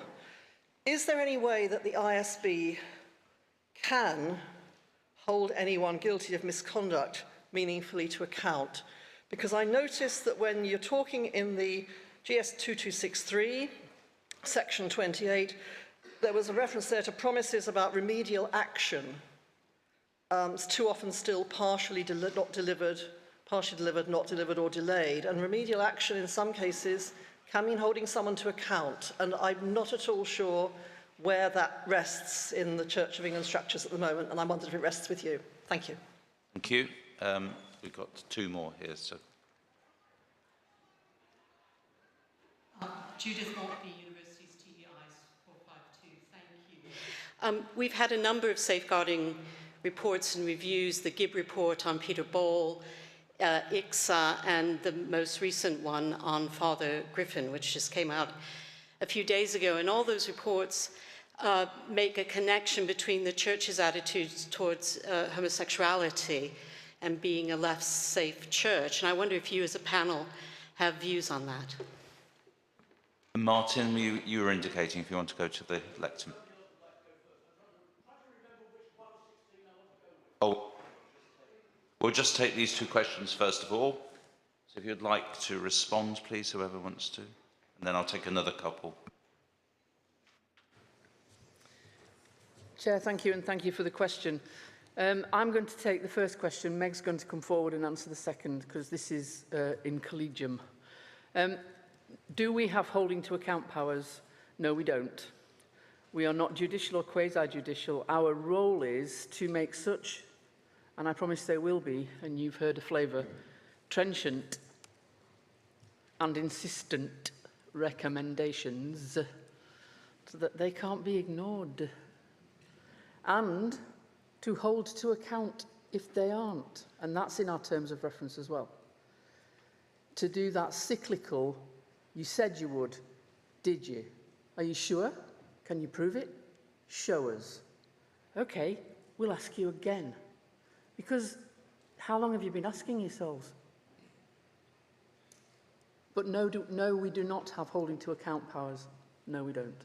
Meg's going to take the one that was asked about safety or otherwise if you are homosexual, or LGBTQ person, LGBTQIA, and so on. Okay, Meg. Thank you, Maggie. The reason I volunteered among us to answer this one, because it sounds to me like this is a policy type question. And as I said at the outset, one of the things that the National Safeguarding Panel does is look into issues of policy, procedure and process. And looking at some of the issues that come out, including practice, of those reviews, is the kind of scanning of the horizon that I would do with the panel when we're determining the kind of issues that we might look at. That issue hasn't been one that's been discussed by us to date. it could well be one that we would discuss. The National Safeguarding Panel currently only meets 6 times a year. Well, in fact, we meet 5 times a year, and one of our sessions we use for good practice workshops and to discuss issues of importance. I will certainly take that issue into our discussions. One of the things I try to do is to make sure that we have our discussions when they are going to have an impact. So if we know that policy procedure is being reviewed or due to be reviewed, then we will choose those kind of subjects. But we also try and look at issues which we think are important and that the Church isn't taking enough notice of. And I mean the Church as a whole, not just the National Safeguarding Team. So, for example, in the past, we've put issues like prevention on our agenda. We've put issues like adult safeguarding on our agenda because we felt that they weren't getting enough focus. This could well be an issue that we might look at in the future, but to date, the National Safeguarding Panel hasn't looked specifically at that. Martin and then Pete, did you want to ask? And then we'll please ask your question quickly. Rochester 390. I want to ask you about the speed at which you've taken on a review, and I'm not going to go into detail of the matter, but I am concerned that we gave you a bit of a hospital pass with that one, that's arrived and you've had to invent on the hoof. And that's a very difficult task, and you can easily make mistakes, and I'm not going to criticise you for that. But what I want to know is I want to probe a little bit about whether we actually did our proper due diligence here at General Synod before giving you that task, and whether we've actually got you as independent as we think you should be. And so I'm going to ask you one question which you can help me with. Supposing somebody wishes to sue the ISB for its work, can you tell me which is the legal entity that will accept that responsibility? Are they covered by their own insurance? Would the litigation costs and any damages be met by you, your insurers, the church commissioners, and if not the commissioners, then who? Liverpool 154. At our DSAT meeting in Liverpool on Wednesday, our independent members expressed once again frustration at the delay in the publication of PCR2, and I wondered whether the ISB had received similar frustrations and victims and survivors. The feeling is that the continued delay smacks of dragging feet and hiding things. Thank you. To answer Martin's question, you wouldn't expect me to go into something that's already in progress, and I won't. And I wouldn't want to hypothesise on what might happen were there to be a legal challenge. But my expectation would be that were the issue referred to us by one of the National Church institutions, we would resile to them for cover. Were it our mistake, our error, thank you, Martin, were it our mistake and our error, my assumption would also be, although I would need to take legal counsel on this, that because we are contractors, our insurers would be called on. But I don't know for certain because I have not taken legal advice on the matter yet, because it has not yet arisen. And I don't expect it to, because I don't expect us to do something for which we could be sued. In terms of the PCR, we have not been involved in or received materials on the PCRs because we are not a diocese, it's not our material, we were not involved in the reviews, and therefore we have no factors in it. Were something to be amiss, that would be the point at which I would expect it to be referred to me through the NST's mechanisms and potentially through your diocesan safeguarding partnership if you consider that that's where the issue lies. My advice, however, is that your main route for discussions is between your DSAP and those in the NST and elsewhere who have run the PCR process, because we will be held in reserve to give or withhold assurance that things have been done right or not. That's our role. Okay. Meg's going to come in on that. Yeah, the reason I'm standing up to respond also to this is not because it's the responsibility of the National Safeguarding Panel, but the PCR2 process is something that the panel has looked at in depth. And I can say that some of the members of the panel are also equally frustrated about the timescale. I can also say that because I'm chair of the panel, although I'm independent, I am a member of the National Safeguarding Steering Group who has oversight of this process, and that group met this week. Nobody is trying to hide anything. Nobody is delaying for any reason other than it's important to get this right. The process has been incredibly complex. I don't know how long your report was in Liverpool. I know some reports are 80 to 100 pages long, and the national report is an overview report bringing together all that information. 42 dioceses with really a lot of information, and some of that coming in quite late. But more importantly, from my perspective as the independent chair of the National Safeguarding Panel, is that what's coming out of that has to be put into recommendations that are going to make a difference, recommendations that are going to improve safeguarding.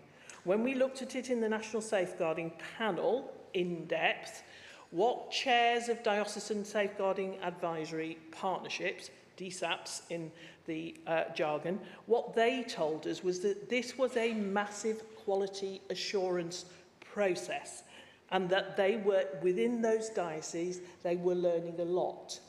Now, from that needs to come actions throughout the church which respond to those issues that are coming up, and which, to get back to my earlier point, which make the church safer. This is a real opportunity. So yes, it's frustrating. And yes, this is what always happens. I used to be, a member of Parliament and a government minister, and when the Department of Health used to produce something and say, we'll respond to the consultation in the autumn, autumn used to go on for a long time. People get frustrated about these things. Often people overpromise on how quick they're going to do it. But my reassurance as an independent person is this is being taken incredibly seriously. And I'm in there pushing for the recommendations that I want to see. And I don't want that report to come out until what I think should happen as a result of what people have found in the diocese, and to those recommendations that I think are really, really important, are properly written and properly produced. And that's going to take more time than anybody would like. But let's get it right, and let's really all work together to make the church safer. Thank you. We're very grateful to you for that presentation. We're now going to move Synod to item 17, and the motion which stands in the name of the Bishop of Rochester.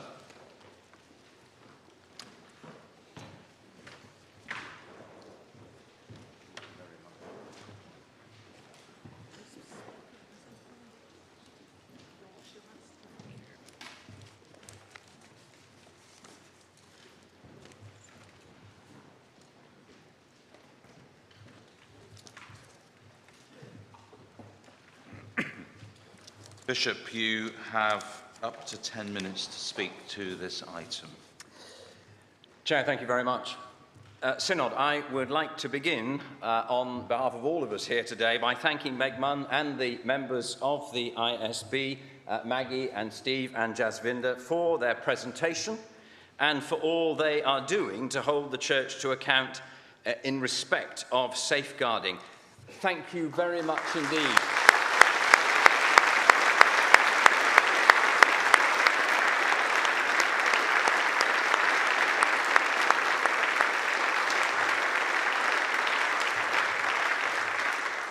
Out of time. And please keep on challenging us, as I know you will. I would also like to thank all of you, members of Synod, for your engagement with safeguarding matters, as well as that of your colleagues in dioceses, cathedrals and parishes and other church communities up and down this country. Thank you for all that you and your colleagues are doing. Most of all, however, I would like to start by acknowledging the impact of our safeguarding failures over the years on the lives of victims and survivors, and to thank them, as we've heard already, for their willingness to go on engaging with us and challenging us to put things right from the past and to get things right for the future. Synod, my intention in framing the motion as it stands before you today at item 17 is to help us understand more fully the context in which we find ourselves in regard to safeguarding, and then to try to reframe the discussion in a way that can enable us to move forward together as constructively and as quickly as possible. If you look at GS MISC 1320, you will see that I sought to address 4 questions in my introduction to the NST's report. These were: where have we come from? Where are we trying to get to? Why does everything seem so difficult? And how can we best move forward? I'd like to say a little about each of these before turning to the detail of the motion before you at item 17. Firstly, where have we come from? We have to begin, as does today's motion, with a frank acknowledgement of our past failures. Terrible things have happened far too often across our church, and there was a collective failure to recognize and respond adequately even when abuse was disclosed. We still have a long way to go to put these things right, including through the establishment of a comprehensive redress scheme. And Synod, I need you to keep on pushing to make sure these things happen as soon as possible. At the same time, it is also right for us to acknowledge the significant changes there have been nationally, in dioceses and in parishes in recent years, including improvements in safeguarding procedures and training. In many ways, we have come a long way. And I want to say a big thank you to everyone who has made that possible. Thank you again for all that you and your colleagues are doing. Secondly, in the midst of all the difficulties and challenges that we face, it's important to remind ourselves where we're trying to get to. Our shared goal is to make our church communities the safest and healthiest places for all people that they can be. Places where every single person is protected and nurtured and supported. And that must include providing appropriate redress, financially as well as in other ways, to those who have been abused as soon as possible. Synod, these things are what all of us who are engaged in the work of safeguarding are committed to. And yet sometimes we seem collectively to lose sight of that. Our safeguarding colleagues, whether in our dioceses or in the national church, can at times become a lightning conductor for people's anger and frustration. Sometimes that is because they've got things wrong. And sometimes it is simply because they are standing in the breach on our behalf. We need to remember that. We need to look after them, as well as being ready to hold them to account when things go wrong. And at this point, I would like to say a huge thank you to Zena Marshall, behind me here, for stepping into the role of Interim National Director over the last 18 months. Zena has been an outstanding colleague and has provided great leadership to the National Safeguarding team. We are delighted that she will be staying on as a member of the team as Alex Kubiinje joins us as the new National Director in September. Zena, thank you to you.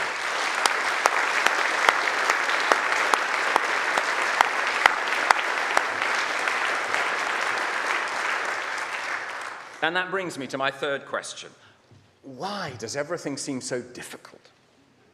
Synod, we need to recognise, as we all know, that there is a lot of pain and hurt and anger around because of all that has happened, and yes, in some cases, not yet happened. Because people's experience of how we respond is still not consistently and universally as good as it should be. And because we have not yet adequately addressed the past by providing appropriate redress, both financially and in other ways. But we also need to recognise that the experience of those who are the subject of allegations or concerns is also not as consistently good as it should be. And we know that also can be deeply traumatising for those who are affected. These are some of the reasons why the whole subject of safeguarding can be so fraught and so difficult. We need to acknowledge that. And we need to do all we can to address the reasons for that. And so we come to my final question. How can we best move forward? Synod, I wonder whether it may help if we could recognise more fully the incredibly difficult situation we have been and are facing around safeguarding. The revelations of the last few years have hit us like an earthquake, and we are still living through the aftershocks of that, coming to terms with what has happened and working out how to rebuild in new and safer ways for the future. After the initial response to ICSA and the greatly increased focus on safeguarding over the last few years, we are now going through a time both of much-needed change and, yes, of anger and disillusionment about the pace and depth of that change.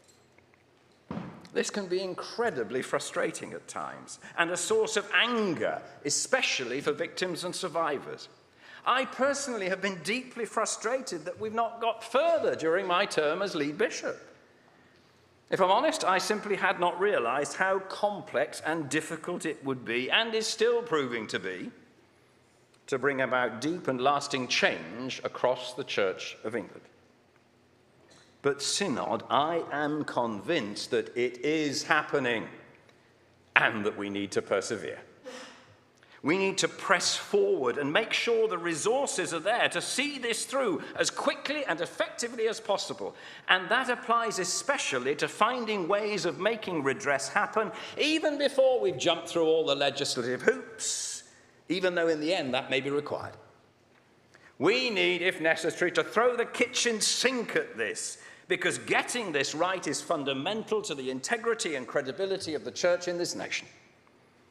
And that is what the motion before you today is about. It acknowledges past failures and the need to work especially with victims and survivors to put things right from the past and to get things right in the future. It recognises the challenges involved in bringing about change across such a diverse and dispersed institution as the Church of England. It urges the Archbishop's Council to ensure that ICSA's recommendations, including for redress, are fully implemented as soon as possible. And it affirms and reinforces Synod's role in holding the Archbishop's Council and wider Church to account, particularly around strengthening independent accountability and oversight of safeguarding across the Church of England. Synod, we know we've not always got things right. There's still much more to be done, but I hope you will put your weight behind this motion and affirm your commitment to making the Church of England ever more fully a reflection of Jesus' reign of justice and peace and healing for all. Thank you very much.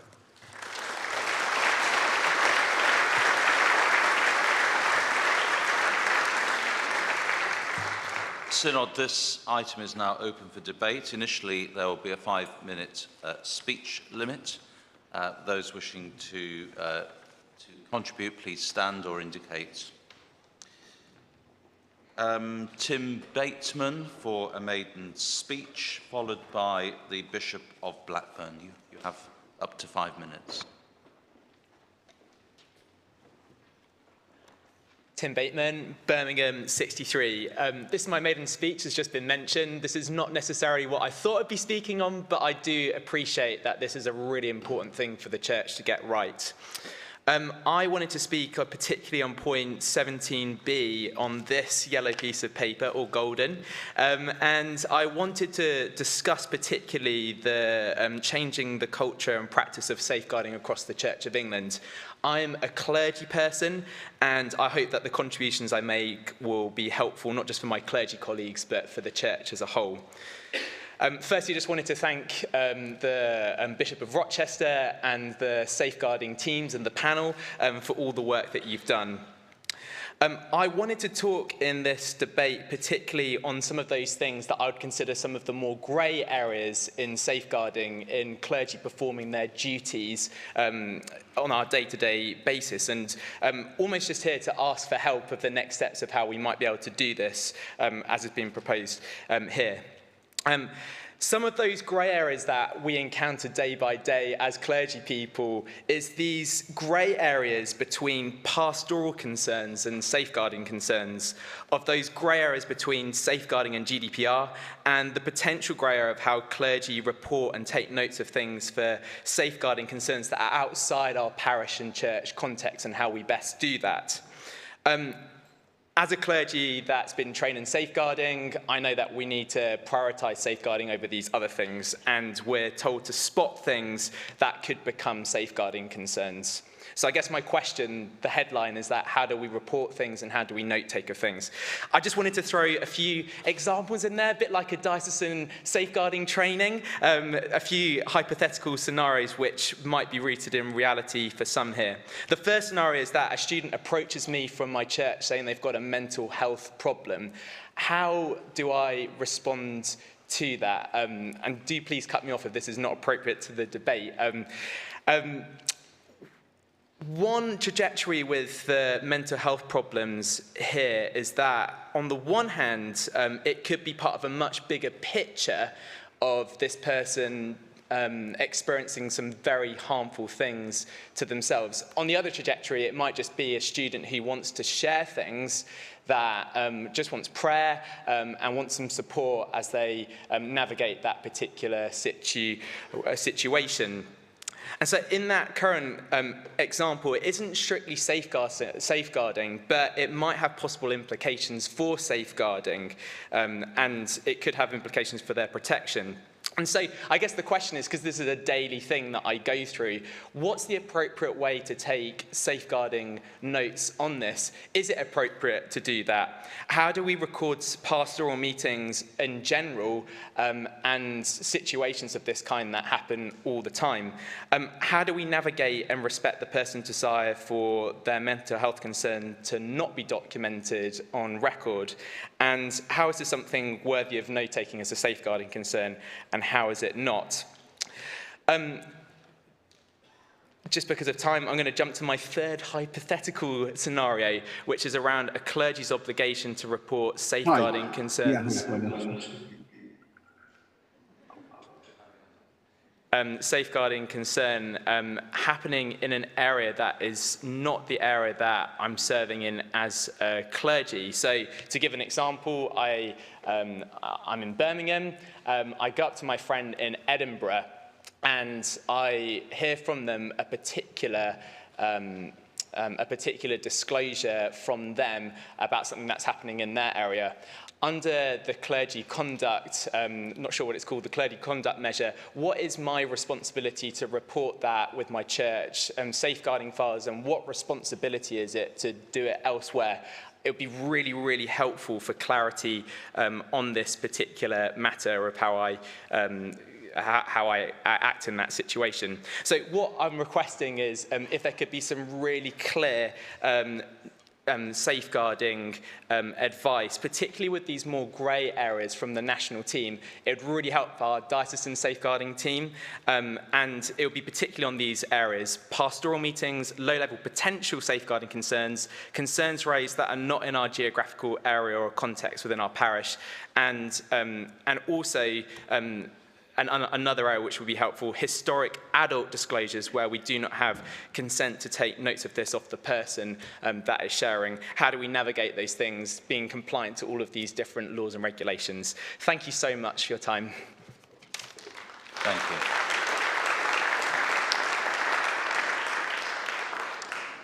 Bishop Julian, followed by the lady in the stripes. Yeah, thank you.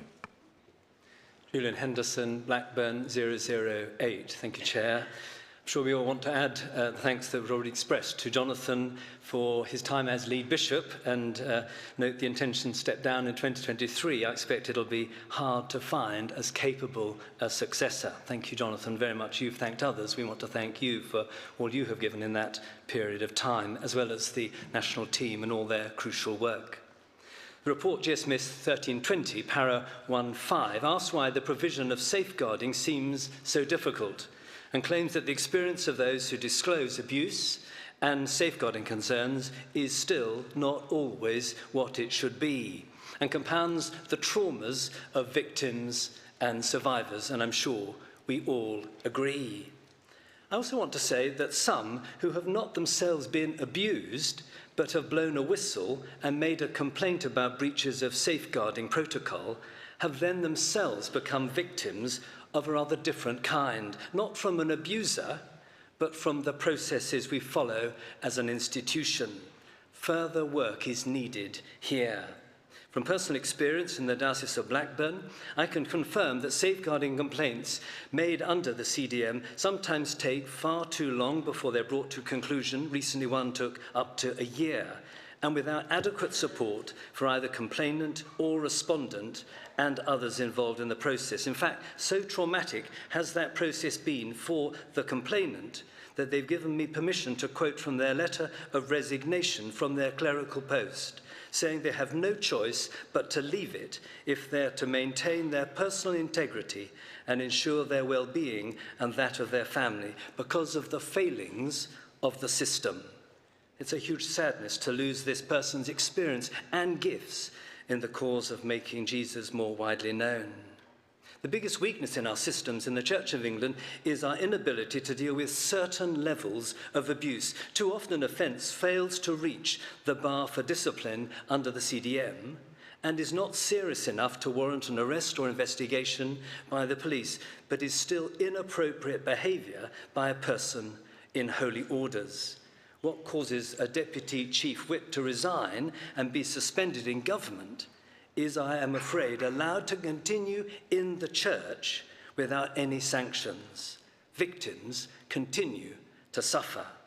The only option that's left to us is a risk assessment.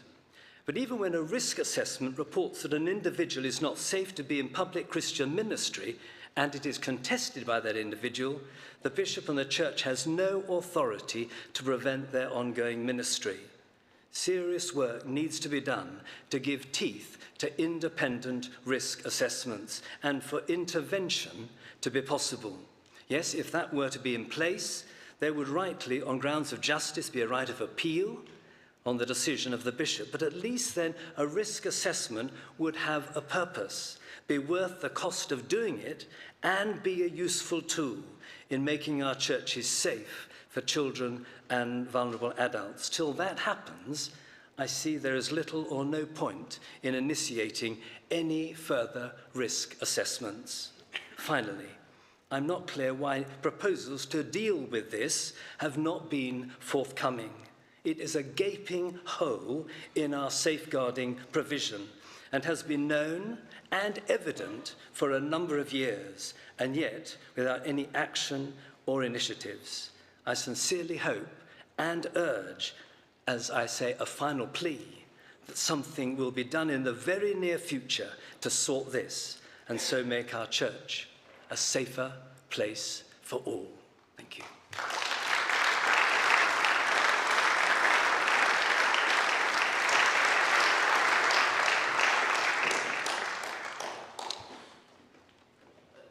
Following your speech, I'm going to reduce the speech limit to 3 minutes. Gavin Drake. Claire Lording, Worcester 237. Thank you for calling me to speak, and can I echo my thanks to all who have presented under this item. In the light of events this week in the world of politics, I have been giving thanks that we as a church have a safeguarding policy and process that values every individual as blessed and loved by God, and which does its very best to be robust in that policy and process.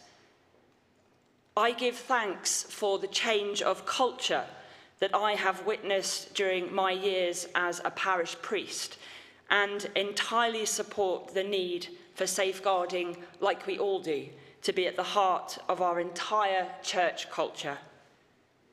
I also recognise the challenges that present themselves when parishes and people are asked to undertake robust safeguarding training and to think of survivors and victims above everything else. Church officers speak of struggling with the safeguarding training and completing a safeguarding workbook.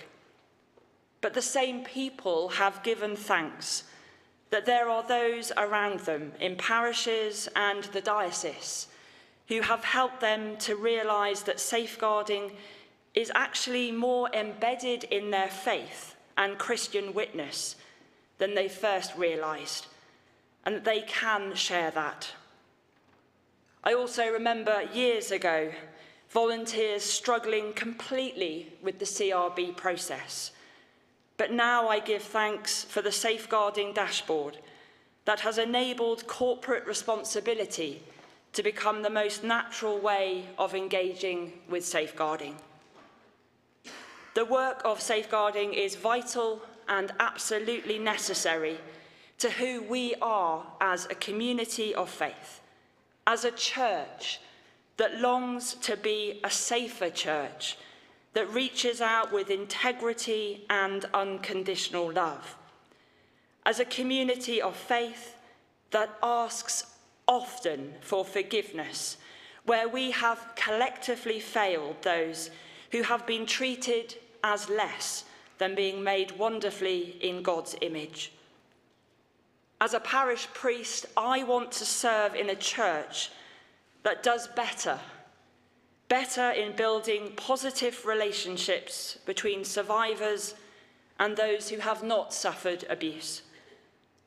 I am grateful, we should all be grateful, for the support and process at every level of church that enables this to become more of a reality, and for the collective commitment to always do better with safeguarding.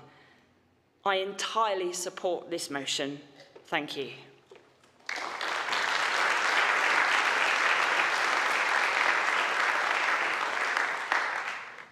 Gavin Drake, followed by Jane Ozanne. Gavin Drake, Sutherland, Nottingham, 421. I want to thank Bishop Jonathan for bringing this motion for debate today, and I endorse the motion and encourage you all to support it.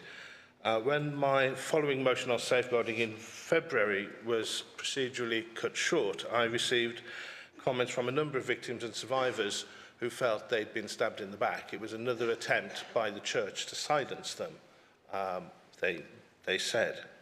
I had considered amending this motion in two parts. I didn't, because I've just moved house and I don't have the internet, so I couldn't forward them on. But so I will not be seeking permission of the chair to move the amendments, but I just want to talk about them very briefly. In paragraph A, I was going to propose an amendment that we acknowledge and deeply regret the continuing safeguarding phase of the Church of England, because there is a tendency within the church for us to talk about our past failings. And I'm very sorry, Bishop Jonathan used that phrase several times in his speech about the lessons of the past. We need to learn the lessons of today, because we are still failing victims and survivors today. As Bishop Julian said, there are very many issues with our current system and processes that need to be dealt with. An example, very briefly, and I do have the permission of the person, and I'm not going to be naming names, but a victim, I had to inform that a victim that I'm supporting, I had to inform the diocesan safeguarding team and her bishop that she was in crisis. The time for a prohibition of a priest who had abused her was coming to an end, and she was suicidal. She'd been referred 24 hours referral to clinical psychologist, consultant psychologist, mental health nurses were visiting her 3 times a week. And 2 weeks later, she received an email from the Dawson Safeguarding Advisor with 4 questions. One of them, is it possible for you to think about forgiving the respondent? What led you to this decision? Any attempt that she was trying to do to overcome that trauma disappeared on receipt of that email. The second amendment that I was going to do was to propose a new paragraph E, calling for a measure to introduce a national body with the authority to intervene in dioceses. Because as we heard from the presentation, neither the panel nor the ISB nor anybody else has the ability to intervene and say to a bishop, to say to a diocese, you're doing this wrong. Now, I've got nothing against bishops, most of them, but bishops get it wrong because they're people. And when they get it wrong, in safeguarding, it can be catastrophic. And because of the hierarchical nature of the Church of England, they are untouchable. People, some of them don't listen when they're told you've got this wrong. And so we need a national body. Thank you. Thank you very much, Gavin. Thank you.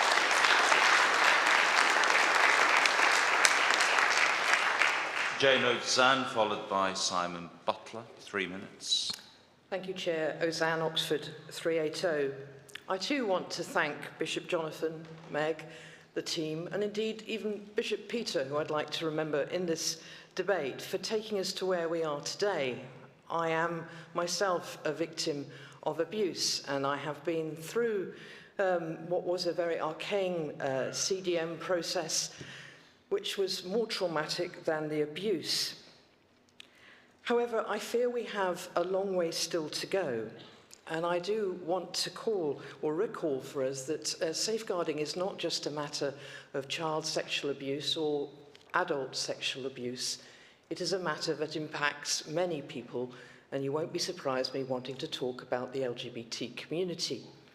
In a survey we did last year, amongst LGBT Christians, over 750 of them, only a third stated that they felt safe to be themselves in their church. Indeed, that tied with research that we've also done on conversion therapy that shows that so many have, in the recent past, experienced that within religious settings in our churches. And yet I've been terribly concerned about the responses I've been given, both by diocesan bishops when we've sent that research to be assured it's not happening in their diocese today, and indeed, dare I say, by the response we've just heard from Meg to Judith Maltby's, I think, correct question about the need to look at the link between sexual abuse and the Church of England's attitude to sexuality. These are matters that impact our discussions right now, particularly as we look to discuss LLF and our decisions going forward. So I would urge the Independent Safeguarding Board and the panel to look at safeguarding measures to protect the LGBT community, even perhaps in our discussions tomorrow. We have some real difficult decisions to make, and as I've already said in this group of sessions, it is many of us who sadly bear the brunt of that. So I would ask that we would look to put in place safeguarding measures across each of our dioceses that can protect all our members in our churches. Thank you.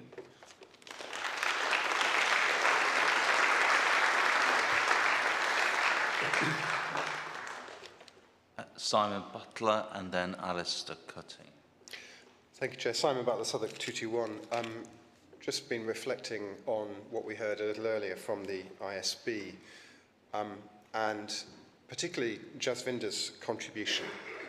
I'm aware that the way she spoke to us was challenging and thought-provoking and strangely encouraging in some way or another.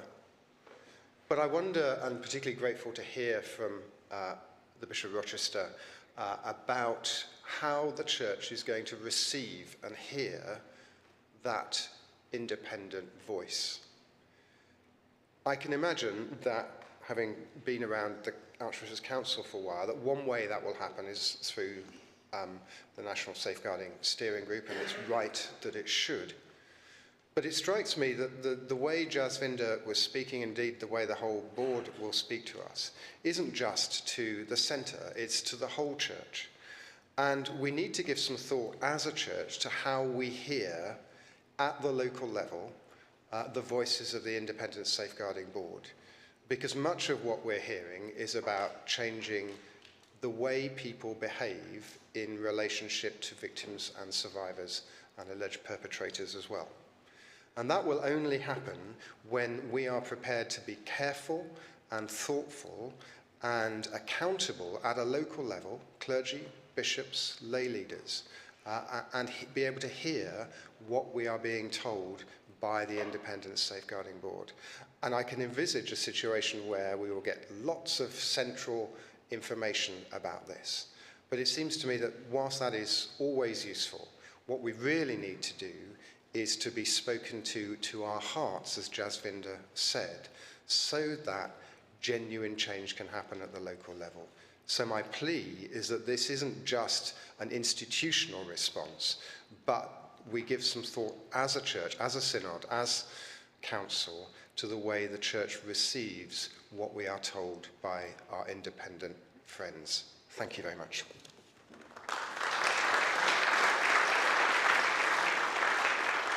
Alistair Cutting, followed by the gentleman in the black shirt there. Thank you. Alistair Cutting, Southwark 223. Thanks very much indeed to the team for some inspiring and challenging encouragement to us in how we've been dealing with these, and thank you for helping us with our learning. I've been really helped by a number of the comments from people that have come forward already. Tim Bateman raised some helpful questions about some of the grey areas and some of the questions where we could do with some more help. And I would like to raise a couple of those as well, please. There are times when there are issues about behaviour. Sometimes it's clergy behaviour, sometimes it's lay behaviour that can be an issue. And quite often the trigger point about trying to engage with this, safeguarding is the trigger that's used to try and engage with this. However, sometimes it's not really a safeguarding issue. It doesn't quite reach the threshold, and therefore it's dismissed as that, and it's moved on from, and it's, rather than just say, it's not reached our threshold, nothing to do with us. I think there are some areas where we need to find out how we can best engage with those, because there are people who feel that they are very much under pressure for other reasons, even if it's not reaching a safeguarding threshold. Where are the places we need to have those discussions? Another area that comes a little bit close to this as well is the fairly new area of, as far as definitions are concerned, about spiritual abuse as well. And I'm aware that some of the definitions about spiritual abuse are about the number of times an incident has happened. And if it hasn't happened a number of times, that's not enough to trigger a spiritual abuse implication about that. And yet sometimes there is something that's bubbling under. And so there's something about reaching the thresholds. Can you help us, please, as we try to explore some of these and work around the interstices of things so that things don't fall between stools? Thank you, Synod. Thank you. After the next speaker, I'm going to be testing your mind, Synod, as to a motion for closure on this debate. Peter Adams, St Albans 392. Thank you for calling me chair. I want to thank Bishop Jonathan, but also the voices we heard from the members of the Independent Safeguarding Board, and echo what Simon Butler just called us to as to how we hear those voices. I would add some more voices in that we will have, over the autumn, lessons learned reviews relating to John Smythe's abuse, Trevor Divanakian, however you say the name, and others. They all have implications for a wide part of the church. That's why they are what they are. They're going to produce conversation, they're going to produce questions. I asked yesterday in the question for that process of accountability, the transparency, honesty, integrity, that Archbishop Justin very encouragingly spoke of what's going on, the conversations happening in the House of Bishops, to be extended. We know that there's friction when these issues come up in this place. But actually, I think so much of that friction would be dealt with if we can provide a context of frank, honest, loving Christian conversation and learning around these things. And so ICSA called the church to deal with deference, particularly deference towards our bishops.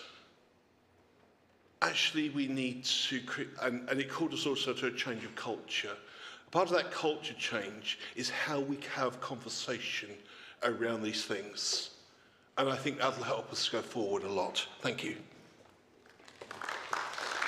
Thank you, Peter. Synod, I'm just now going to test your mind as to whether we've debated this sufficiently. All those in favour of closing this debate, please indicate here with ticks all coming up. Thank you. All those against? Clearly carried.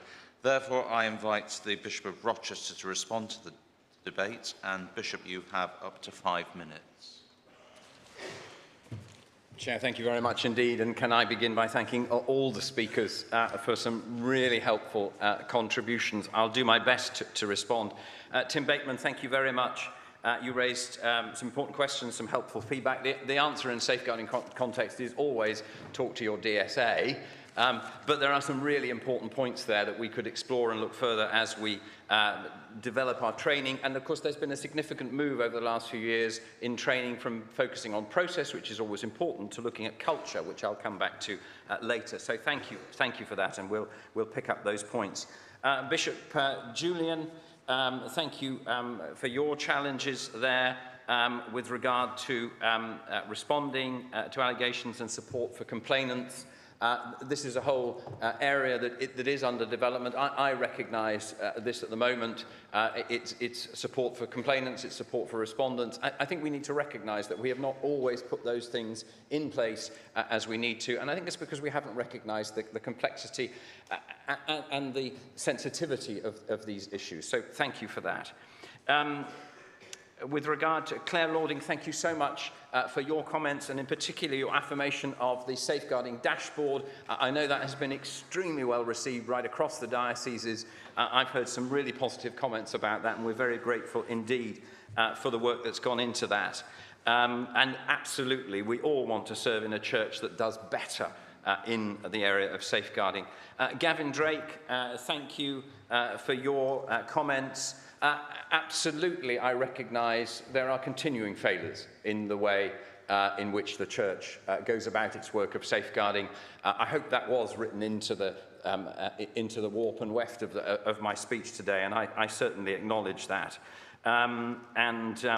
Certainly there are some challenging issues there about an extremely unfortunate response to a mental health case. I think we should all be concerned about that, and I hope that has been acted upon. With regard to a national body with the ability to intervene in dioceses, this is a wider question than safeguarding. It's about the structure of the Church of England and a wider issue of accountability. But we have faced that, and that's certainly at the heart of this question. How are we accountable to one another in the way we behave? That's at the heart of what it means to grow a safer church. Jane, thank you so much for your contribution and for highlighting those questions with regard to members of the LGBTQ+ community not feeling safe. That is a matter of concern to us all. I can assure you with regard to the work of the NST, and of course we were hearing an answer from the NSP, that we have a staff member, Deborah McGovern, who's working very closely with LLF on those issues. And yes, absolutely, our concern is to protect all the members of our churches. Simon Butler, thank you for your comments. Very helpful there. Absolutely, we want to hear the voices of these people at a local level and the voice of the heart. and not only the head, and we'll be looking at how we can do that, how we can translate what we've heard today into communication in different ways at the local level. That's part of the developing the ongoing work of the ISB. Alistair, cutting, thank you very much. Issues of behaviour here. Yes, how do we deal with those issues? This is about growing healthy churches. You raised some questions about spiritual abuse and reaching the threshold. Some of you will have done the spiritual abuse course. Of course, there are distinctions in there. There's a traffic light system as to when something's good behaviour, unhelpful behaviour, and when is it shading into abuse. So different responses apply in different contexts. I think we need to be clearer about those and how we respond and make sure people understand. And then Peter Adams, thank you so much. Transparency, honesty, integrity, yes, absolutely, recognising the friction, the difficulty of having these conversations, and about the whole business, back to the business of changing culture. I want to tell you we've got two small groups working together and trying to drawing some of this up at the moment. One is working on safeguarding and culture in our church, and the other is looking at the theology of safeguarding. And only yesterday was able to have a conversation with Eva John about how can we join that up with LLF, with following on from LLF, because that's all about the agenda of growing safer, healthier churches for all. So thank you for that challenge. And sometimes, yes, it is about having conversations before we have the difficult conversations. So we create the environment and the space for trust. So I want to affirm that. So thank you so much, everybody, for your contributions to the debate. Thank you again to the team who led our presentation today. And thank you, all of you and your colleagues in the diocese, for all that you are doing. I urge you, please, Synod, heartily to support this motion, but not only in word, but in deed, as we go from this place. Thank you very much indeed.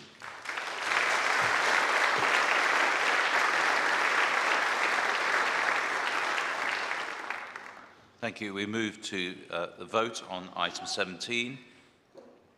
Was that a point of order? No. Can I just remind those in the non-voting area that that means you can't vote? So if you want to vote, you have to move out of the non-voting area.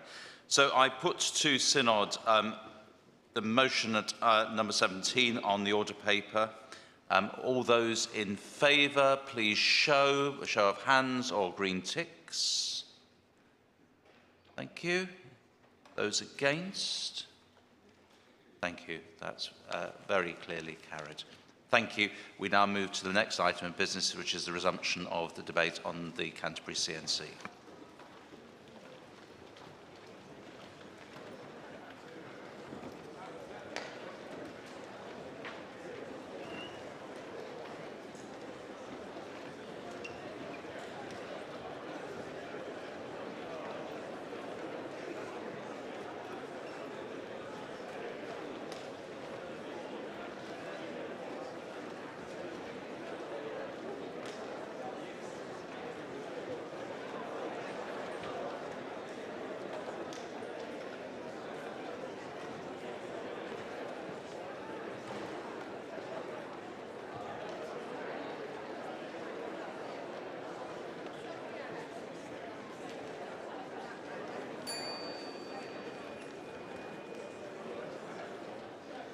Synod, we now resume business that was adjourned from this morning.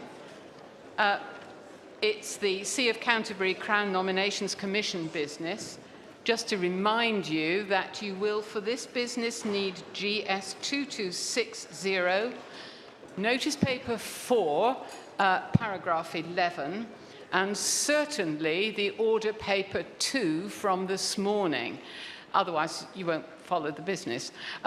The order papers are available in hard copy down in the entrance area, as the information area, as you come into this hall, and it's also on the app, so you can easily get hold of it either of those two ways, but you will need it. And could I just also ask, because again we're pressured for time, because this is being dealt with as an adjournment from this morning, so it's an insertion into this afternoon. If you are intending to speak on any of the remaining items of this piece of business, that is to say, item 10, 11, 12, and associated amendments that are on the paper. If you are intending to speak, would you please be sure to sit as near to the speaking podiums as you possibly can. That will speed up the process quite considerably. So we'd be very grateful if you would kindly do that. We resume our business with item 10 on this morning's order paper. And so I call upon Jamie Harrison to present item 10 to us, bearing in mind that he gave us the general overview and the broader picture this morning when we began this item of business. So I hope he'll be able to be reasonably brief in introducing item 10 to us now. Thank you. Thank you, Madam Chair. Just remind ourselves, Groundhog Day, we passed 8 and we passed 9, both unamended. This is 10. The CNC we're working on now has the following constitution. It will be 17 people in total. 6 will come from one of the 6 pairs, 6 from the Central Church. 3 will now come from the Diocese of Canterbury. There'll be 1 independent chair. There'll be 2 bishops, which may be 1 archbishop and 1 bishop, or 2 bishops, and 5 from the Anglican Communion, 1 from each region, making a total of 17. I hope you're keeping up with this mathematics, okay? So what I want to do is very quickly to tell you where we're going with the rest of the debate, which I hope will move reasonably quickly. Item 10 is now restating 1 from each of the 5 regions. Simon Butler, I gather, will not move his amendment because it is no longer required. It would have fitted if his amendment earlier had carried, so 65, I think, will not be moved. We then would move to item 11. I'm not moving these, by the way, Chair, which again reminds us of the variety of persons. And then I would be supporting item 66 from Nick Tall and supporting item 67 from Andrew Corns, and also supporting, obviously, item 12. So I hope that will give you a shape of where we're moving to. And in the light of that, Madam Chair, I move item 10. Thank you. Just to confirm that it has been formally noted that item 65 is not going to be moved by Simon Butler.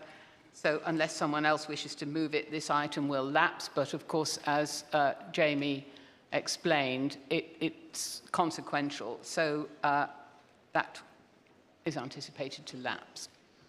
We can therefore go straight into debating item 10. And I invite anyone who wishes to make a contribution to item 10's debate, please to stand. I see no speakers standing. And since there are no speakers standing, there is no debate for Jamie to respond to, since he can hardly respond to himself.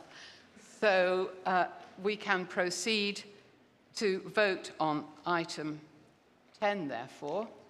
And so I invite all those in favour of item 10, please to show. All those against, please show. That is clearly carried.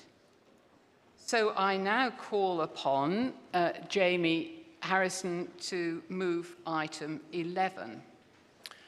As agreed by my previous statement, I'm in favour of item 11. It makes clear that we have, as we do here, a mix of at least 1 primate, or bishop, 1 deacon or priest and 1 layperson within the 5. And as I say, I'm supportive of both amendments. I move item 11, Madam Chair. Thank you. Our normal process would be now to have 1 or 2 speeches on item 11. Do I see anyone standing? I think not. In that case, we can move directly to the amendment to be proposed by Nick Tall, which is item 66 on the order paper. Nick Tall, 249 Bath and Wells. Madam Chairman, thank you for calling me to speak.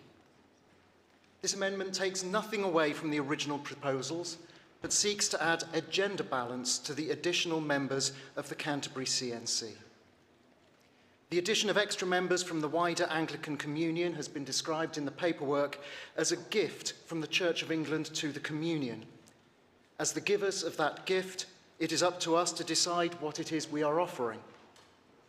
The original motion is seeking to allow greater representation among those whom the Archbishop ministers to, and includes limitations to get the balance of representation right. It requires members to be geographically representative from different parts of the world. It also shapes the gift by requiring a balance of lay, ordained, and episcopal representation.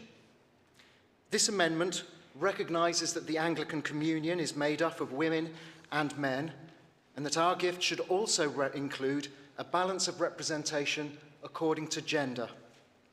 As we have heard a few times already, the average Anglican today is a woman living in Africa.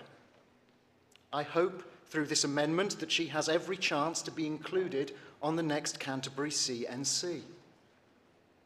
Of course, perfect representation is impossible. 5 people cannot adequately represent the full diversity of 85+ million Anglicans in the world. But just adding gender to the requirements alongside geography and ordained status makes a big stride forward, and crucially, it is very easy to do. Now, the language in the amendment, I accept, is a little convoluted, numbers rounded down and so forth, because I recognise that Synod could change the number of communion representatives that it seeks. But as we are looking for 5, if this amendment effectively says at least 2 should be men, at least 2 should be women. The amendment also makes sense should Synod choose to include or exclude any other criteria. I think it's also important to recognise that since the last time the Canterbury CNC met in 2012, the Church of England has changed its whole approach to episcopal appointments. Back then, only men could be appointed as bishops. The next time the Canterbury CNC meets will be the first occasion that women could be called for interview and could be considered for nomination as the next Archbishop of Canterbury. The Church of England strives to ensure women and men can serve equally and alongside each other at all levels in the Church and in all of its processes. We are all, male and female, created in the image of God, and this needs to be reflected in the Church of England's gift to the Communion. I therefore encourage you to support this amendment, and I beg to move the motion standing in my name.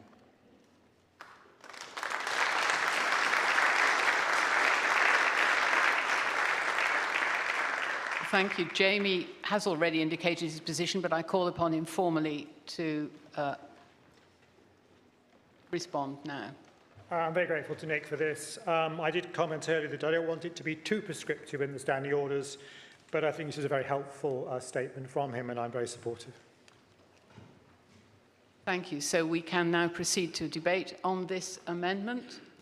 Do I see anyone standing? I think not. Is there? Oh, I beg your pardon. Yes. Sorry. It's there's a glare from the glass at the back, and it's difficult to see right up the middle.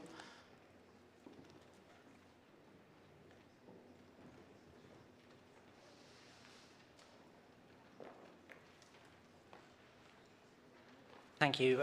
Luke Appleton, Exeter 309. I think obviously everybody would agree that it's advantageous to have a gender balance.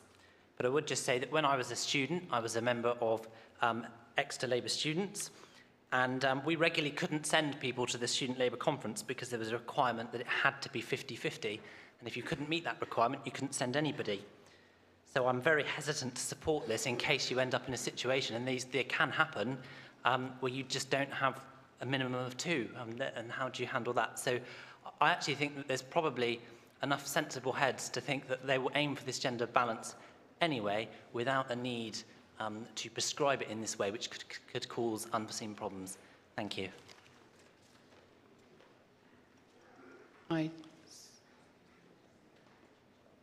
Yes, please, there.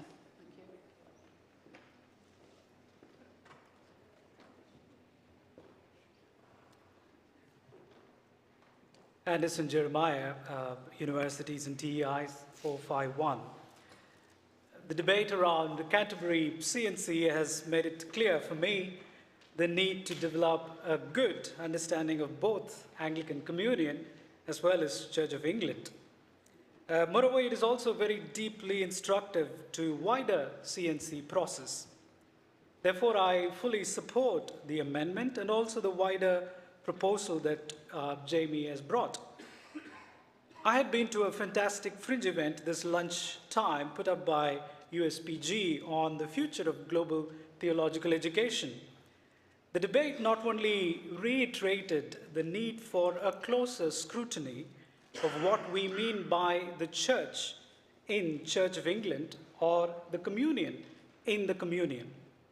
It also seeks a fresh look at the representation within the CNC, not only for Canterbury, but beyond. Just as we cannot reduce the complexity of Church of England, we can't for the communion.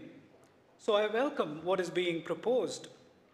But my suggestion is that we should not lose sight of what was suggested early on in the meeting and the debate, that there should be a wider consultation within the communion with regards to the role of Archbishop of Canterbury and also what Church of England can learn from the communion. Therefore, they need to be a mutual learning experience, and Canterbury can open up a real learning experience for the wider CNC process within Church of England. Thank you.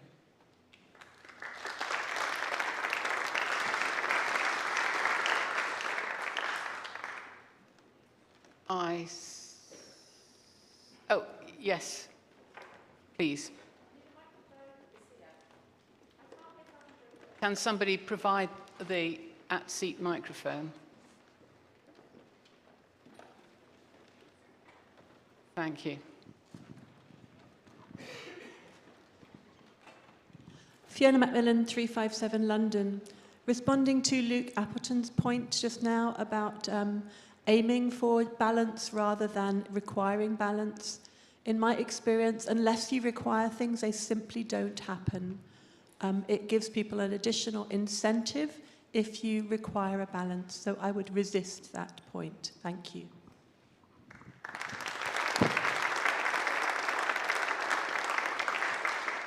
Thank you. I see no one else standing, and therefore I call on Jamie Harrison to respond to this point.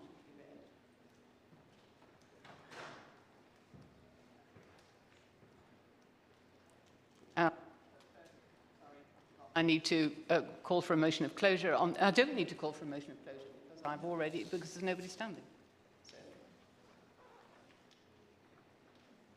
So I call upon Jamie, as I did before, to reply to. Okay, we can. So can we do a vote by the show of hands, please? Those in favour, please show. Those against, please show. That is clearly carried. And now we move on to the item 67. So I call upon the Reverend Andrew Corns to move Amendment 67. Thank you, Andrew Corns, Register 94. And my amendment is very simple. It calls for a majority of the communion representatives to come from a global majority heritage background. I've had the privilege of serving as an incumbent in TEC, the US Episcopal Church, and have spent some extensive time in the Anglican Church of Southern Africa, the Church of South India, and the Diocese of Singapore and Cameroon. It's hard to overestimate the deep-seated attachment within the communion to Canterbury and its Archbishop. If you have lived and worked only in England, you may be unaware of the depth of feeling. With the Archbishop spending 25% of his time on Anglican communion matters and with people from all over the communion, the change to more communion representation which we've already agreed is frankly overdue. But those who are chosen must be representative of the communion. Last time, the one communion representative was the Archbishop of Wales. I'm sure he did his job very conscientiously, but the resulting CNC hardly represented the whole communion.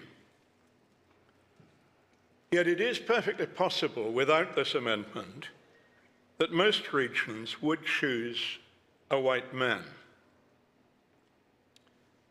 In many of the regions, although actually perhaps not quite, I should say a white person in the light of the previous amendment, but in many of the regions, the most powerful and the richest countries are predominantly white.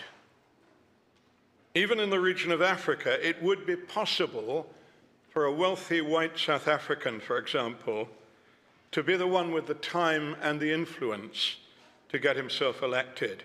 If this seems fanciful, I ask you again to remember who was the communion's choice last time. And the Church should not be one of the slowest to put right the inequalities of the past. We should be at the forefront. Opening these 5 places to members of the communion will give many provinces encouragement and hope. But those hopes would be dashed if the resultant group reminded our sisters and brothers more of their colonial past than of their vibrantly varied present. This amendment would make sure that the 5 representatives and the resultant CNC will be genuinely diverse, more like the reality in our worldwide church. I move the amendment standing in my name.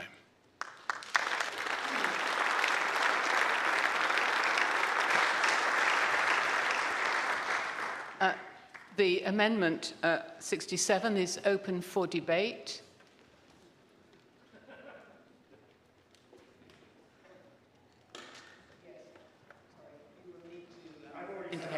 Yeah, you have. Yeah, but I'll still say something since I'm here. I mentioned before again the issue around how prescriptive standing orders should be, but I was welcoming the previous one from Nick, and I'm also welcoming this one from Andrew. I think we've had a fantastic experience in the House of Laity, particularly over the last few months, of being able to co-opt 5 wonderful people from GMH heritage. It's been inspiring, encouraging, delightful. I really want to bring Andrew's proposal to us as an amendment, and I hope we will support it thoroughly. It is now open for debate. Prudence Daly.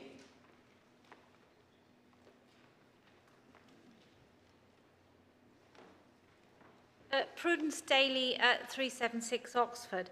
I must say I'm starting to be slightly uneasy about this, simply on the grounds that the more demographic criteria we apply to this, the harder it becomes to choose the person on the basis of their personal characteristics. You know, we've already quite rightly got geographical criteria. We've now got criteria on the basis of male or female. I mean, I would hope that given the geographical criteria, that the majority of those selected would be of global majority heritage because of the areas that they come from.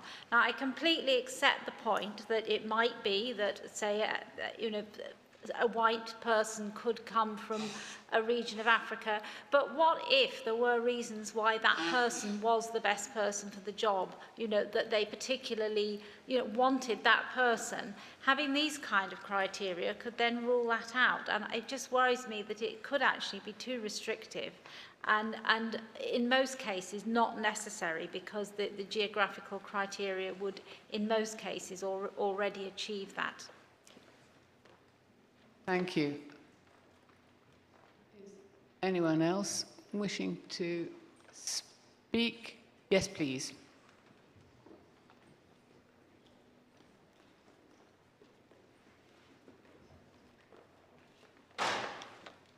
Lisa Batty, Manchester 169. I refer to my comments about crumbs. I believe we need to pass this amendment.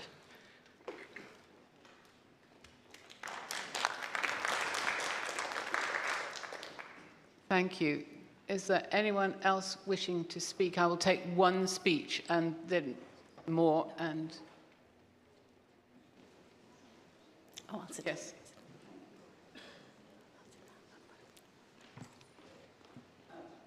And then Alison Coulter from the House Relation. David Hermit, Chester 491.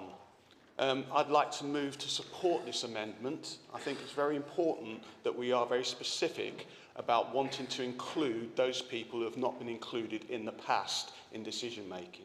And that's all I wanted to say.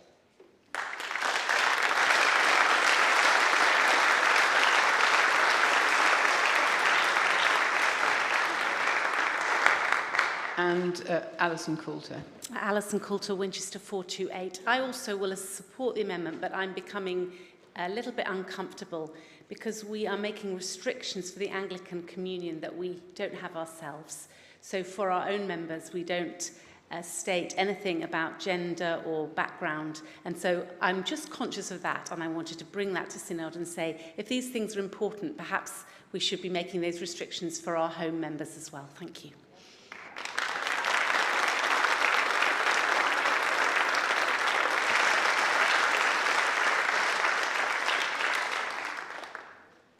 I'm conscious of the time. I think this has been well aired, but we will see whether anyone else wishes to speak. I think Clive Scowen.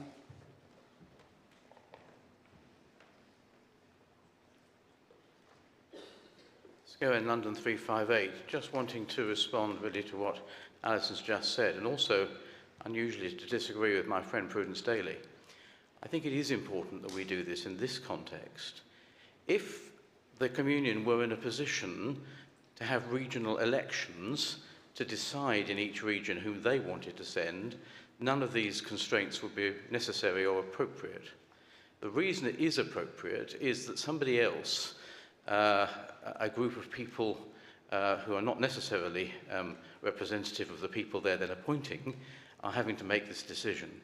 And for that reason, I think it is exceptionally appropriate to insist that a majority should be of global majority heritage and also on the gender balance. This is different, completely different from our own domestic process, which is an electoral process.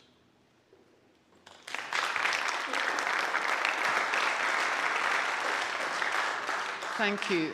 If there are no other members standing, then we will proceed to the vote on the amendment, which is number 67, that a majority of them must be of global majority heritage. That's the amendment number 67.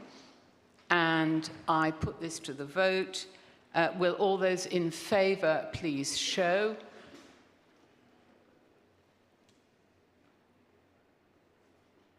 All those against, please show. And the motion is, the amendment is clearly carried. We can now return to the main debate. I see no one standing, so I invite Jamie Harrison to respond to the debate that we have had on item 11 on the order paper. Thank you, Madam Chair. Yes, thank you for your continued engagement in this important debate and for some of the interesting realities that came out at the end, which in a sense drew us into a slightly different conversation from the one we'd started with in item 11.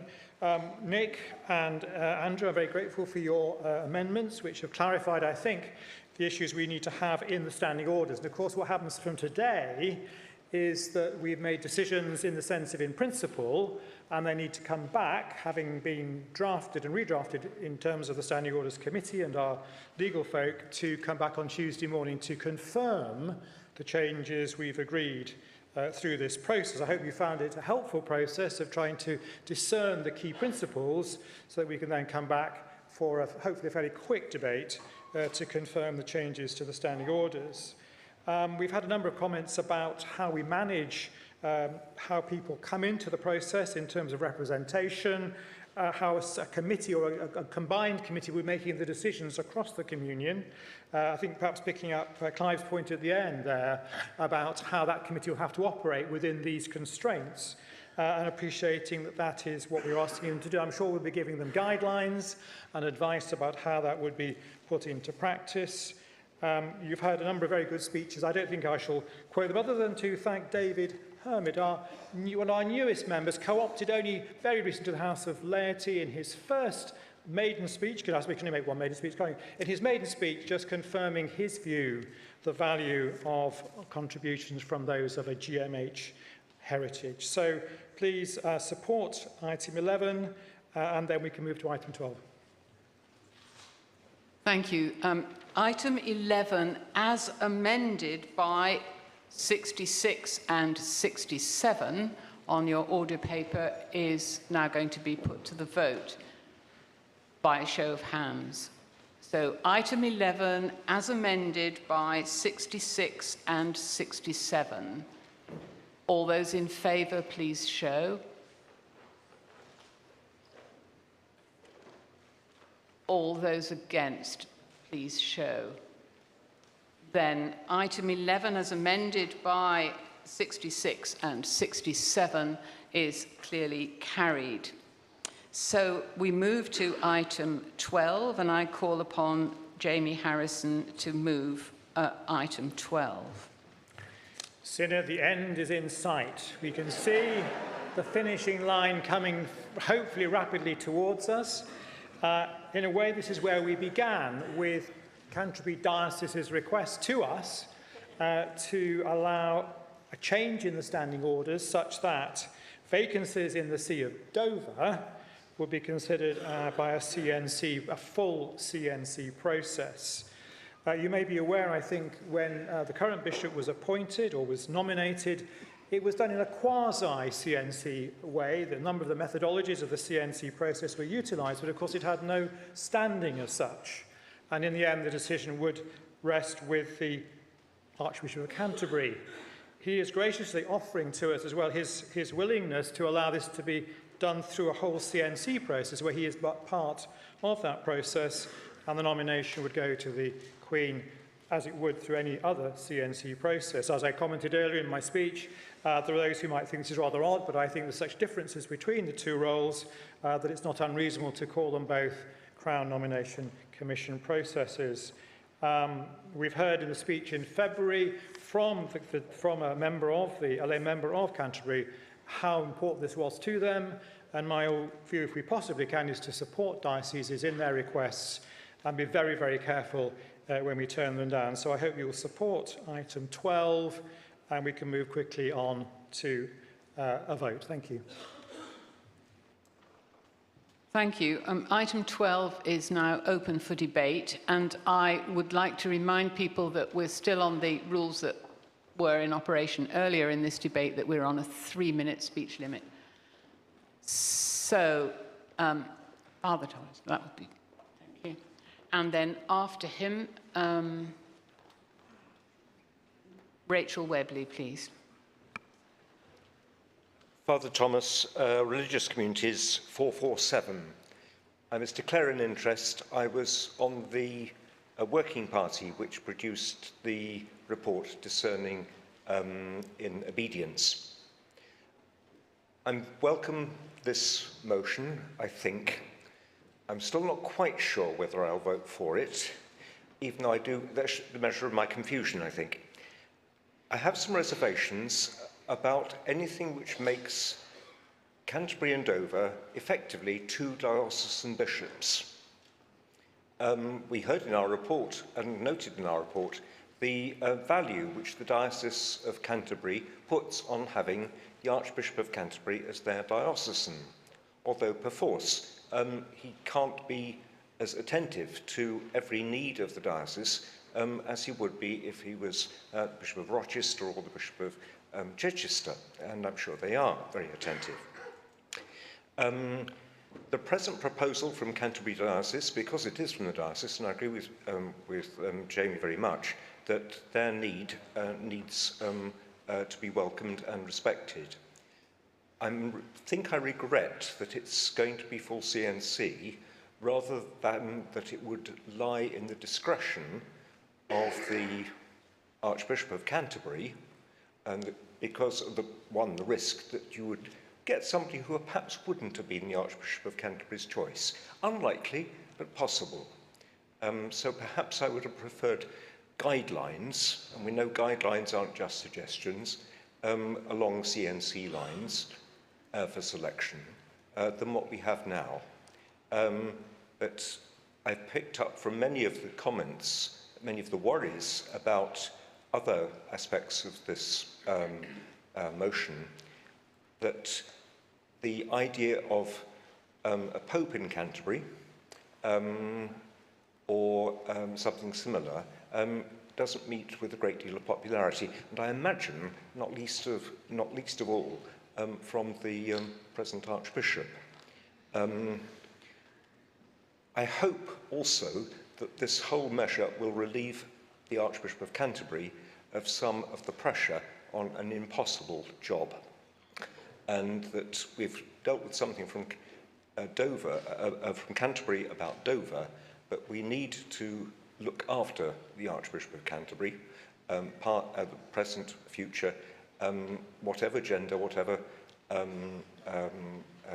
ethnic background, because we ask of them a huge amount. And I do hope that by having a strengthened position in the Canterbury Diocese of the Bishop of Dover, the ministry of the Archbishop of Canterbury will be enabled and made a little more gentle.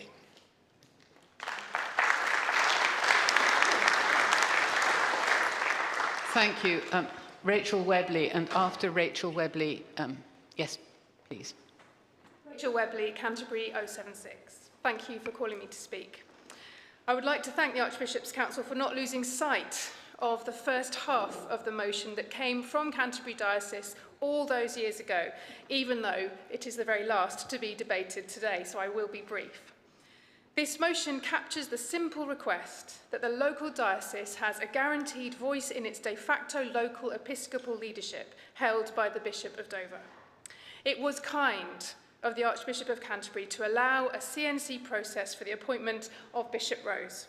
It shows that a CNC process for the See of Dover is both welcome and effective, and we in Canterbury would like to ensure that this continues in the future, regardless of the other decisions regarding the process of appointment to the See of Canterbury.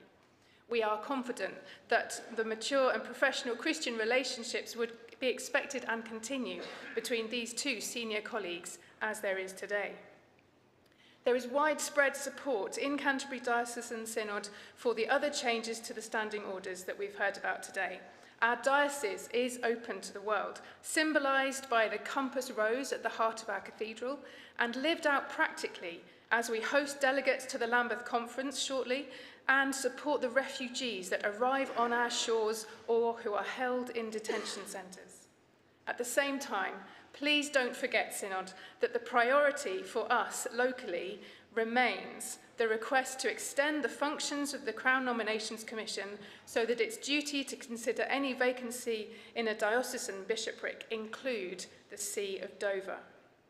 Following the interesting and intense discussions that we have heard today, I would ask Synod, and hopefully even Father Thomas, to vote for Motion 12 as it stands, and that the standing orders be changed without further delay to provide for vacancies in the See of Dover to be considered by the CNC as if it were a diocesan see. Thank you.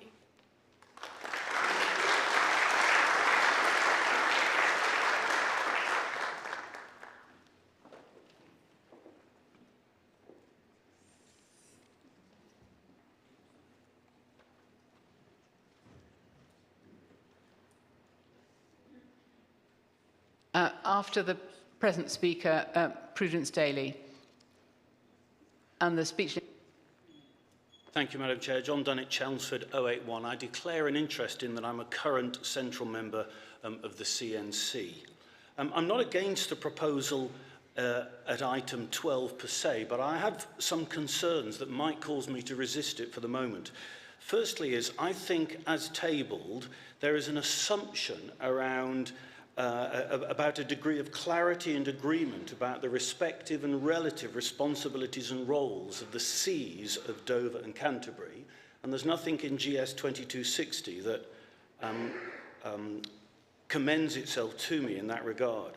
Secondly, because the phrase "as if it were" could be unhelpful going forwards.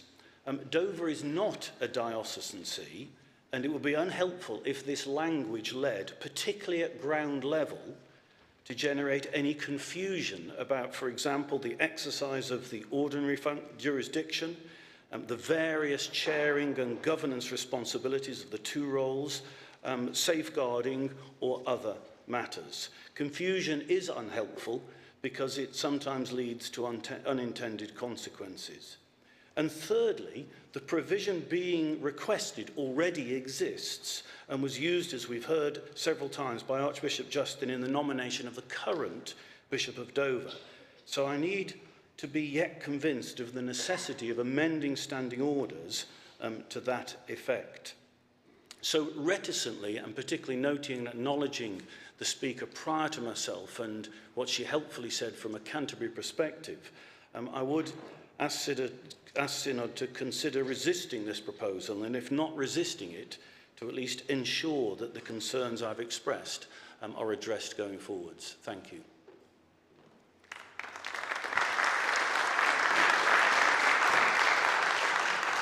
After Prudence Daly, Bishop Rose, and then I will be minded to test the mind of Synod on this debate. Prudence Daly, 376 Oxford.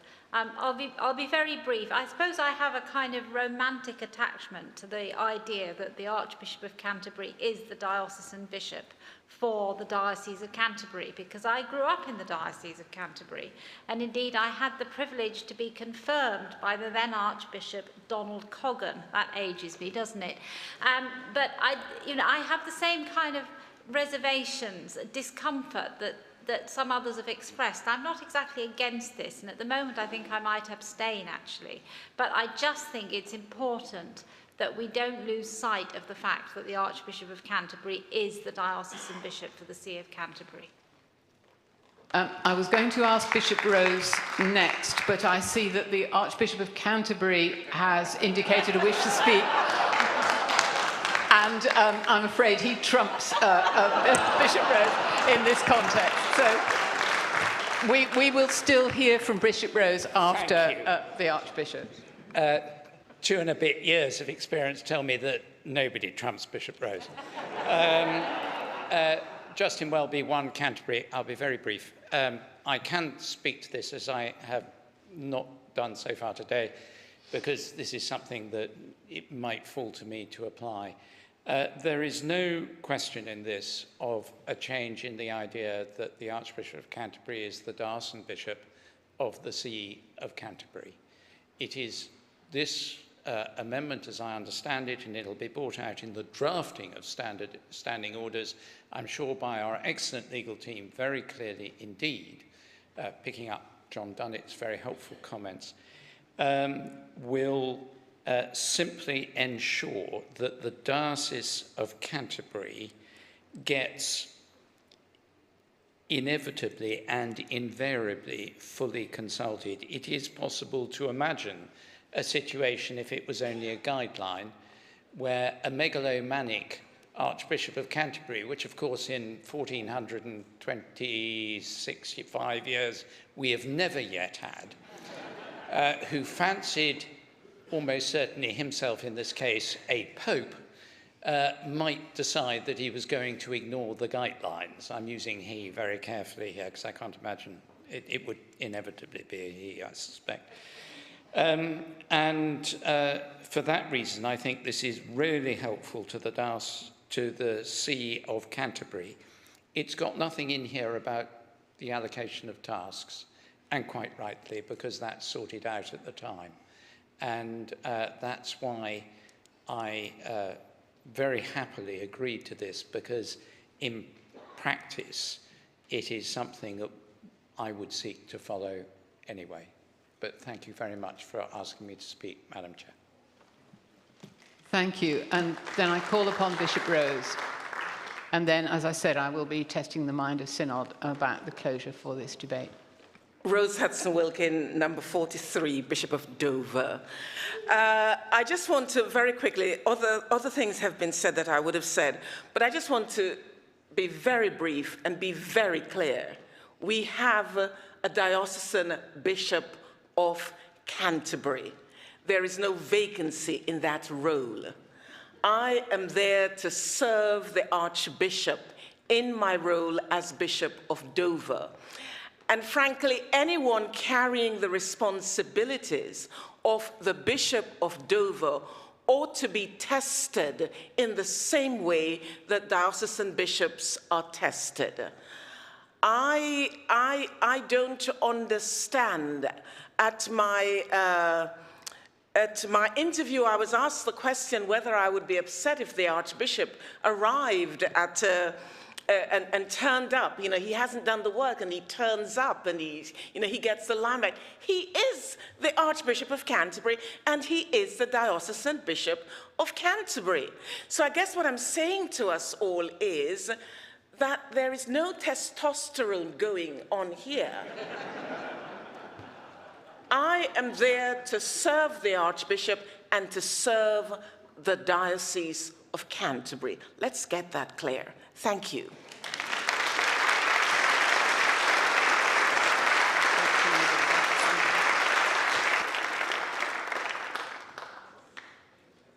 I see no one else standing, and therefore I call upon Jamie Harrison to respond to the debate.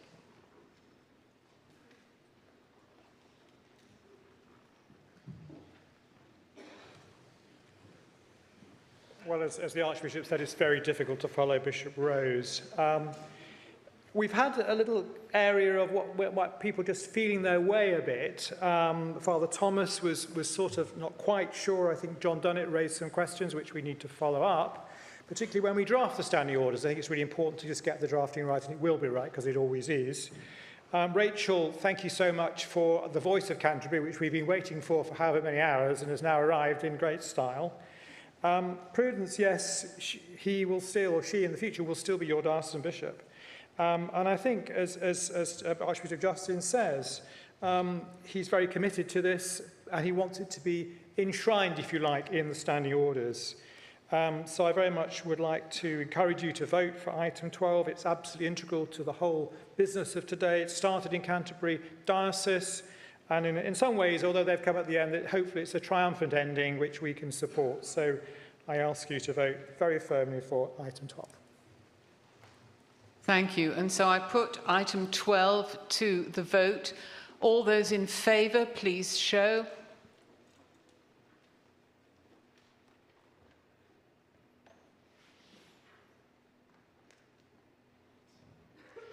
All those against, please show.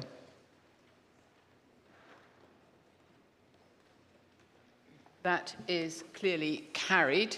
That concludes this item of business, and we will proceed to whatever it was that the reordered business declared was going to happen next. I'm sorry, I don't have that note in front of me.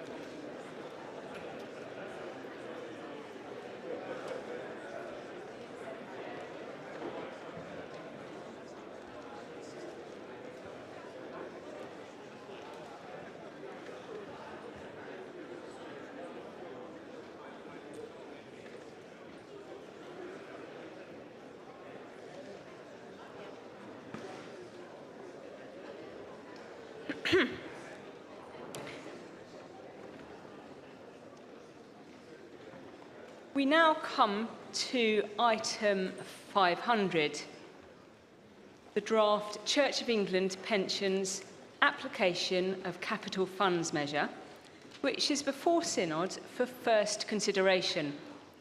For this, members will need the draft measure, GS 2264, the explanatory notes, GS 2264X, and the policy note, GS 2264P, and the fourth notice paper giving the financial implications at paragraph 14. I call on the chair of the steering committee, Ms. Priscilla Shedindi, to move item 500, please. She has up to 10 minutes. Basala Shedindi, GS 359. Chair and members of Synod, I think before I start to move the motion, I'll have to say that I'm a woman of African heritage, and I've felt warmly welcomed by the Synod. And it's a privilege to be passing my first measure, even though it's a bit boring, but I'm taking the stage today. But thank you all. Thank you. Before I proceed further, I'd like to declare my interest as a church commissioner. But this draft measure is of interest to us all. Its effect on the two measures, it would amend the Church Commissioners Measure 1947 and the Church of England Pensions Measure 2018, and it's very straightforward. As you can see in Section 1, GS 2264, it will simply amend the year 2032 for 2025, and I'll explain why this change is being proposed. The Church Commissioners have a power to spend capital in order to meet their obligations to pay clergy pensions that have been accrued in service up to the end of 1997, as well as staff pensions for service until the end of the last millennium. However, this is a time-limited power which, under current legislation, would cease at the end of 2025. This power was first granted in 1997 and has been renewed on 3 occasions. This legislation would extend the power for a further 7 years, the same period as on previous renewals. Members may wonder if the renewal is really needed, as the church commissioners have not had responsibility for taking new pension liabilities for almost 25 years. However, their annual expenditure on pensions only started to reduce in 2019. It was just over 120 million last year, and is forecast to remain above 100 million for a further 10 years or so, depending on the level of inflation, as well as the longevity of pensioners. The power to spend capital on pensions gives the commissioners much greater flexibility in their asset allocation policy, enabling them to invest in a broad range of asset classes, including those where most, or in some cases all, of the return comes from capital rather than income distributions. So this power has a crucial enabling factor in the strong returns generated by the church's endowment managed by the commissioners. And the purpose of those returns are to feed through to the increased support for the church's mission and ministry we heard about earlier today. Members can learn more about what the Church Commissioners' annual report and accounts, which is available on the publications section of the Church of England website. As all investment managers and advisors should remind us, past performance is no guarantee of future performance, but a further renewal of the power will maintain the Commissioner's ability to make investment decisions with regards to the prospective overall return in the very long term, rather than focus on targeting a specific income level. The renewal will, God willing, help the commissioners to not only maintain but grow their ongoing support for the church's mission and ministry across the country. I commend the draft measure to Synod. Thank you.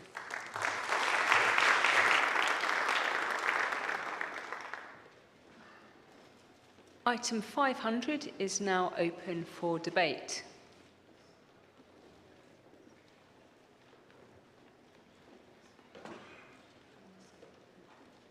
The gentleman up there, please, then Julie Ziegel. Thank you.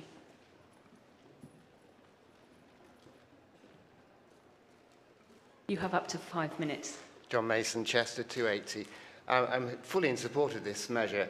It just occurred to me, though, that given the very cogent arguments given as to why it's a good idea to give discretion to be able to spend the capital, why it is actually necessary at all to have a sort of a sunset time associated with it, because I can't imagine an occasion when it wouldn't always be a very strong argument to say that we should renew this. So my comment is just, is it possible that we could get away with the need to keep on renewing it and just have it that it is available for all time? Julie Ziegel. Chair, I am a member of the Legislative Reform Committee. This is a dull but very important piece of legislation and also rather technical in nature, right up my street. It has already been mentioned that the Church Commissioners are responsible for meeting the cost of clergy pensions payable in respective service before 1 January 1998, after which the Church of England funded pension scheme came in to meet this obligation. Since that date, the Church Commissioners have been able to use capital to meet this liability and for some years have done so to the fullest extent. Passing this measure would enable them to continue to do so. This is technical but very important. The Church Commissioners have adopted total return accounting, which enables the distribution of income and capital gains on their endowments over a retained level of base investment, which is retained at real value, which means that the base investment has an amount added to it each year, which enables it to keep pace with inflation. At the moment, we are, you may have noticed, experiencing high inflation, unprecedented in the past couple of decades, which means more of the income and capital gains earned by the Church Commissioners' funds will need to be used for the purpose of topping up that base investment, which in turn means there is less available for the distribution to support the work of the Church. So it is doubly important this time that this measure is passed. Each time the power to use capital for the pension liability is renewed, it is for 7 years. It's probably fair that Parliament requires this. It enables them to review what's going on within the endowments. But the Church Commissioners need this power to meet their pension liability out of capital, which is planned and decreasing over time. Otherwise, this will also reduce the amount the Church Commissioners can distribute. Together with the inflationary transfer, that would result in a very negative double whammy. We don't want that. Technical, but vital. I urge Synod to send this measure on its way to do its important job. And please, anyone, if you want to understand about total return accounting, which dioceses can use too, do stop me and ask. It's one of my very favourite topics. Thank you.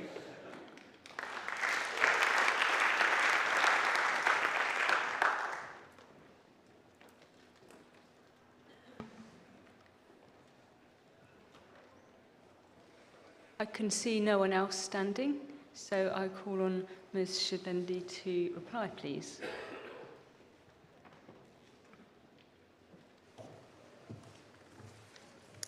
I'll start first, actually, the other way around, and I want to thank Julie for supporting the motion and explaining quite clearly the intent behind this measure.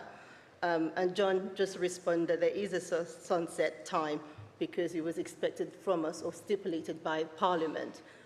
Some of the capital came from them, and they gave the orders that we would just come and renew every 7 years. And it helps with accountability as well, so that's fine. And as long as we're not changing anything and all we're doing is rolling forward the same measure over 7 years, I think that should be absolutely fine. So I'd like to commend the Synod to please approve this motion and let us get with the revision order. Thank you. you. I now put item 500 to the vote. All in favour, please show. Thank you. All against, please show. That is carried. The draft measure is now automatically committed to a revision committee. As stated in the agenda, any member who wishes to submit proposals for amendment should send them in writing to the clerk to the Synod to reach her no later than 5:30 on Friday, the 9th of September. That completes this item of business.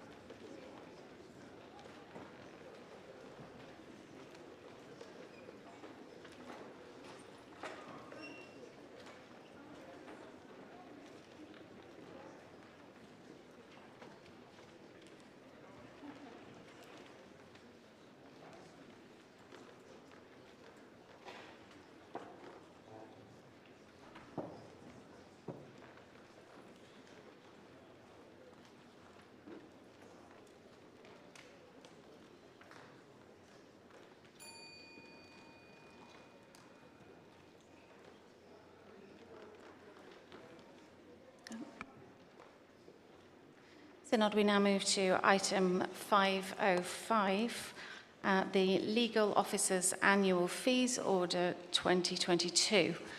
Members will need the order GS 2278 and the explanatory memorandum GS 2278 2279X. I invite the Chair of the Fees Advisory Commission, the Venerable Bob Cooper, to move item 505. He has up to 10 minutes. Thank you. Bob Cooper, Durham 105. Members of Synod, it's been requested that the Legal Officers Annual Fees Order 2022 be debated, and I accordingly now move that motion to effect, standing in my name.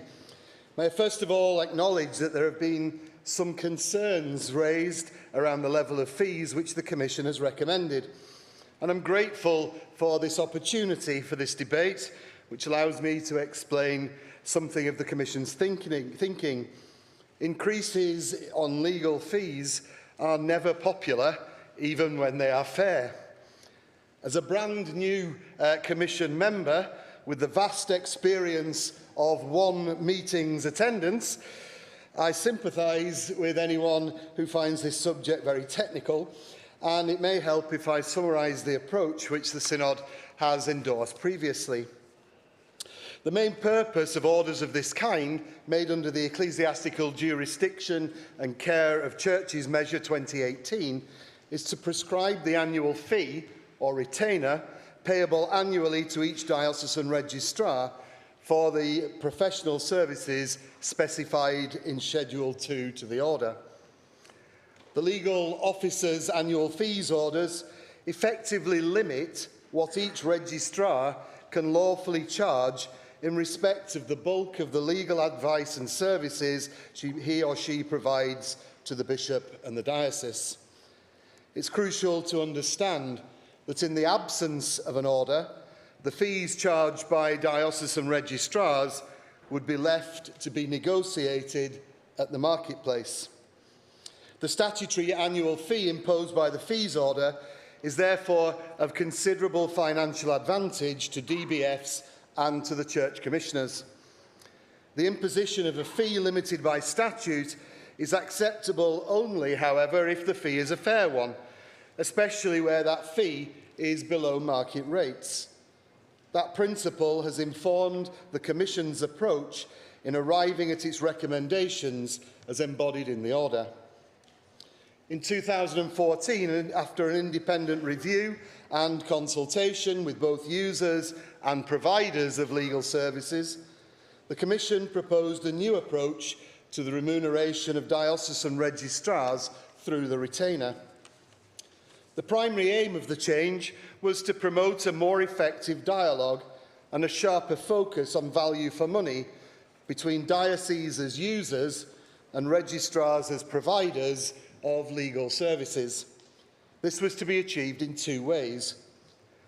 Reforms was to begin to redress the substantial, long-standing and potentially damaging underpayment of registrars by introducing a staged uplift in the value of retainers over the period of 5 years to 2019. We started from a low base.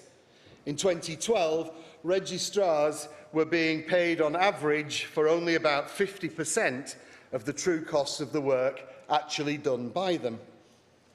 Following Synod's approval, the retainers of individual diocesan registrars are calculated by reference to a formula.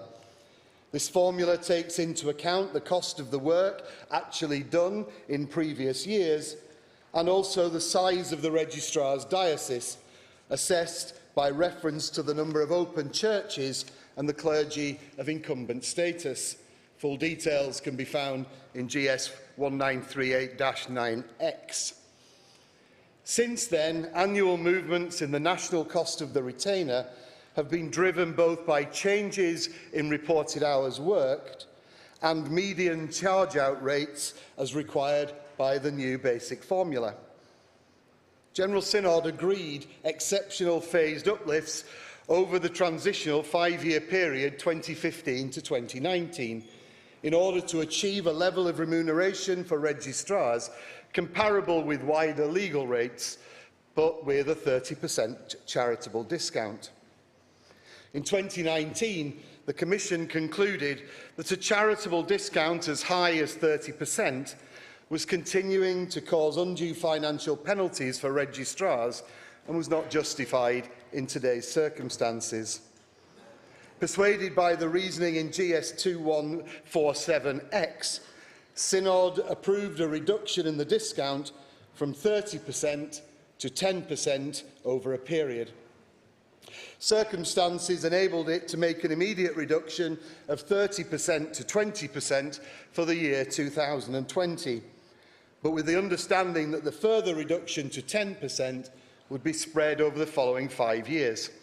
This approach was followed for the 21 and 22 retainers, in which the charitable discount was reduced to 18% and then to 16%. These two factors have resulted in improved income levels. In 2020, registrars were on average being paid for 70% of the work done by them. Against that background, the Commission came to its task this year in circumstances in which the amount of work done by registrars and the market level for legal fees had both risen, driven by factors such as the pandemic. That meant in 2021 we were back to a position where registrars were on average being paid just 65% of the work actually done. The Commission doesn't consider it acceptable for that situation to continue.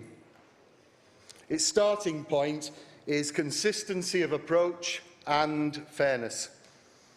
The Commission unanimously remains of the view that the broad principles underlying the formula, which Synod approved in 2014, are well accepted and provide the most suitable basis for the calculation of the annual retainer.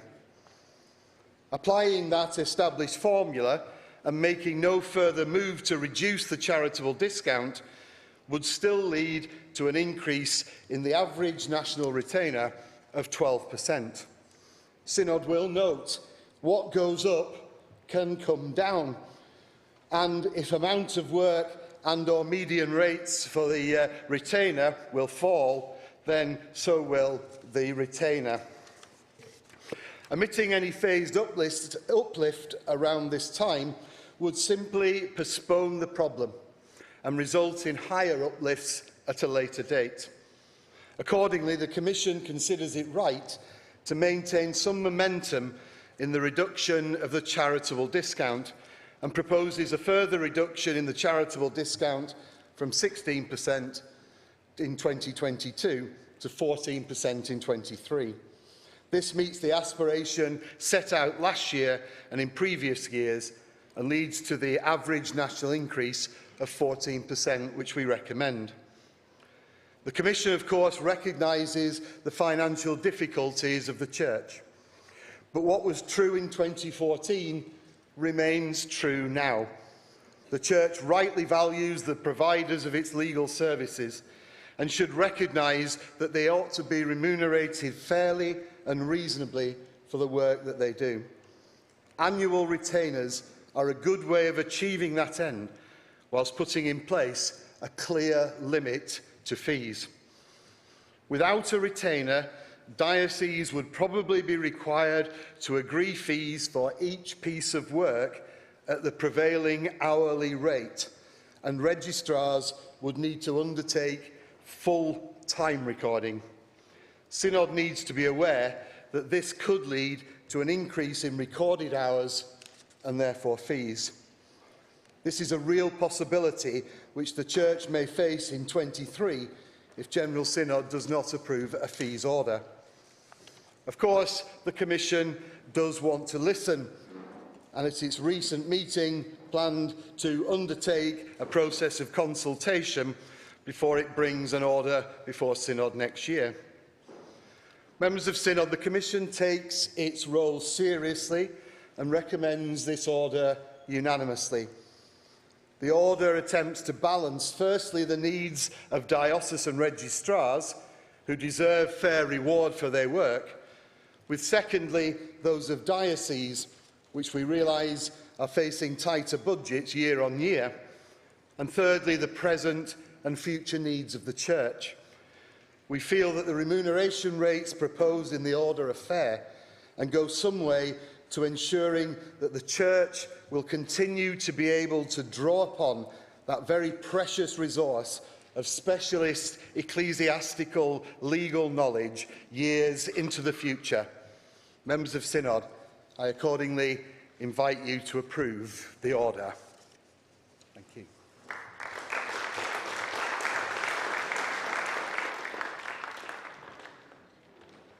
This item is now open for debate.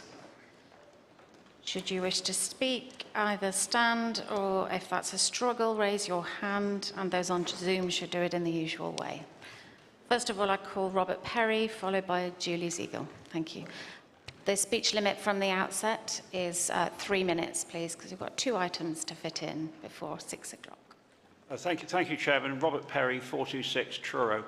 I'm most grateful to the Archdeacon for his very clear explanation of the background to this proposal. And nothing I'm about to say, I hope, will show any lack of respect for the legal profession or for the expertise which we've seen in this synod over the past couple of days, and no doubt we'll gain the fruits of when the Canterbury orders are drafted for consideration on Tuesday. So I mean no disrespect there. I'm simply looking at it from the point of view that we're faced with a 14% increase in fees from last year to this. And I'm setting that in the context in my diocese, where we are preparing our budgets now for 2023 and are anticipating a much lower rate of increase in pay for stipendiary clergy than 14%.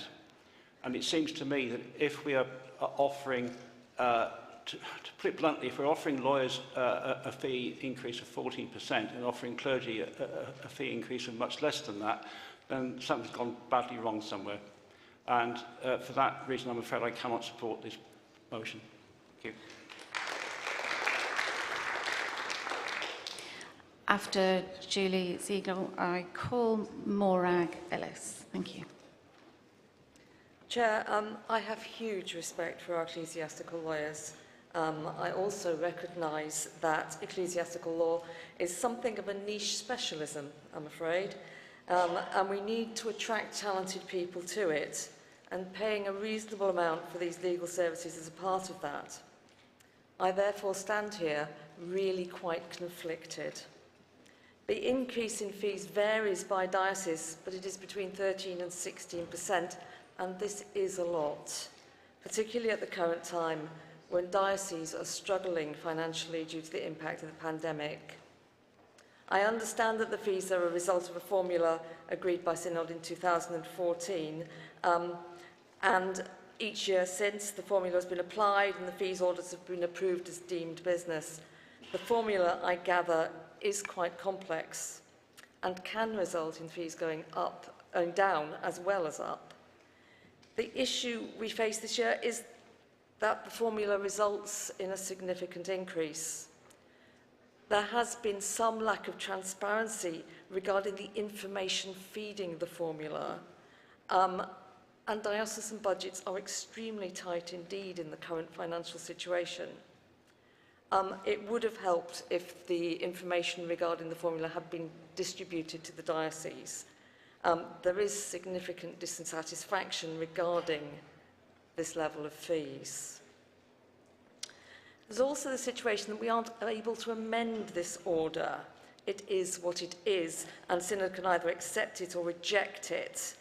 It isn't entirely clear what happens if Synod rejects it, but the default position would be that each diocese would need to negotiate fees with their registrars individually.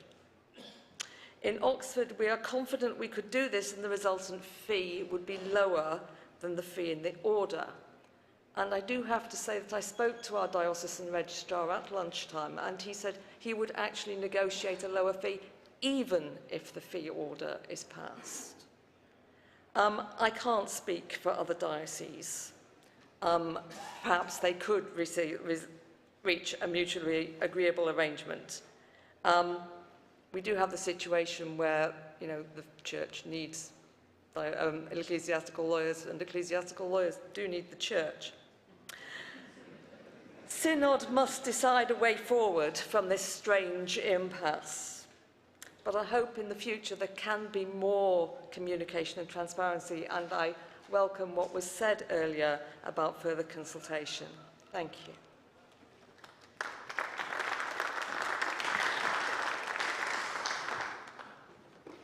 Thank you. After Morag Ellis, I call Carl Fender. Thank you. Thank you very much, Madam Chair. Morag Ellis, L454. Lawyers generally get a bad press in the Bible, in Shakespeare, in newspapers, and just about everywhere. But our church needs them. It needs specialised lawyers working in this very particular area of law, and I call it an area of law.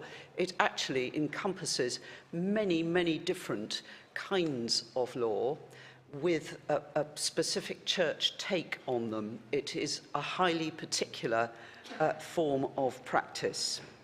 The uplift here, we know, is due to two things. One is increased workload, and the other is the application of that increased workload to a principle of payment which was agreed by Synod itself. And the people doing this work, well, they are highly specialised, highly skilled. They're often working long hours, sometimes antisocial hours when emergencies crop up, in stressful situations. The maths has been admirably explained to us in the papers and in the promoting speech, together with, in particular, the approach, as we've said, agreed by Synod just a few years ago. And what is proposed is simply the outworking of this. Registrars will, quite legitimately, have relied on the Synod resolution when in discussion with their fellow partners in their solicitors' firms agreeing to carry on doing work for the Church of England at loss. And they will have been able to point to the gradual improvement and bringing closer to the mark, not fully up to the commercial level, in getting the agreement of their commercial partners to allow them to continue to carry on with it. Quite simply, members of Synod, I suggest that the Church should stick to its word in accordance with biblical principles. Our yes should be and remain our yes. Thank you, Madam Chair.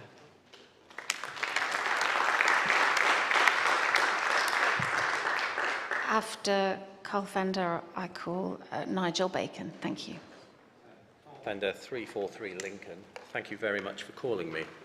I'm also a member of the Fees Commission, which I need to express at the outset, of course. I'm a member of the Bar, and I wish to emphasise that I'm not standing here just to come to the aid of my brothers and sisters in law who do registrar work, but to speak into the underlying purpose of the fees scheme you have heard and read about. Specifically, to speak into the wide-ranging consultation conducted by the Fees Advisory Commission, which revealed serious concerns among registrars about the threat of underpayment posed to the ongoing provision of legal support in the Church of England and across the diocese. Since then, you know that the Fees Advisory Commission has introduced reforms, and you heard about those in the opening address, to correct the damaging record of underpayment and improve the system in other ways. I readily understand there is a conflict between the here and now and what the Fees Commission is trying to achieve in the longer term. The fees increase will hit the diocese I'm elected for as well. I believe there isn't a serious disagreement about what the underlying policy is trying to achieve and indeed what it set out to achieve back in 2014-15. But the message I want to convey is about what will happen when you allow the price you are prepared to pay for legal services to fall behind rates of remuneration in other areas. I receive instructions in legal aid cases funded by the state. The fees over a lengthy period have been driven down and now fall far behind equivalent private rates for the same work. Whenever I make a call to the solicitors who instruct me in those cases, the person who picks up the phone isn't a partner or a senior lawyer, it's a trainee solicitor or a paralegal or a legal executive. In other words, the lowest qualified and the least experienced people working in those firms of solicitors and their departments. To make this work financially viable for firms, they need to allocate to those legal aid cases the least qualified and the least experienced people. That is assuming they still want to carry on doing that work in the communities that they serve. Just as a person picking up the phone to me in a legal aid case is low on experience and qualification, so the same will happen in the longer term if you fail to fund properly the registrars who provide the specialist work that we know they all do. Eventually, the marketplace for legal services will work against us, and there will be a talent vacuum. If you oppose this order, it will contribute to the drift that the policy from 2014-15 was seeking to arrest. So, Synod, with those final comments, I would ask you to approve this order and not oppose it. And we need to reward our registrars and retain the talent that we have now and continue to attract the talent in the future. Thank you very much.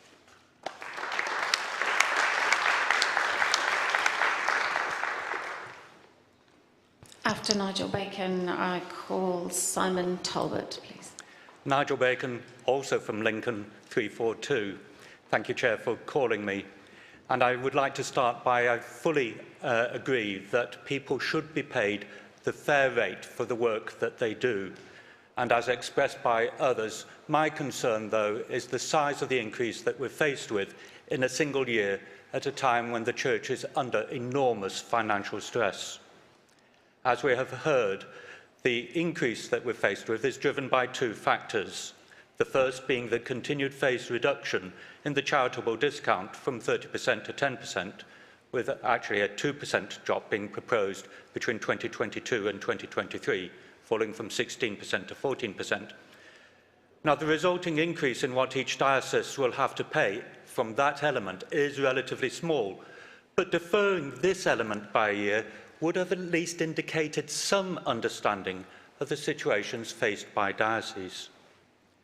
A more significant driver in the overall increase that we're seeing is driven by the amount of work undertaken under the retainer. But here I have to say I am confused by two conflicting statements in GS 2278X. Paragraph 10 states that there has been, and I quote, a 10% increase by value of work done between 2020 and 2021. However, 2 paragraphs later, paragraph 12, in seeking to justify the continuing reduction in the charitable discount, the paper states, and again I quote, there has been a reduction in the national average amount of work which the retainer covers. Which of those two statements is correct? I'm further intrigued by the way that the fees are apportioned between dioceses. Per GS 1938-9X, approved in 2014, key factors are the diocese's number of open churches and its number of priests of incumbent status or higher. When were those numbers last updated, I wonder, for the purposes of calculating the apportionment? And also, has the method of apportionment been reviewed since 2014 so that we can see if it does fairly reflect the degree to which individual dioceses make use of the retainer? Thank you.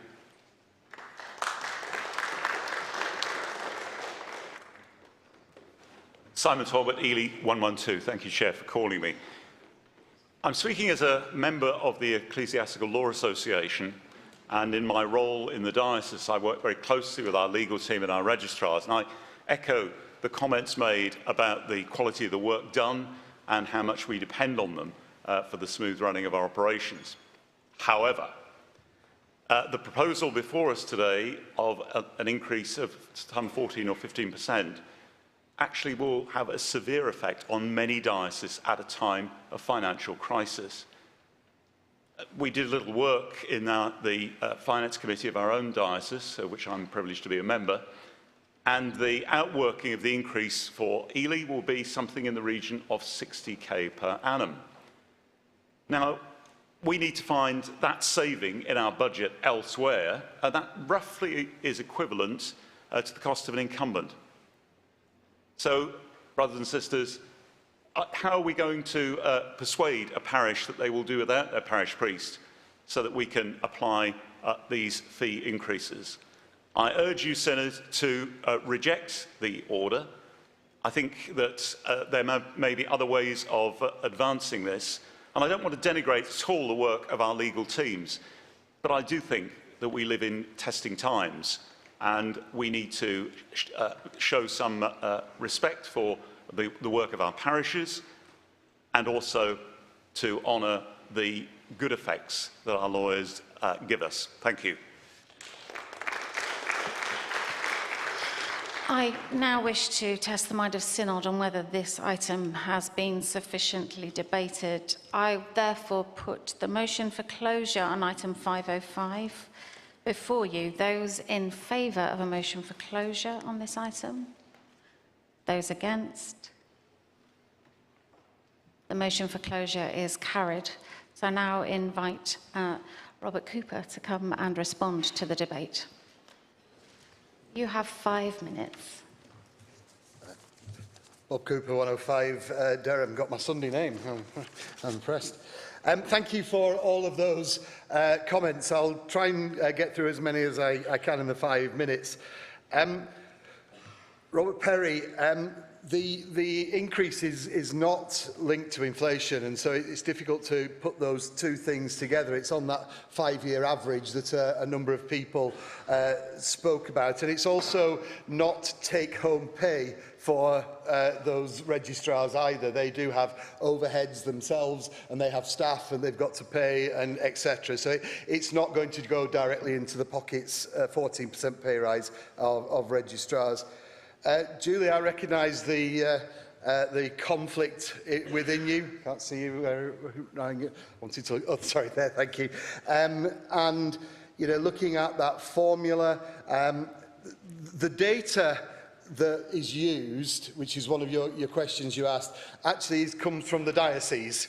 So it's not the Fees Commission saying to the we're making up the data. It's actually provided by the diocese and the registrars. And I think that negotiation with your registrar, you're in a very fortunate position there that your registrar might well have done it for less. I suspect other dioceses wouldn't be in that luxurious position, not least because some registrars are single practitioners, and that makes it very much more difficult to do that. And I'm glad that you welcome the consultation that will happen as well. Thank you to the Dean of the Arches for her comments and for her support of registrars. And also, I'm glad that you don't get a bad press. We are well served by you, and we do appreciate that. And you reflected on the highly specialised nature of the legal advice that we get in ecclesiastical law, and it's not a very narrow area, it's actually a very broad area, and we need to reflect that in everything. Carl, that's somewhere I think, thank you very much about valuing our experienced lawyers and the potential perhaps for getting somebody with less skills. My hope is, with registrars being as they are remunerated properly, will actually develop new staff as well, and so that actually encourage new people within the legal profession to enter into ecclesiastical law, and we need those people at the top to actually bring on new ecclesiastical lawyers as well. Nigel, thank you for your comments as well. The delay in the 2% of the charitable discount, inevitably what that does is it pushes it down the road. The FAC did have quite a long discussion about whether it was right to carry on what Synod had asked them to do over a period of years. We did take that decision to keep the 2% being knocked off this year, because otherwise the jump will be a lot bigger in a couple of years' time. You either have to pay now or pay later, one or the other. Simon, thank you for your comments. Thank you for all you do for clergy advocacy as well. I would say I'm afraid your figure was actually wrong, and Ely, the DBF figure is 55,216, and that would mean an increase this year of 7k, which is nothing like a stipend. But if you could get me a stipendiary priest for that, for the Diocese of Durham, then I would be delighted. Thank you very much for the debate, and I'd ask people, Synod, please, to support the order in front of them. Thank you. I now put item 505 to a vote, and a simple majority of the whole Synod will suffice. Those in favour should now raise their hands or indicate on Zoom via the green tick.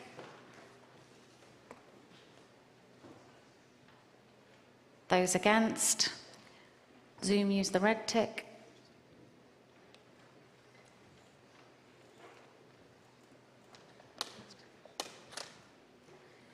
The motion is carried. The Legal Officers Annual Fees Order 2022 will now be laid before Parliament. That concludes this item. We have now come to item 506. The Ecclesiastical Judges, Legal Officers and Others Fees Order 2022. Members will need the order GS 2279 and the explanatory memorandum GS 2278 and 79X. I invite the Chair of the Advisory Commission, Bob Cooper, to move item 506. He has up to 10 minutes. Thank you. Bob Cooper, Durham 105. Thank you. I won't take the whole 10 minutes this time.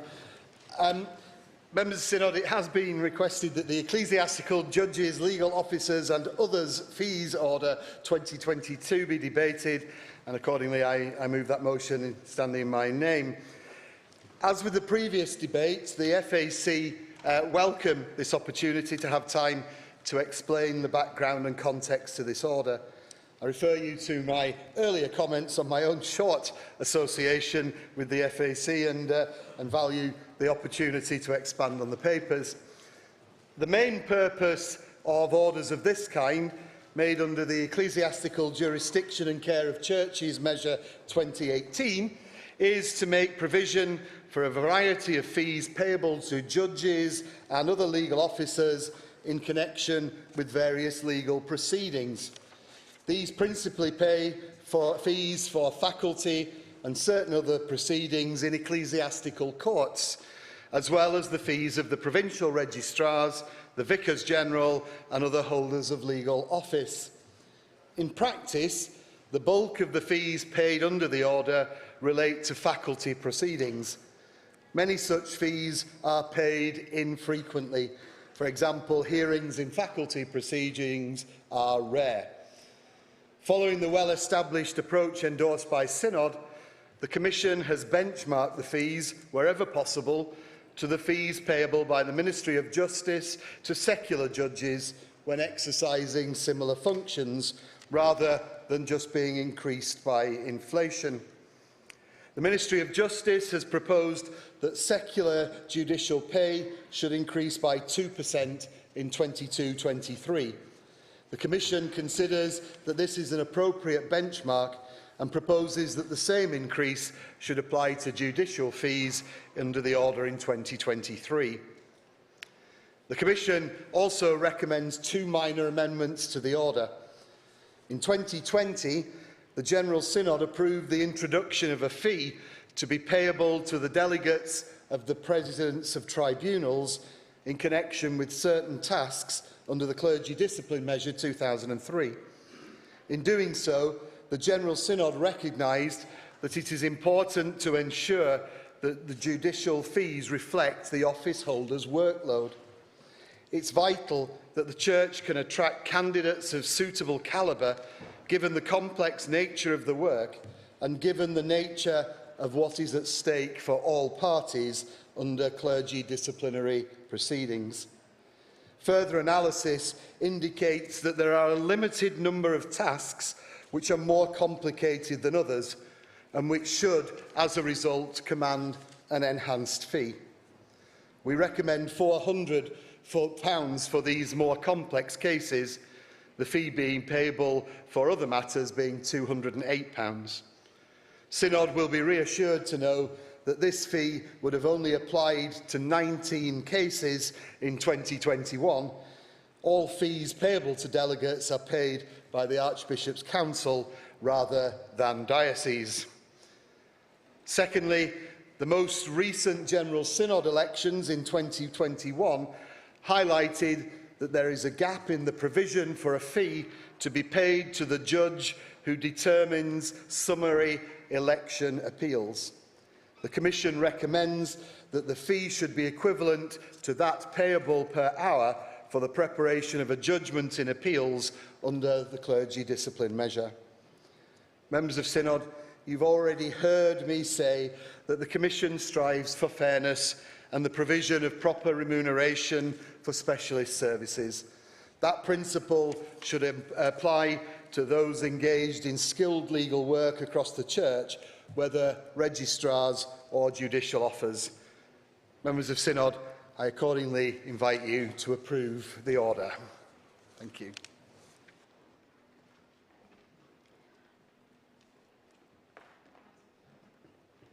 Item 506 is now open for debate with a 3-minute speech limit from the outset.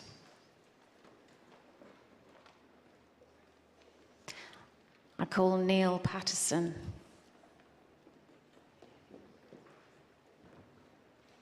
Neil Patterson, Hereford 130. Just an extremely brief observation on these troubling costs we incur. We need expert advice and support because our law is dense and complicated and ever expanding. Who makes it so, Synod?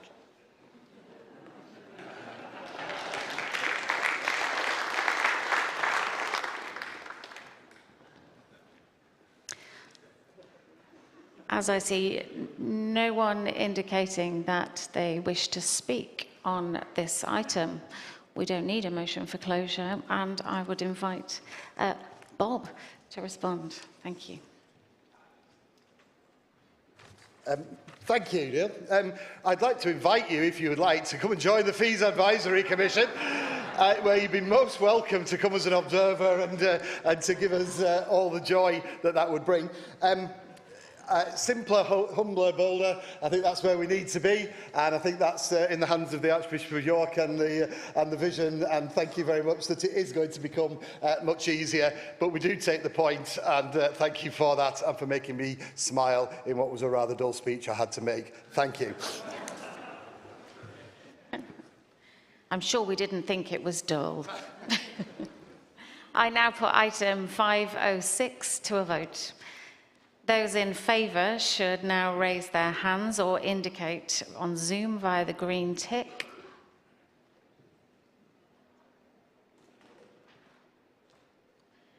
Those against should now raise their hand or indicate via the red cross. The motion is carried. The Ecclesiastical Judges, Legal Officers and Others Fees Order 2022 will now be laid before Parliament. That concludes this item. Thank you.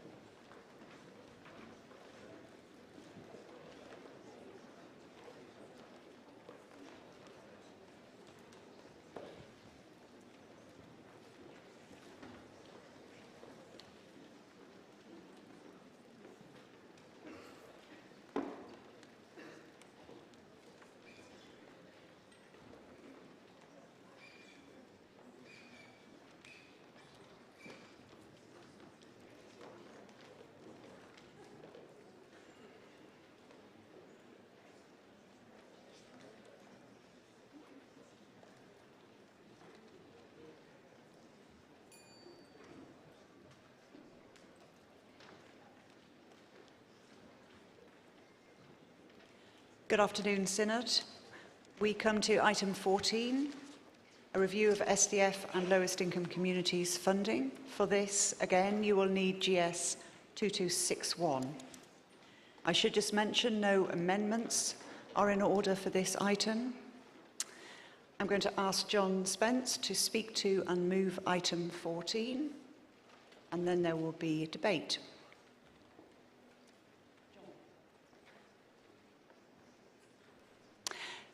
You may speak for up to 10 minutes.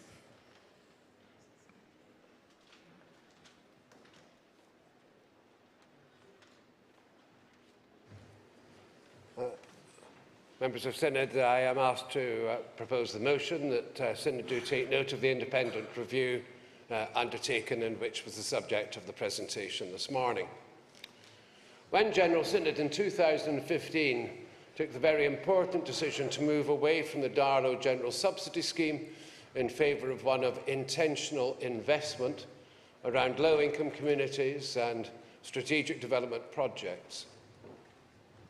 it was committed at that time that an independent review would be undertaken at an appropriate time.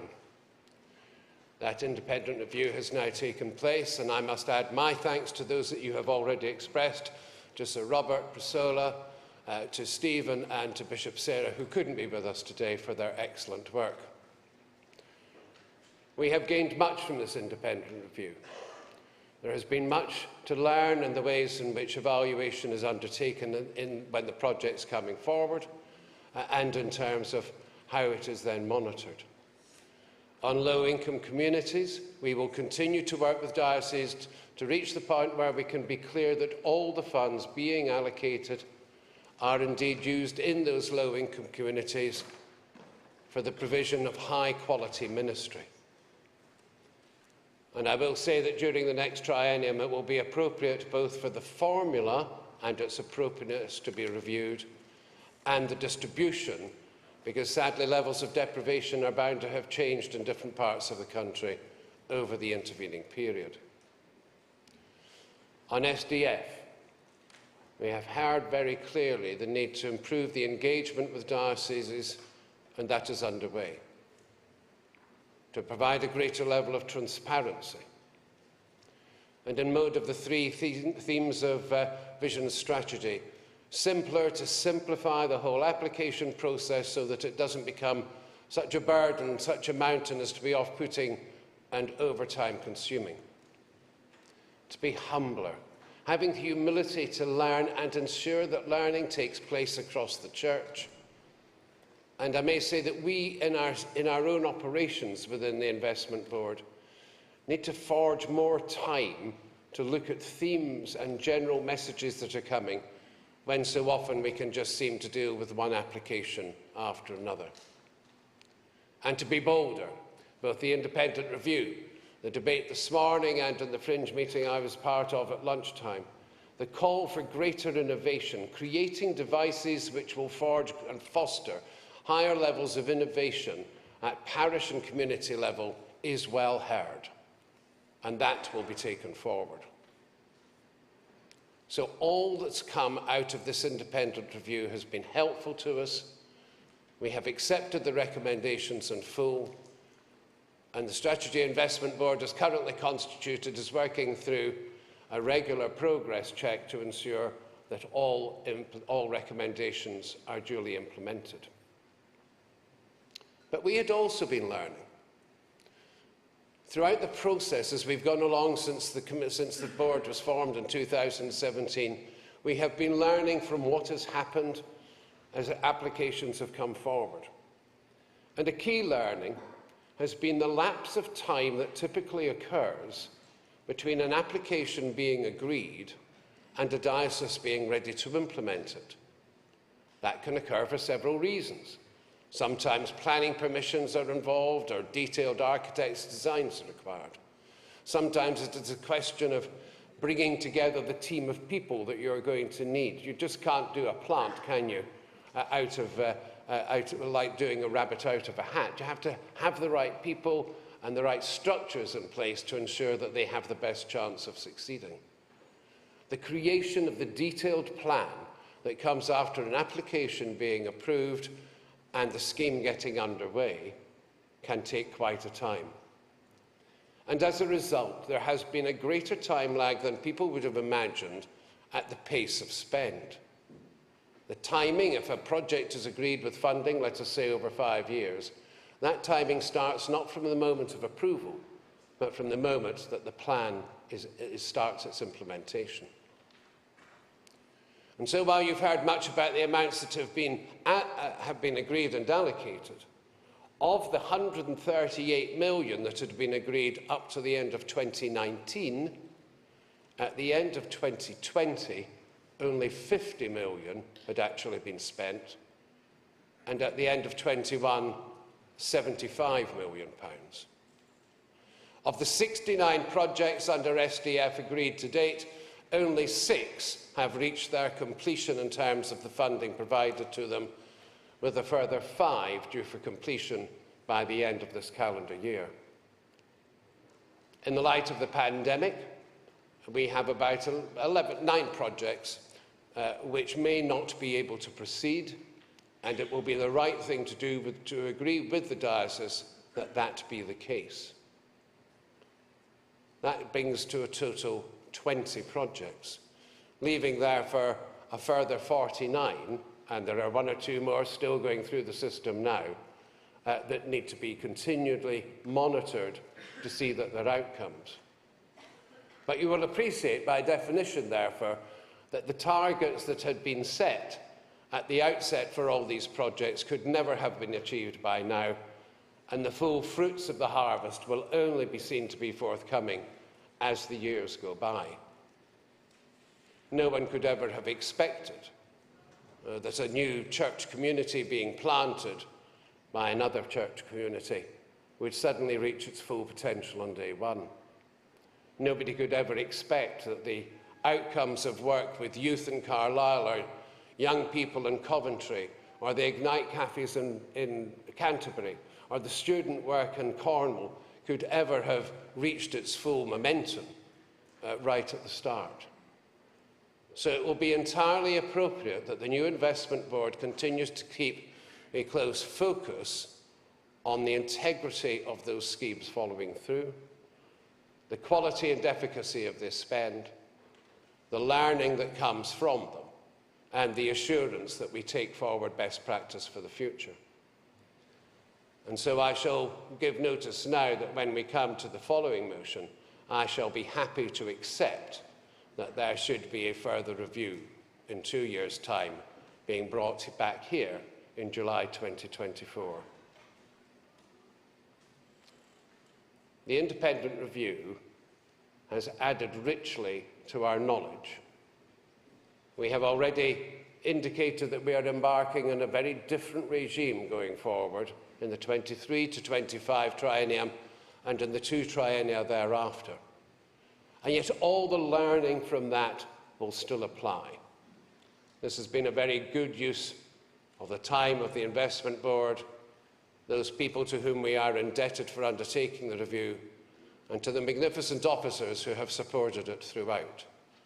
I commend the independent review to General Synod, and I invite you to take note thereof.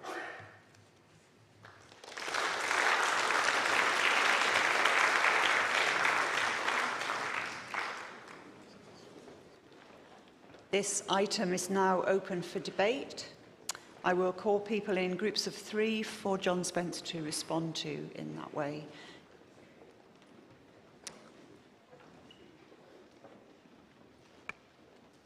Debate.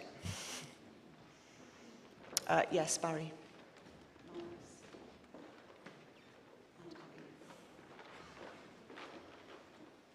Thank you, Chair. What's the speech limit, please? 3 minutes. Thank you. Thank you, Chair. Hill Leicester 142. Declare an interest. I've overseen 2 SDF programmes around new worshipping communities, and I lead a resourcing church team which is forming 6 new communities. 2 weeks ago, we took away the 6 resourcing churches in Leicester Diocese, their plants and their teams. These are churches that are committed to giving away so as between them to see around 40 new churches form or existing churches that have asked for support be revitalised. The title Resourcing Church puts upon them many projections and expectations and not a few parodies, not all of which are undeserved. We've had to learn and change and repent as we go. But at its heart is a vision to serve better and connect with all in our parishes, seeing lives transformed as people come to know the hope of Christ. What was most encouraging, though, was despite all these pressures and expectations, not least around significant numerical growth, in our time away, none of the priests or their teams focused on numerical growth. They focused on being healthy communities, knowing that numerical growth is God's job, not ours. But so as we focused on being healthier, God has grown significantly as people have come to faith and thriving new churches. Strategic funding isn't perfect. I've been involved in all the streams since their inception. I've questions, concerns as much as anyone, but like the famous beer, it is helping us reach the places we might not otherwise, and seeing communities flourish. And part of that flourishing is developing, I think, a healthier relationship with death. If there is any organisation on the face of the globe which should have a healthy relationship to new life and death, surely, friends, it's us. And yet we keep getting ourselves in all of a muddle. In the recent decades, very, very few churches have closed in England. Thousands have formed. Where is our attention drawn? That's not to be glib about the deep pain of the changing face of ministry. I'm rector half-time of a large team ministry. The week before last, I sat with the PCC of one of our beautiful small churches who will not have a vicar as of this month in the way they have, and we've had to work out a way forward.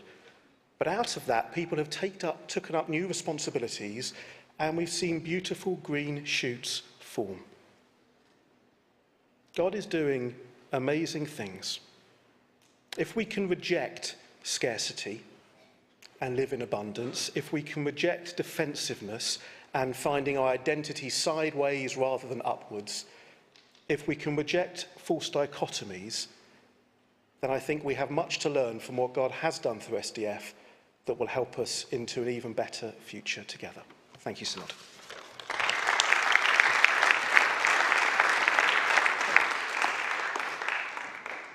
Marcus Walker, London 168. I really do welcome this report, and I'm delighted to support the take note motion that will be coming up in a moment. And I'm also delighted that there will be support for the follow-up motion to bring back to this synod in 2 years' time further study. What cannot have failed to strike members of this synod, though, is the very concerning figures that are found in this report.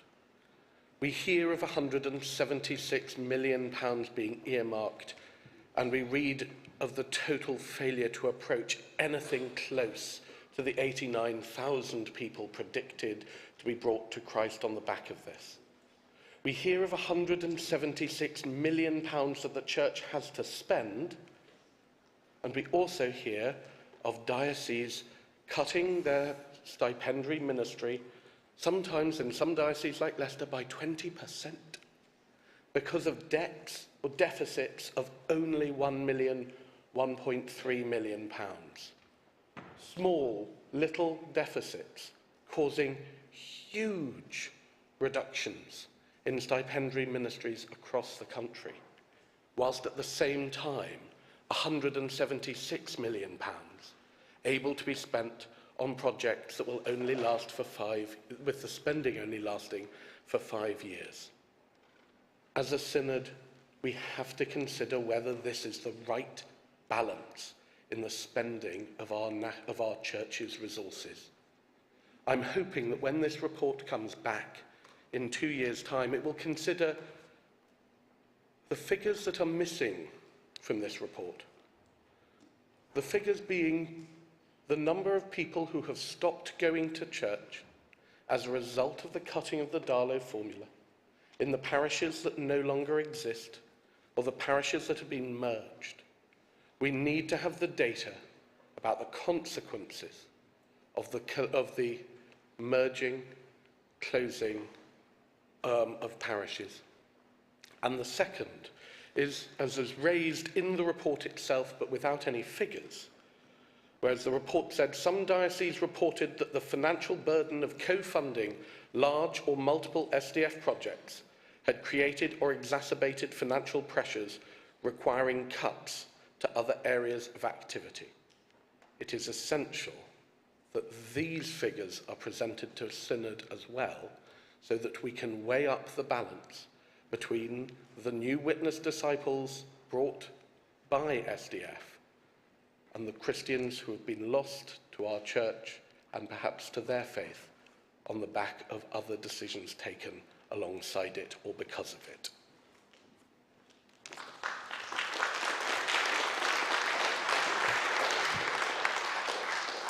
Abby Scott, 260, Bristol. This is my maiden speech, so bear with. I'm incredibly grateful for the vision and the strategic way that SDF funding has been used in my diocese. I'm a lay member of the team at the Well Church in Swindon, the first plant out of Patton Church, our resource church. for which it's been an absolute joy to be part of seeing what God is doing in our community. We have seen lots of new people, unchurched people, come to faith. The Well Church, which I'm now a part of, planted just September 2021, and we have already seen 20 to 30 adults who are unchurched or de-churched now regularly attending and part of the family. Alongside this, we've got 20 kids and half of our youth group who were either unchurched, no prior church experience, now fully part of church family, celebrating as part of the community and actively going deeper in their faith. Not to mention our very first baptism this last Easter Sunday, which was a very special occasion. We regularly work alongside our local parishes in friendship and have seen transformation in our local community because we are stronger together. SDF funding is absolutely critical to reaching new people currently not in church in new ways. Isn't our heart for those who don't yet know God, come to meet him? For those who are lonely and isolated, particularly in North Swindon, there's hardly anything for the community. But here they find family, they find hope, and they find love to see his kingdom come. So my plea is to keep strategically investing so we can reach new people who may have never even stepped foot in a church before. Thank you.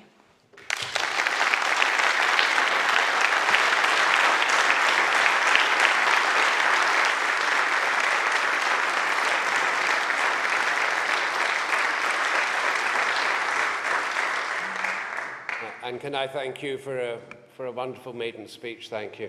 And thank you to the speakers from Bristol and from Leicester, who highlight just the imaginative ways in which this funding has been used to reach communities from which Christ was almost absent, actually. And that's the important piece. In terms of the contributor from London, I understand absolutely the financial situation on dioceses. We talked earlier about what is staying awake moments at night. I'll tell you, the Archbishop of York talked about it. When you see priests being laid off, that keeps me awake. I'm just a diocesan boy like you, and when I see my own diocese going through the strictures it is going through, I'm extremely sad. But as Sir Robert said this morning, this funding was launched against the backdrop of a church that had been declining in attendance, as measured in the way that we do, for 50 years.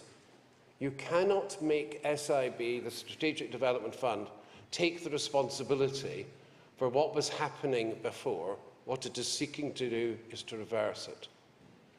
SDF cannot take responsibility for the impact of a pandemic, which I know from my own congregation has seen members of the church move away and sadly not yet return. And some of them, I'm afraid, in our older age bands never will.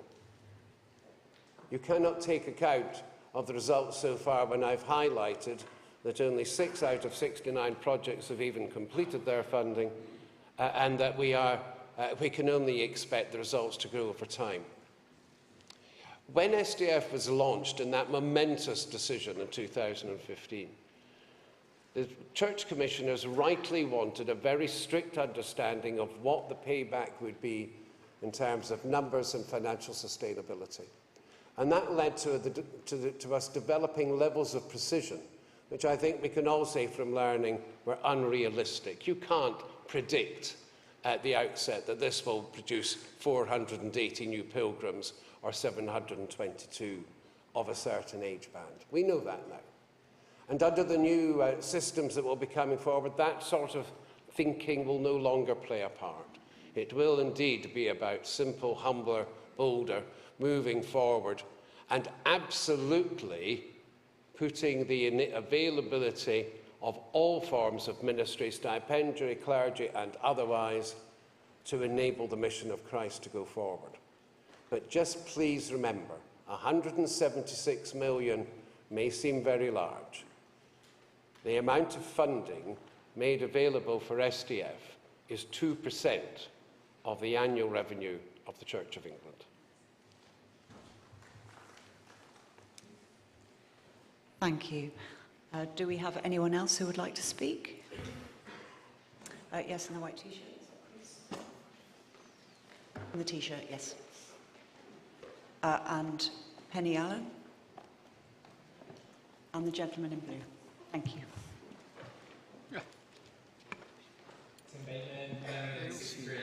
Like so many in this room, I'm passionate about people coming to know Jesus. And with regard to SDF, I want to humbly but gladly share that there are huge gospel benefits and positive Christ-centered impacts that I have observed locally and across the nation. Currently, I serve as one of the clergy at Gas Street Church in central Birmingham. This was not planted with strategic development funding, although we would have hugely benefited from this. What I wanted to share is that this model of ministry of city centre resource churches has been effective in making new disciples, and therefore I want to encourage the SDF to continue investing in similar models of church planting, as we believe it turns around parishes across our city, town and nation. I wanted to share not the huge impact it's had at Gas Street itself, but the impact it's had in the churches that has been brought under its care or planted across the city, including areas of social deprivation. My particular role at Gas Street is an associate vicar overseeing one of the 3 church sites, St Luke's. St Luke's is situated in a place which has all types of diversity, including social deprivation. It's been integrated into it over the last 2 years into Gas Street Church. At St Luke's, God has done some amazing things in our midst. We're starting a new thing there as a result of the resource church model from Gas Street. In terms of social transformation, we have seen literally hundreds of people engaging with some of the things that we're doing in the week with our food bank, our community shop, our stay and play, our debt centre, job club, community lunches, etc. And it's all with people from the local community, non-Christians with no background to church. In terms of growing younger, we've also seen engagement in our weekly children's church double in the last 6 months to around 35 under 11s that now come weekly. I share all of this not to be a self-publicist, keen to share accomplishments, etc., but as I mentioned earlier, as a fellow follower of Jesus, passionate about seeing people coming into a relationship with him too, and the benefits of investing in church models like this. I also humbly but gladly share all of this to highlight how the initial injection of money to resource churches can be hugely beneficial in multiplying things such as what we've seen in Birmingham. Gas Street has now planted 4 churches in the last few years from 2016, and it's about to plant a 5th one, God willing, in the new year. One of those churches that we planted is St Mark's Coventry, a resource church planted in 2017. It's already planted 2 churches in areas of social deprivation. And all of these church plants, hundreds of people have come to faith in Jesus, have been baptized. It's revitalized parish ministry, saving many parishes from the death that we've been talking about in many of the speeches. And we've seen social transformation. These are all examples of some of the great work that God has done in our midst, of how I believe we've stewarded money well as the Church of England, of turning some of these negative statistics around, all for the glory of God. So that's Synod, friends, brothers and sisters. I would love to offer my support for the SDU and the report they have produced. Thank you for all the work you have done and are doing. Thank you, everyone, for your time.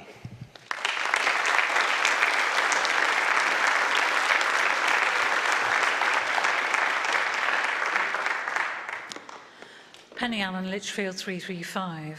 You'll already have seen Matt Beer speaking from Telford in a pioneer project for intergenerational church this morning. We're very pleased to have had some SDF funding for that.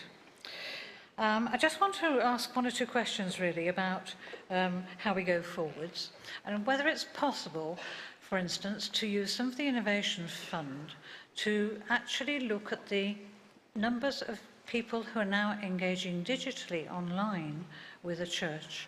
I think this would be something where we would actually find out numbers, we would find out how to engage them in a better way.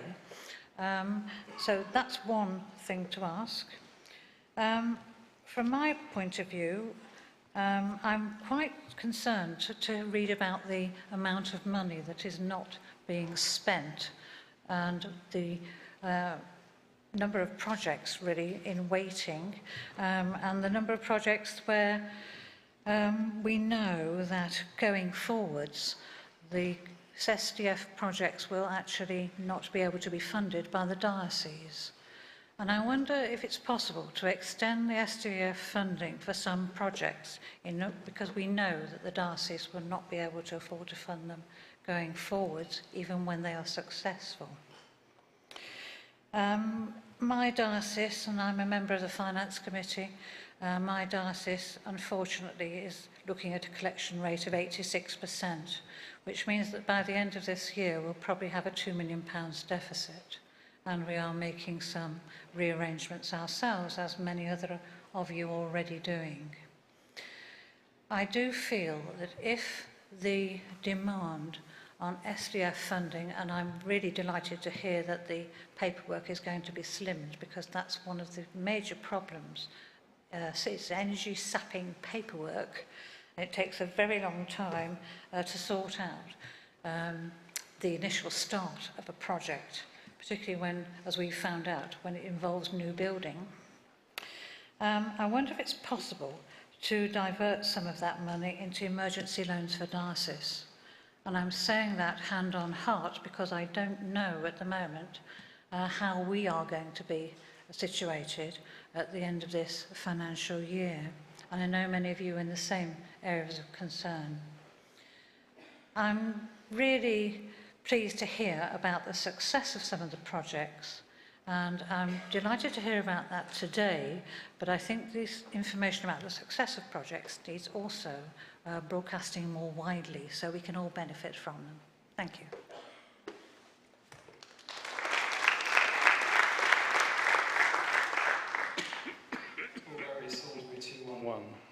I think this is my maiden speech. Thank you again for this comprehensive and insightful report. I'm an ordained pioneer minister who's benefited over the years from specific funding designed to encourage innovative ministry.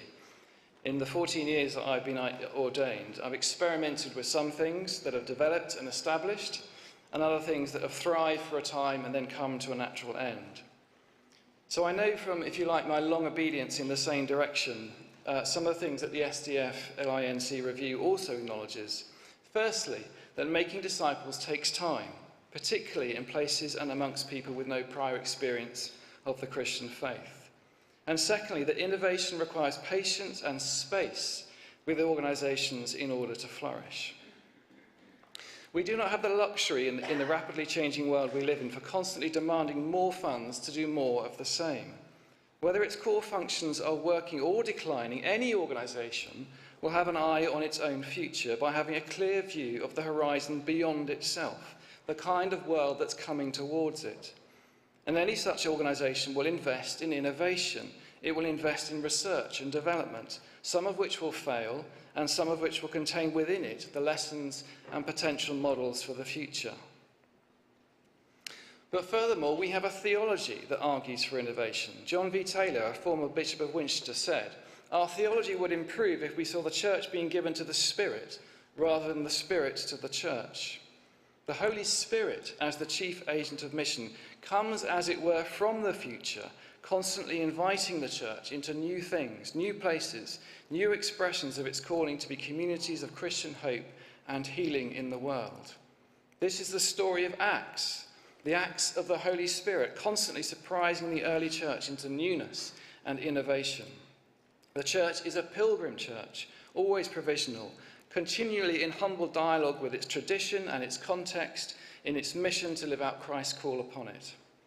So we should not be afraid of innovation, because innovation is in the very nature of God, and innovation is in the salvation history of God. And therefore we should feel bold as a church to invest in innovation and in those who God has called with that particular gift to innovate the traditions of the church in new contexts and new cultures. And in that spirit, can I ask we pay particular attention to some of the report's insights. Firstly, that the report states that the SDF programme has become more focused on proven concepts over time. So can we do something to address that by putting more money aside into the Innovation Fund? And the report notes that the time horizons towards sustainability remain too short. Can we review these timeframes, particularly with more emergent work, where pioneers are working to a process and not to a model? And can we therefore support... Thank you. Thank you. Well, thank you, and I give very great thanks for the witness from Gas Street, Birmingham, which does give me a chance I've never had before to pay tribute to Bishop David, the Bishop of Birmingham, who was at the forefront of creating a diocesan strategy, a very bold strategy actually, for an inner-city diocese which had huge financial strains, huge ambitions, and has boldly undertaken things that would delight the Archbishop of York for being forerunners of the very boldness of the vision and strategy. It is terrific what's gone on and is going on in Birmingham. Penny, I like your point about digital. We should really try to get a handle on that size of the population that is only engaging with us on a digital basis. And in terms of the digital work, Priscilla was only saying to me earlier, how we now need to work with the digital team that we have, the award-winning digital team, once again last year sweeping the board in national awards, into how we can still further intensify our engagement with young people so that they really have that ability to be with God through the Bible on a digital basis. And I think, Paul, thank you, because you in some ways answered Penny's points. Penny, the money is not being spent, it is now being spent. We should not underestimate the impact of COVID. It took things away for 2 years, sometimes taking the people who were going to do the work onto other pastures and so needing to be rebooted. But if you're going to have innovation, you will have some projects that will not work. And as I said, 9 out of 69 look as if the right thing to do will be to discuss with dioceses that it is not right to spend more. But in terms of your request, Paul, yes and yes, I will say we will need more for innovation in the new regime going forward. And yes, we should be ready to take a much better understanding of how long financial sustainability will be achieved, if it ever will, in some of the projects that we're undertaking. And I believe that is the way in which we're heading. And Penny, just to answer you on another point, we have already, on several projects, extended them for up to 2 years because of the impact of COVID.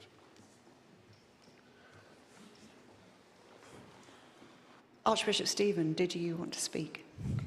Thank you, Chair. Yes, I just wanted to make a very brief point because I just didn't want to... obviously, you know from what I said this morning, I really welcome this report. I think we're already learning a lot from it. But I did want to say to Marcus, if I can, across the floor, I think you put your finger on it. I think going forward, there is a real question of balance, which we need to address. And I thank you for raising it so clearly. We do need to innovate and try new things. You know, there's nothing from our recent history to tell us that just carrying on doing the same thing is going to be the answer. Nothing.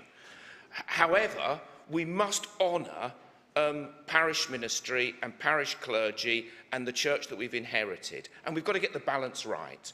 And I don't think anyone's pretending we have got it right at the moment, but I really wanted to welcome the emphasis on that word, which I think will help all of us enormously as we go forward. And just one quick story from the York Diocese, where I serve.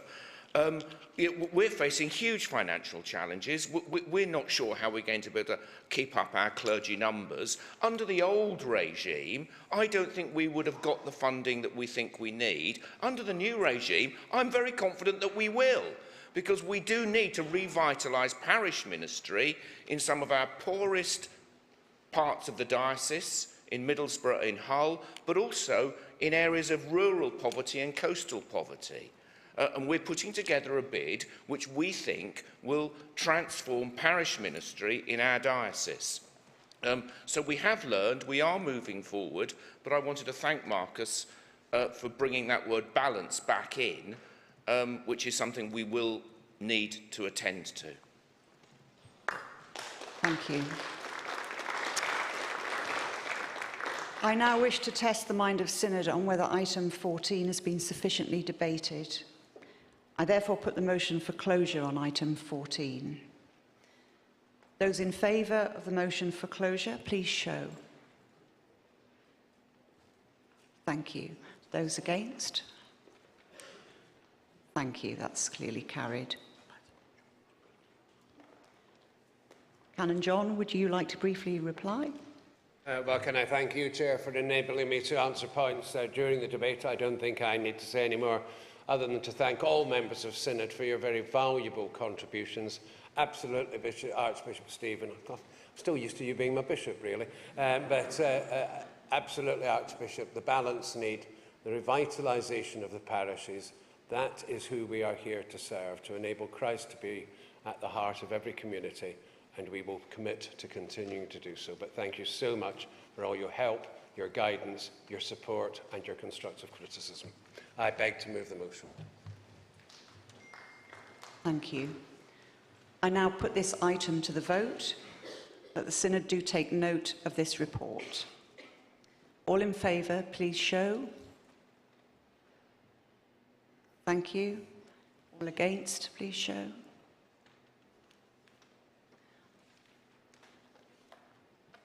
And all in favour on Zoom as well, I've just been told. That's clearly carried. Thank you very much. So now we move to Mr. Clive Billin's further motion arising out of this item. I'd like to invite Clive to move his motion and speak to it, please. You have up to 5 minutes.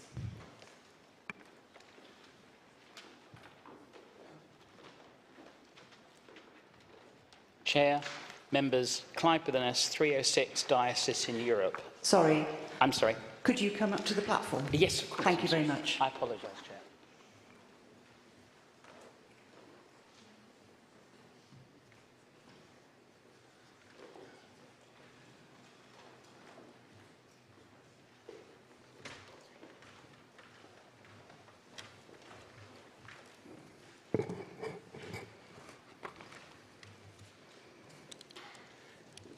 Chair, Clive Billin's 306 Diocese in Europe. To explain to my colleagues here, I spent 25 years as an auditor and project manager in the public and private sectors, and I'm now honoured to represent the General Synod as a member of the Audit Committee of the Archbishop's Council. This morning you heard my admiration of Sir Robert's report and my admiration for the whole team. It's a classic auditor's report or reviewer's report, and it's examined the Lincoln SDF schemes thoroughly at different levels, from strategic through to individual project controls. It's made a total of 36 individual recommendations, and when you perform a review like this, it's normal to review progress against the recommendations after a period. Normally this would be 2 to 3 years. This allows progress to be made, and that gives assurance about ongoing progress to all the stakeholders. And it also affirms to the project teams that they're going in the right direction.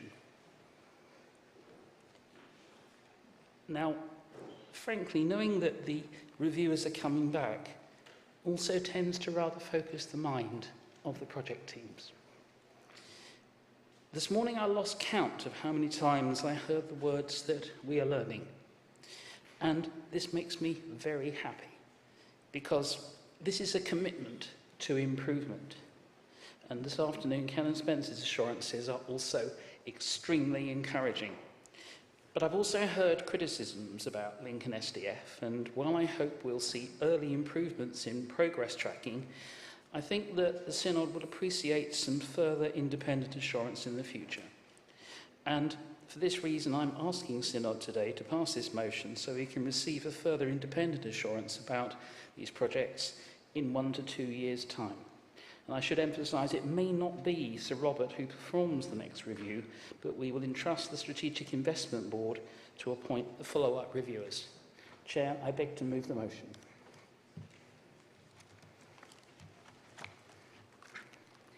This item is now open for debate. Do I see anyone standing? And the gentleman up there. 1 minute, please.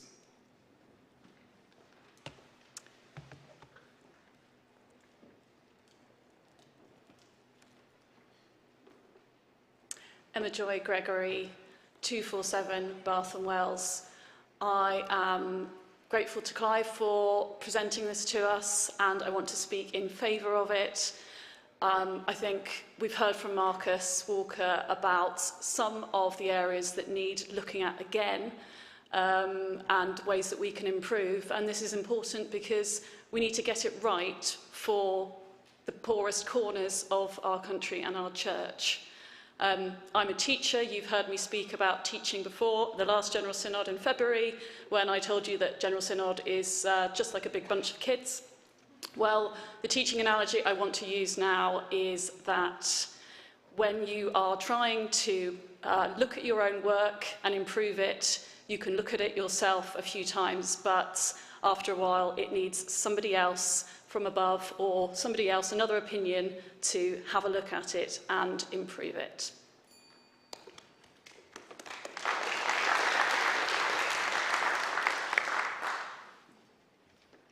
Jack Shepherd, Diocese of Liverpool 153. Because I am extremely grateful for this report that we've already considered, I would like to suggest that a further report is carried out in 2024. However, I would ask that it is more theological and rigorously, academically theological in its scope. Criticisms of the Renew and Reform programme were that it lacked a theological point of origin, and critics of the same person who said that analyst had been largely ecclesiosociological. I would say we're seeing vast movement in the area of practical theology around this, but I don't see that in the report we've considered today, even though we're seeing centres of theology of church planting developing around the country, including at St Hilde's and at Cranmer Hall. I'd like to see that reflected in this further report.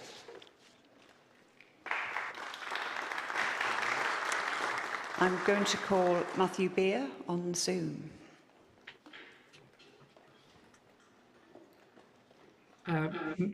Matt Beer, Lichfield 143. I would also very much like to support that we have a further review in 2 years' time, particularly calling into account the stories from those new church communities, as well as the inclusion in the report of how we can see further churches being planted, as well as the self-sufficiency of those churches. So it would beg that we accept that. Thank you. Thank you. Is there anyone else standing? Gentleman standing there.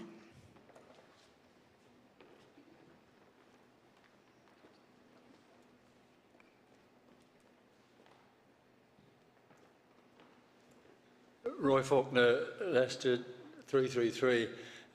Could I also make the plea regarding a subsequent review, which we're talking about, that the definition of a new disciple, as the Choate report defines it, be explored in a lot more detail. At the moment, the definitions that are used in the report are very woolly and very subjective, based on the view really of the minister involved. So I would ask that this approach, let's get a definition of a disciple more clearly defined.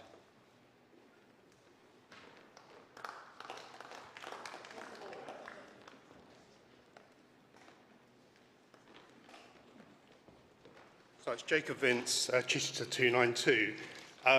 The motion as it stands says that his synod, rather than this synod, I hope it is his synod, as in the higher power, but it actually says that, so I wonder whether that needs to be just changed. It's a minor error, I believe. Thank you. That's not a point of order, but I will assume it will be changed.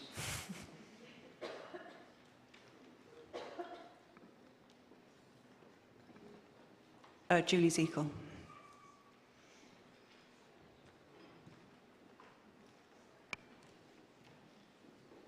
Julie Zekel, Oxford 377. I just would like to have some form of guidance, please, as to the cost of such a report and whether 2 years is too short a time frame for it. I feel a little nervous about having another report quite so quickly, and also nervous about the cost. Thank you. Thank you. And I wish to test the mind of Synod on whether this item has been sufficiently debated. I therefore put a motion for closure for item 70. All those in favour?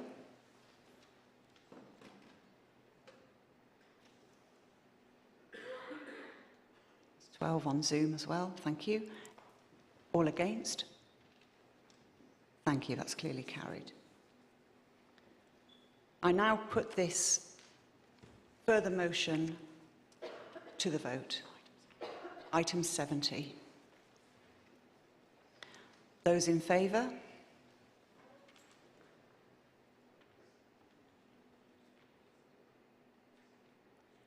Thank you. And those against?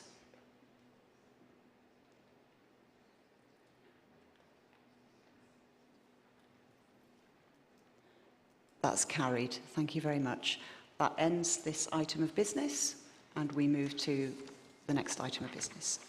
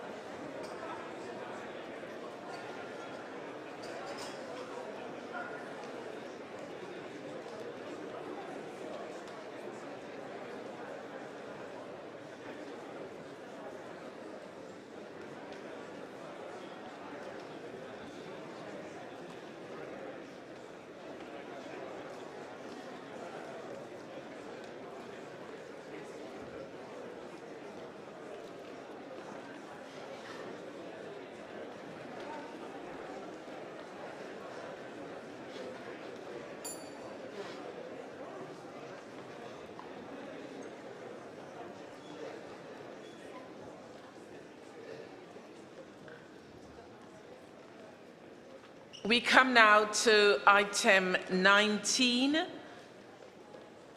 We will be continuing in this session the remaining questions, or attempting as many of the remaining questions following on from the last question session. We are at question 68, and the Bishop of Chester will be replying as chair of the Ministry Council. 68. Supplementary. Steve Benoit, Peterborough 193. Bishop Mark, thank you for your reply, which I asked my question fully supportive of there being a process to explore the vocation of those who are divorced and remarried. I'm also aware that this process can be potentially re-traumatizing, both for a candidate and for a former spouse. In what circumstances would it be considered appropriate to not make contact with a former spouse without impairing a candidate's case or being negligent with regard to safeguarding? Thanks, Steve. I'm really sorry. to see your arm in a sling. I think that's a really important supplementary, and I'll do two things. One is to say I will pass it on with the other things I picked up yesterday about C4s, but also to say that, frankly, if it came to me, so if it was in the Diocese of Chester, I would take advice both from my registrar and, if necessary, from Bishop Thorpe here in the Northern Province.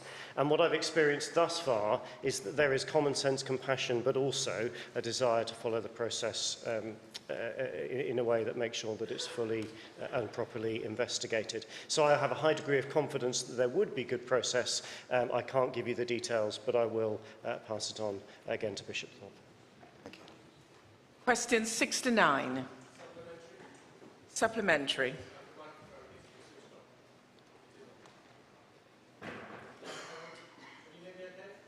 No. Can we make the roving mic speak, whoever is in charge of it? Hello? There we go. Great. Excellent. Thank you, Bishop Mark, for your answer. Given that the assessment of psychological well-being could potentially... Name and number. Thank you very much. Timothy Good, Southwark 224.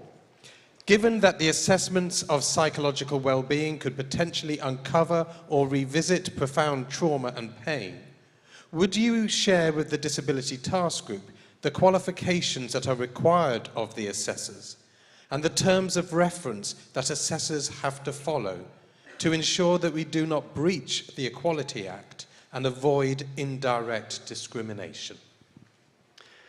Thanks, Tim. Again, a really important area. Of course, the fact that discernment can sometimes uncover trauma is precisely why we need this kind of professional support in the process. With the Equality Act, as with safeguarding, I think as a church we aspire to go above and beyond because this is part of the gospel, so I warmly receive your question. In terms of detail, I have quite a lot in front of me, which I'm very happy to share with you over a pint or what have you later, and I encourage you to carry on, as I think you already are, in conversation with the Selection Oversight Group so that details can then be shared with you. Supplementary. Sam Margrave, Coventry 295. I didn't intend to speak, but as an autistic person, have you spoken to autistic people or autistic organisations to consider whether APW potentially could disadvantage autistic people? Thank you, Sam. Personally, no, because I haven't been leading on this. However, I think you mean the project, and I believe that the answer is yes. However, if that's incorrect, again, I shall write to you and tell you. Again, I make the point, if we need this precisely because bishops are not expert in every situation that we come across. This might come as a shock to Synod.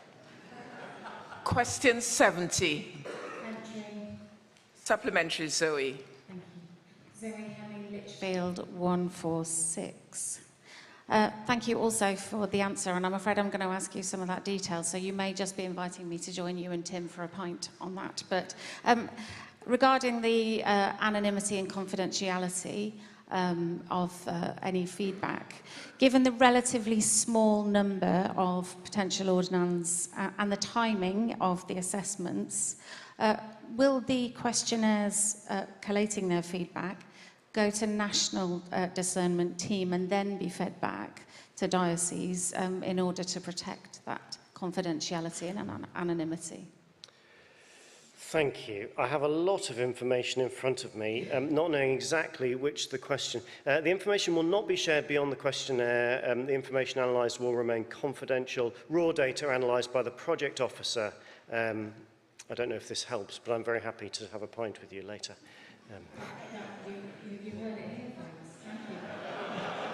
Question 71. Supplementary. Supplementary.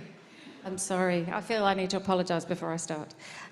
So if I understand your response correctly, and I may not, and that dioceses are only advised to inform candidates whether they do or don't have the resources to pay for any therapeutic interventions, how will the National Discernment Framework mitigate against the postcode lottery for accessing support that may be insisted upon in order to continue in the discernment process?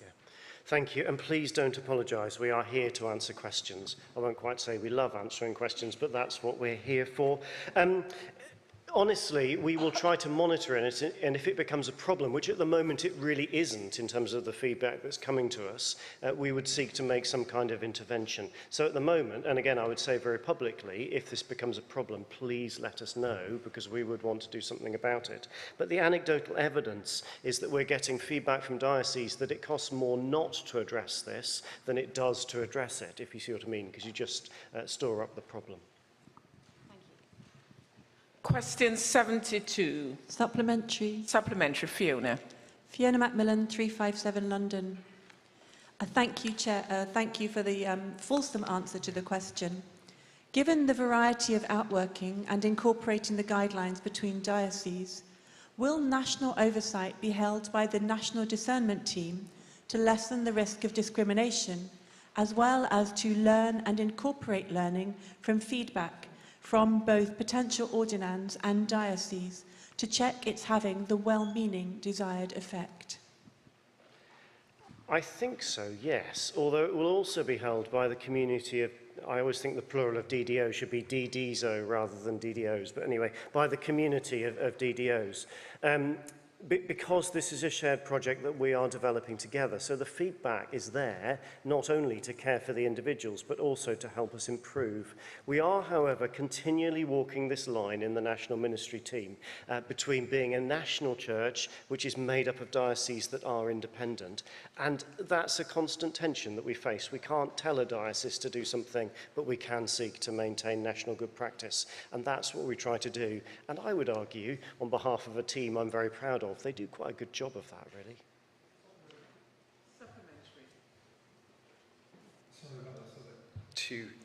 One. I noticed that the questions have all been asked by people from a seated position, which might indicate a level of concern about people with disabilities around this whole issue. Whilst offers of pints are really welcome, would the Ministry Council undertake to consult properly and fully with disabled groups in the Church of England to ensure that this matter is considered fully in consultation with them? Thank you, Simon. I do actually disagree with the premise of the question, because the question implies that we have not consulted with disability groups, and actually I would argue against that. And if my flippant offers of pints actually comes across flippantly, then please forgive me, I don't mean it to. So many of these things are better continued in conversation. APW is not primarily about disability, it's primarily about well-being, about safeguarding, and about collecting information that we need to be able to care for people well through this process. Question 73 to 79 to be responded to by the Bishop of Hereford as Chair of the Remuneration and Conditions of Service Committee. Question 73. Lynn Nichols. Lynn Nichols, 433 Worcester. Thank you for your answer and for your commitment to clergy wellbeing.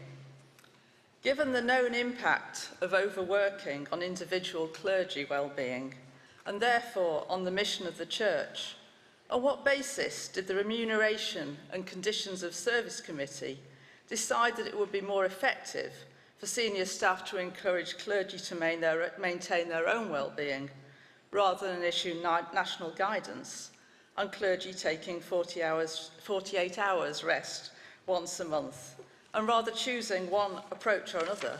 Could these two things be seen as complementary? Thank you. Well, we did consult on this matter quite extensively. The feeling that we came to after consultation and talking as a committee was that this still remained a decision best made by both dioceses and local clergy, who of course are office holders rather than employees, and therefore many find it advantageous to make decisions about their own hours of work. I think your point there is a good one about overwork, and we all know that much of that overwork is sometimes driven internally rather than by external expectation. And so given that the nature of the pastoral relationship between Archdeacon and Bishop is intrinsic to that care package, in order to encourage clergy to work, not to overwork, we came to the conclusion that it was best left to that dynamic of that relationship. Question 74. Jeremy Moody.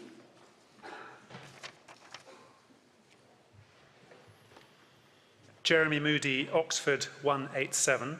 Thank you, Bishop, for your reply. I'm in the fortunate position of being a self-supporting minister who would not need nor want to claim a share of a parochial fee. But I'm also someone who has fully retired from secular employment. If I had previously been a stipendiary minister and was now retired with permission to officiate, I would be able to claim an occasional office fee. But because I am licensed to a parish in my particular diocese, I cannot do so. Can you explain what logic there is for maintaining this arbitrary distinction between PTO and SSM, and indeed LLM, when surely we are called to a common and shared ministry, lay and ordained, stipendiary and self-supporting in our communities? Well, in short, I can't explain the logic of it because there is no logic, because it's down to diocesan decision-making, and the different dioceses have different views as to how the fee for occasional offices. Of course, all of it is due to the Diocesan Board of Finance, who then make decisions about where it should be dispersed. I think we felt in conversations about this that one of the problems is that dioceses do tend to want to retain that level of independence, and I know that in some dioceses where there has been a move to change the disbursement of fees in that way, it has been quite a difficult conversation. So the short answer is actually there is no logic to it because it is a diocesan decision. Question 75. Question 76. Supplementary. Ian Paul.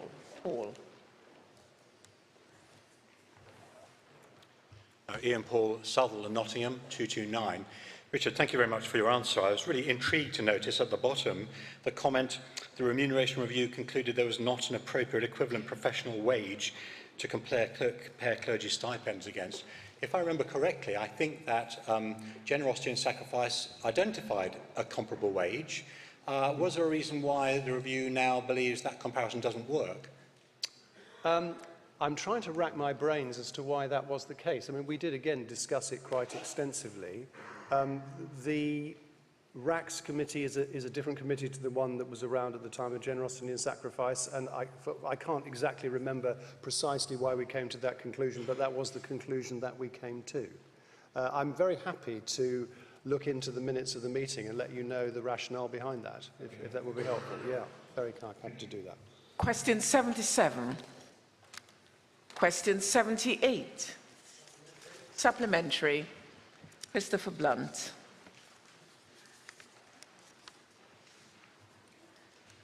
Chris Blunt, Chester 089.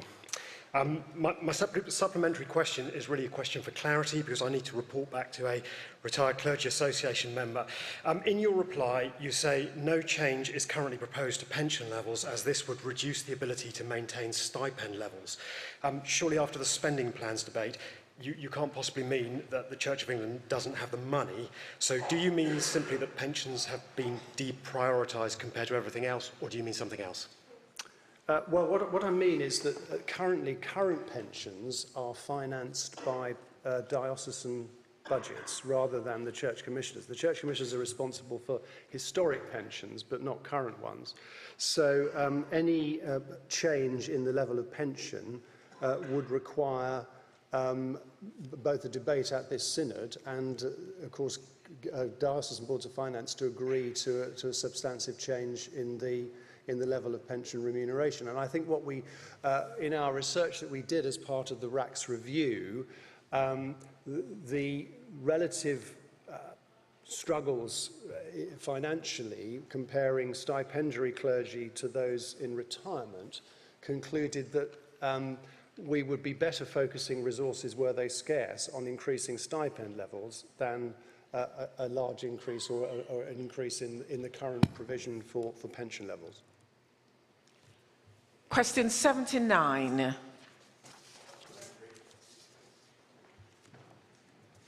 Supplementary. Richard, thank you very much again for this helpful information. The current differential, if I've done my sums correctly, between the average parish clergy and diocesan bishops is £20,000 a year in terms of stipend. Does the committee feel that this falls within the parameters in generosity and sacrifice of being classified as modest? And if not, what would the committee believe was a modest differential? I'm afraid you're asking. I'm sorry. Yes. I'm afraid you're asking for an expression of opinion. I was just asking for a fact about what the committee's view is. Is that not allowed? I'm sorry. I'm sorry. I'm ruling that out. Thank you. Perhaps the bishop will buy me a drink afterwards. Supplementary. Thank you. Tom Wolford, 070 Blackburn. What process is open to Synod by which, moving forward, we might request the theological rationale for pay differentials to be thought through and then articulated? That's a very good question. I'm not sure I know the answer to that question, not being sufficiently au fait with synodical process, but I'm sure maybe, well, I don't know. I would have to get back to you on that in order to tell you how that would be done. I'm sure I would be advised appropriately. But Thank you. A bunch of us seem to be meeting for a pint later, so... Thank you. Thank you. Question 80 to 84 to be responded to by Mr. Mark Shared as Chair of the Mission and Public Affairs Council. Question 80. Supplementary, Ruth. Ruth Newton, 137. Thank you for your answer. Given that HMRC travel rates of 45 pence per mile have not risen in line with fuel rates, what is the Church doing, both in itself and in its engagement with government, to ensure that clergy who, due to lack of public transport, must travel by car for their ministry are not left out of pocket?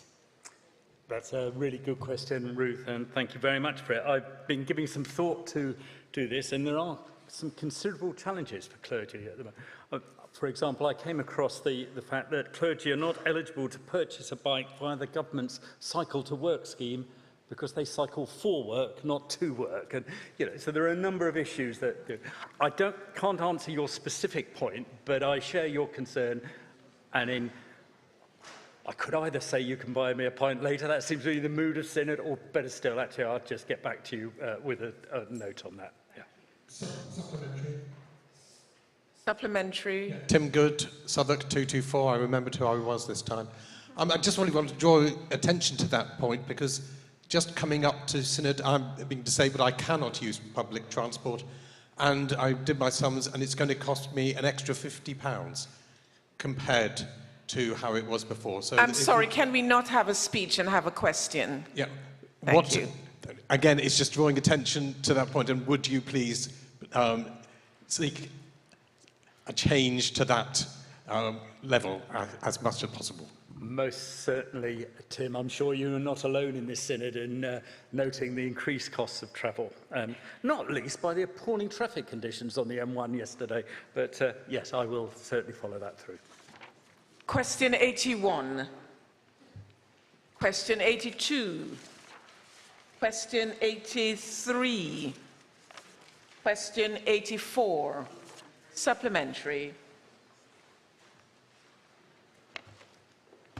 Thank you, Chair, and thank you for the answer. Sam Margrave, Commentary 295. We need to support clergy and help churches as inflation hits hard. Will MPA look at bringing forward a webinar and bringing together people from across NCIs or the church to explore how we can help churches and clergy with the cost of living crisis so they can focus on being there for their communities and not worry about the next bill through the post? Thank you, Sam. That's a very helpful supplementary, and it was good to have a conversation with you earlier to understand precisely what it is that you wanted us to do. Obviously, as I answered the question, MPA has no funds to disburse per se, but we can convene, and I think we've seen some great success with webinars, principally, I've been very impressed with what the evangelism and discipleship team have done with their webinars, and I can certainly look into what we can do to address the specific point that you raised. So thank you very much. Question 85 to be replied to by Mr. David Kemp on behalf of the Chair of the Council of the Corporation of the Church House.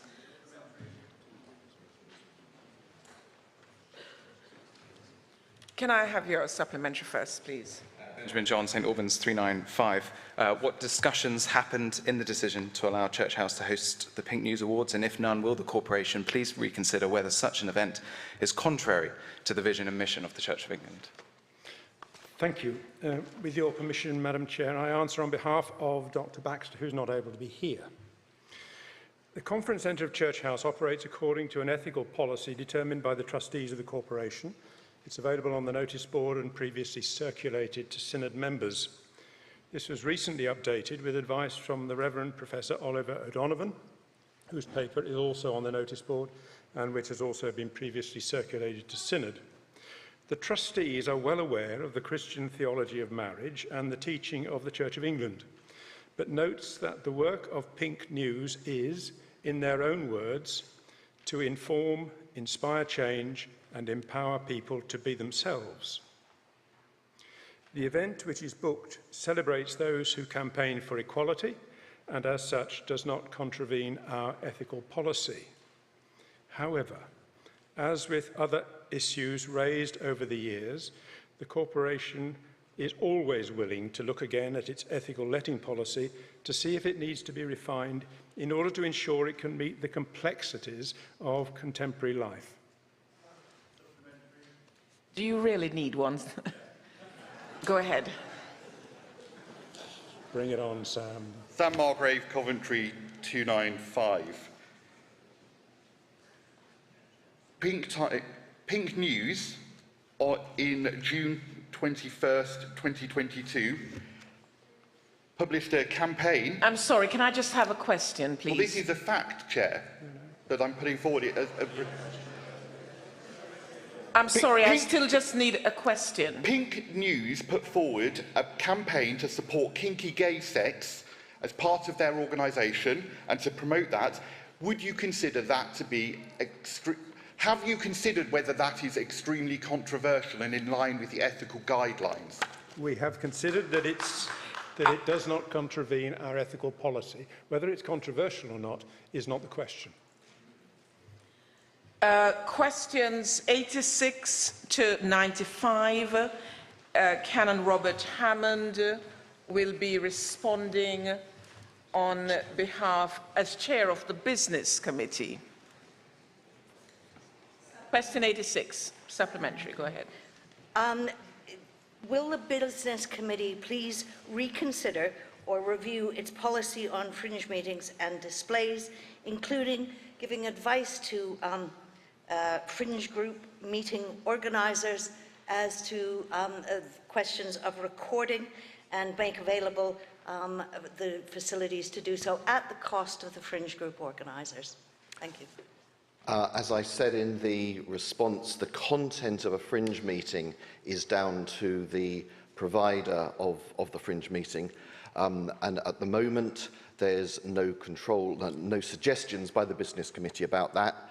As I did say, we will consider that in the round in our discussions in September. Question 87. Question 88. Question 89. Question 90. Question 91. Supplementary. Is that Mr. Roy Faulkner?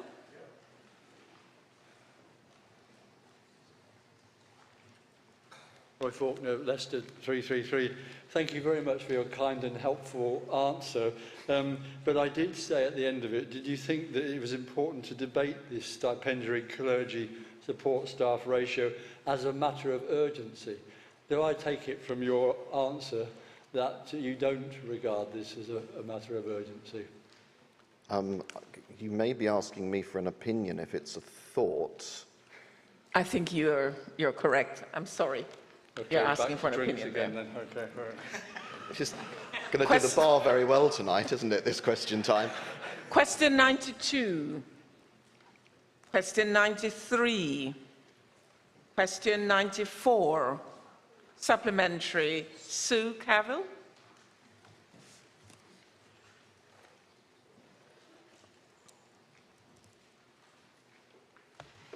Sue Cavill, Derby 297.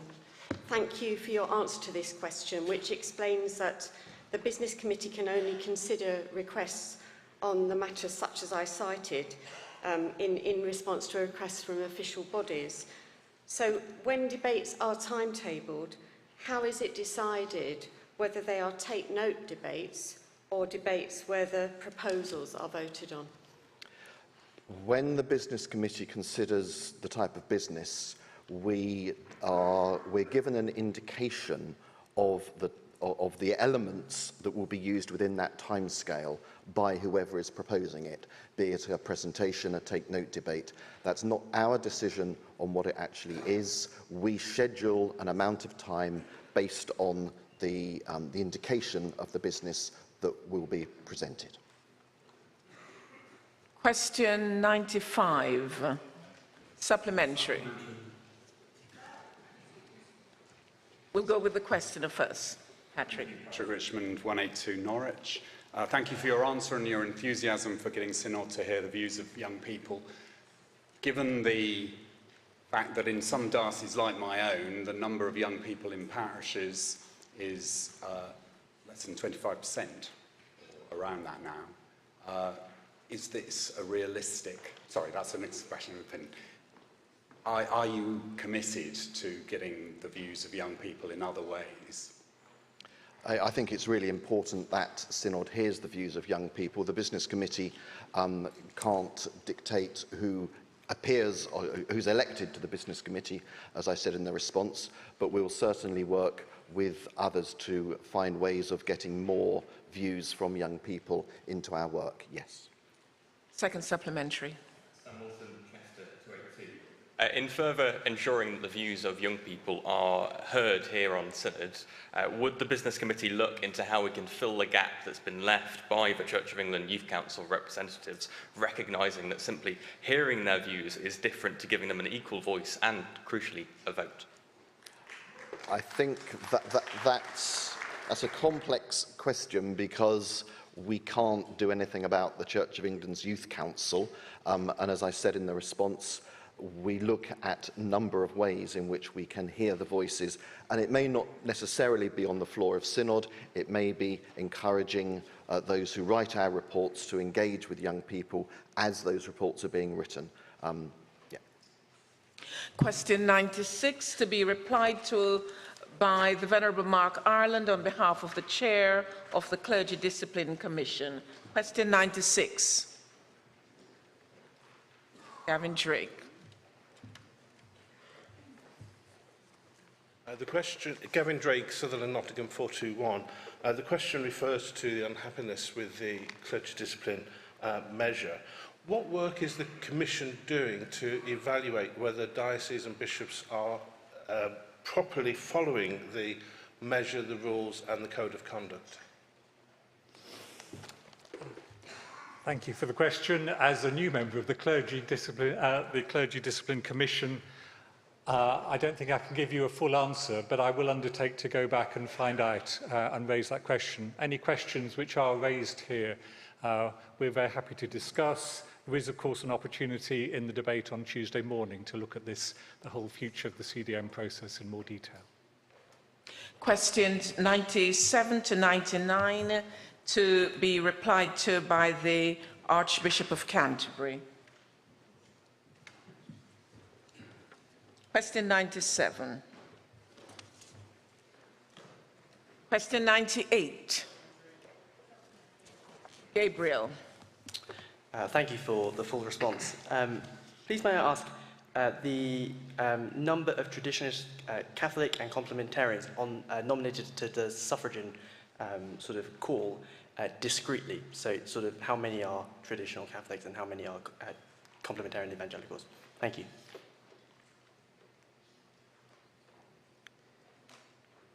I have no idea at all, I'm afraid.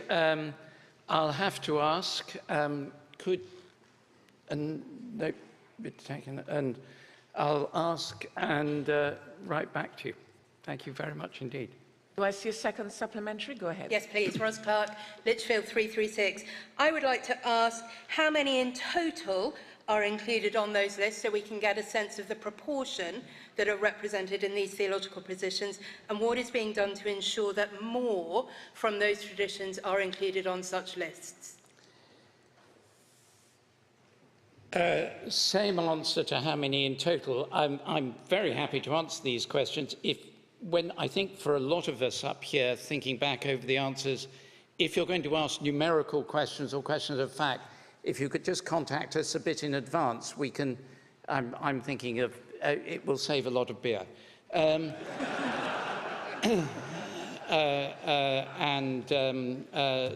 Bishop of Don't Know, Chester, I mean, will... Sorry, we've drunk a lot of wine together and beer, I think, over the years. The second thing is we are actually the appointment secretaries. Excuse me. The appointment secretaries are currently have been writing out to bishops, asking them to review those that they nominate, because it comes, where are you? Up there. It comes from the diocese, the nominations, and then it goes through a process. And there are lots of areas where the lists need refreshing. And so we're going through that exercise at the moment. And I will re-emphasize, I will undertake to re-emphasize to them the importance of the diversity of theological as well as other forms of diversity. Question 99. The rest. Sarah Finch. Thank you, Archbishop, for your response. Sarah Finch, London 355. Thank you for your response. What is the plan to remedy the fact that no traditional Catholic or conservative evangelical is currently being considered for ministry as a diocesan bishop? It's exactly as I just said on the previous question, Ms. Finch, we're seeking to refresh the list, and we will certainly take note of that. In the end, whether people are nominated is, of course, a question for the CNC and not within the gift of the archbishops or any individual. And the voting on that is, by decision of the Synod, entirely secret. So we have, our ability to affect this is somewhat limited. Thank you. Question 100 to 102 to be replied to by Dame Caroline Spellman as Chair of the Diocese Commission. Question 100. Supplementary, Emma. Emma Joy, Gregory 247, Bath and Wells. Has the Diocese Commission discussed options whereby traditional Catholic or conservative evangelical bishops should be appointed as suffragan bishops to ease the considerable load of the vast geographical areas such as Ebbsfleet?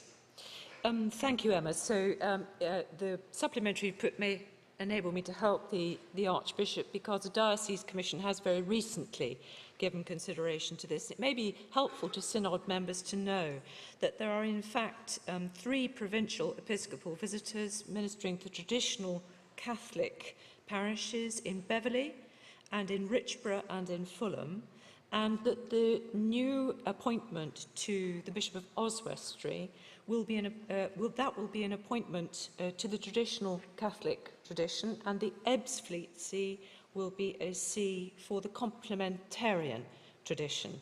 So the Diocese Commission considers every suffragan see on a case-by-case basis, and we are committed to supporting these constituencies. Question 101. Question 102. Supplementary. Patrick Richmond. 182. Thank you. Thank you so much for your answer. I'm not sure I saw a comment about requests about mergers of diocesan offices or reviews of boundaries. And I wonder, in the conversations, has there been a discussion of what motive there would be to undergo these sort of changes, and were turkeys and Christmas mentioned? Thank you very much, Patrick. So this allows me to share with Synod members the fact that I wrote to all the regional convener bishops offering to meet with their bishops in their region to discuss the content of what we know in shorthand as the Ely paper, in as far as it relates to structures, because that is the work that the Diocese Commission oversees. I'm in the process of touring the country, having one-to-one conversations as well with bishops. I have visited the southwest, the northwest, the northeast, the York Diocese, East Midlands in my diary for this month, and in due course the southeast. But I remain open as the chair of the Diocese Commission for these conversations to take place, and we have the opportunity to discuss with the key stakeholders these early proposals within the Bishop of Ely's paper. Question 103 to be replied to by the Bishop in Europe as Chair of the Faith and Order Commission. Question 103. Question 104 to be replied to by the Right Worshipful Morag Ellis on behalf of the Chair of the Legal Advisory Commission. Question 104. Supplementary, Stephen. Thank you, Stephen Hoffman, Guildford 320. And can I thank the legal office with whom I was in discussion about this question for their very positive way in which they helped in answering questions, so thank you. But my question is this: many thanks for the precise and informative answer. Could you please let the Synod have the names of the 6 people who've already been appointed? Yes, certainly, and thank you very much, Stephen, for emailing me this in advance and anticipating the good practice recommended by the Archbishop of Canterbury a moment ago. It's very helpful. There are actually, I think, a few more than 6, but I will read out the names of the appointees. The Worshipful David Pittaway, QC, Chancellor of the Diocese of Peterborough. Ms. Araba Taylor, Deputy Chancellor of the Diocese of Southwark and of Canterbury. The Worshipful Ruth Arlo, Chancellor of the Diocese of Salisbury, Deputy Chancellor of London. His Honour Judge David Hodge, QC, Chancellor of the Diocese of Blackburn and Oxford. Mr. Stuart Jones, Registrar of the Diocese of London and Norwich. Miss Cordelia Hall, Deputy Registrar, Diocese of Oxford. The Right Reverend Andrew Watson, Bishop of Guildford. The Venerable Douglas Detmer, Archdeacon of Totnes. The Reverend Father Paul Benfield. Mr. Robert Pearce, QC, and Mr. Andrew Roberts, who is the Diocesan Secretary in Peterborough. I can give you the ex officio members as well very quickly. They are the 2 Vicars General, Timothy Bryden and Peter Collier, the 3 provincial registrars, Darren Oliver, Louise Conacher, and the Reverend Alexander McGregor, who is also official solicitor to the Church Commissioners and Chief Legal Advisor to Archbishop's Council, and Mr. Christopher Packer, who is Legislative Counsel to the General Synod, and myself. Thank you. Question 105, the Bishop of Exeter to reply as Chair of the Liturgical Commission. Question 106. Question 105. Question 106. To Chichester Bishop, 291. I'm sorry, Bishop of Lichfield. It's a mistake, it's me actually. Okay, I'm sorry. Bradley Smith, Chichester 291. I thank the Bishop very much indeed for his reply, and I'm really encouraged to see that the collects are doing so well, being so well received online. Could the Bishop tell me what plans there are to create audio versions of prayer book offices of morning and evening prayer? Thank you, Bradley, for your supplementary. As far as I know, there are no such plans at the moment, but those decisions are actually made not by the Liturgical Commission, but actually by the Communications Department. So I'm really happy to take your question and to pass it on, but I don't know the answer to that question because it's not my decision and it's their decision. Questions 107. Is that a supplementary? 107, yes. 107. I'm not there yet. Oh, I'm sorry. Questions 107 to question 121. Canon Dr. John Spence to reply on behalf of the Presidents of the Archbishop's Council. Question 107. Robin Lunn, Worcester 432. Thank you for your response, John. Quick question. Does the Estate Evangelism Task Group believe in being involved in the creation of the estate just after it's finished being built, in effect? This is sounding like you're asking for an opinion, sir. No, I'm asking. Sorry, no. I'm asking the. Would they be involved at that point, and also would they assist the deanery if it had support from the diocese to so do to ask their help? I'm always go for collaboration between all the different people who have an interest in the topic. It is very interesting for me to encourage everything that can, as you have major new housing estates being built, that the Church has the presence and the shape it would wish there. Question 108, question 109, question 110, supplementary, Roy Faulkner. Roy Faulkner, Leicester 333. Thank you, John, for your very helpful reply. But in the discussion about it, you essentially say that the Archbishop's Council will track church funding in order, and bear in mind what you've said earlier on today about the fact that there are changes in priorities about how this church Can we have your funding may question? go. I'm saying, can you tell me, will the Archbishop's Council have a possibility to direct funding rather than just tracking it? That would not be for me to determine. If there was a case for the Archbishop's Council to seek to direct funds in a particular place, that would be something we would consider. I'm always mindful that the Archbishop's Council should not overstep its role. Thank you. Question 111, question 112, question 113, question 114, supplementary, Stuart 5. Stuart Fife, Carlisle 077.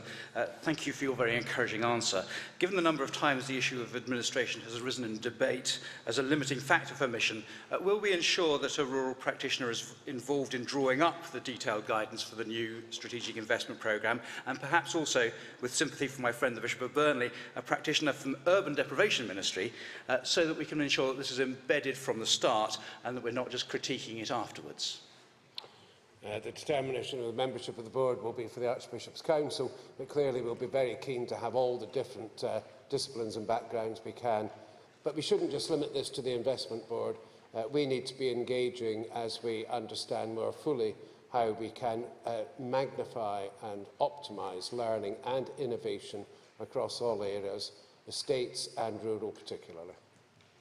Question 115, supplementary,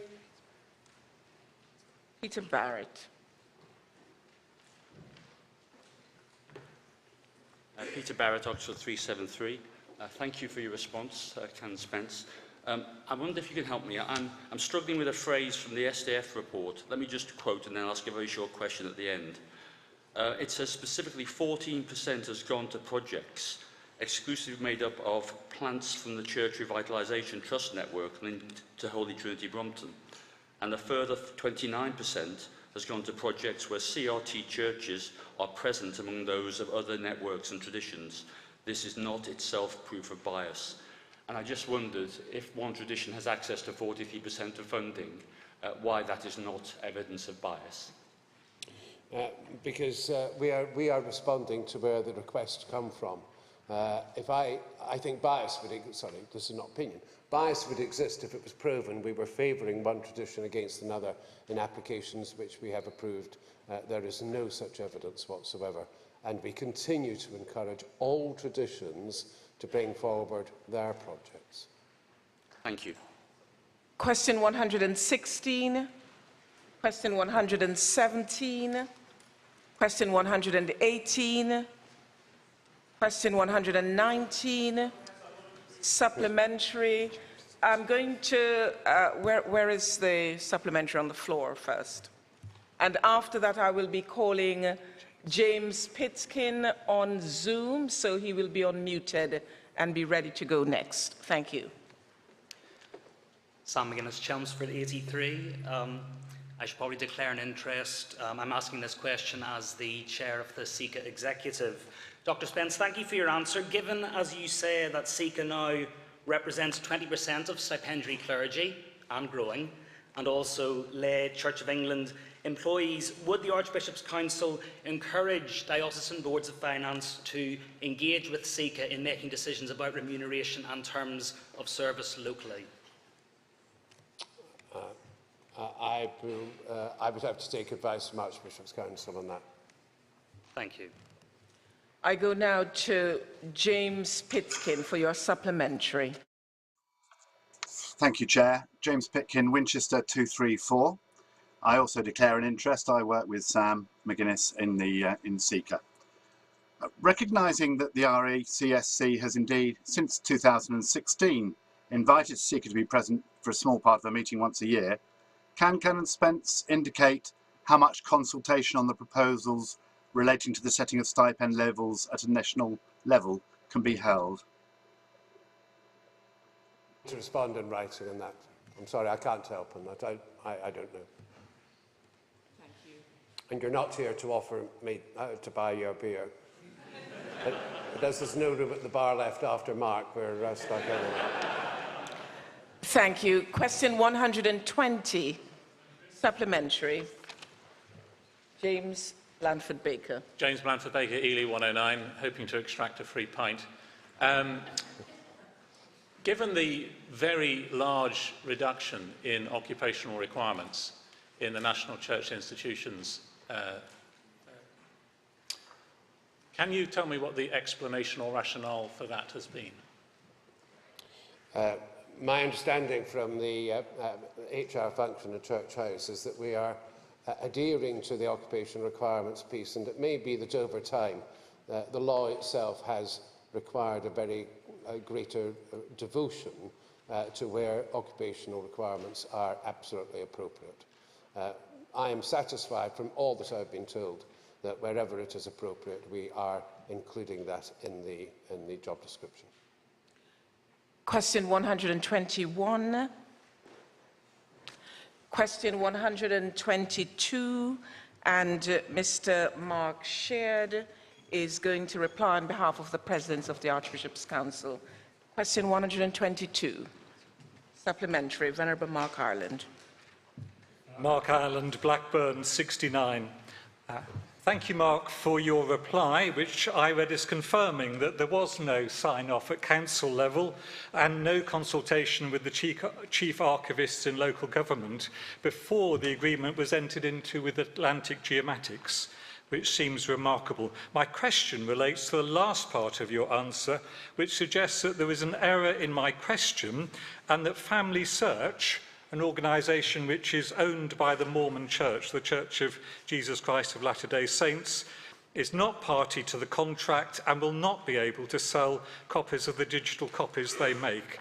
However, his answer contradicts a document issued by the Church of England on the 17th of November 2021, which I have here, which clearly states that... Can we have your question, sir? Yes. Which clearly states that MyHeritage and Family Search are partners with Atlantic Geomatics and that they have the right to sell copies of the records they make to the general public I'm sorry, to recover their investment. I need to have your question. So which is correct, your answer or this document? I'm confused. Well, Thank you very much. I rather anticipated there might be a supplementary from you on this one, Mark. Although, as you rightly observe, I was not across the detail of this, I have made some investigations. And I understand you've already had extensive contact with Becky Clark, particularly on this. These are quite detailed matters, and probably this is not the right forum for it. I'd suggest nor is a bar the right forum for it either in this particular case. So I'm very happy to meet with you, and I've arranged for Becky also to be party to that conversation to clarify any confusion that there has been. So thank you for your question. Question.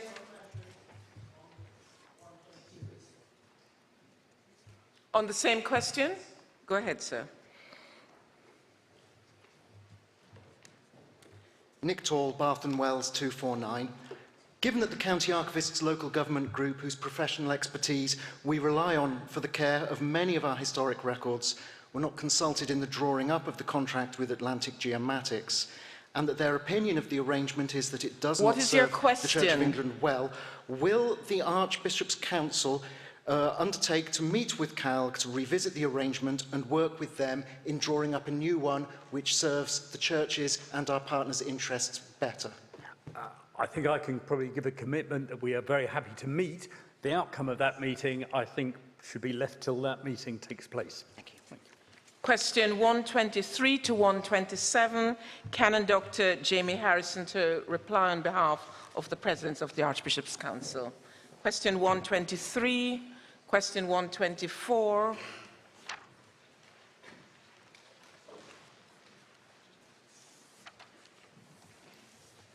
Simon, are you coming down for a supplementary on that?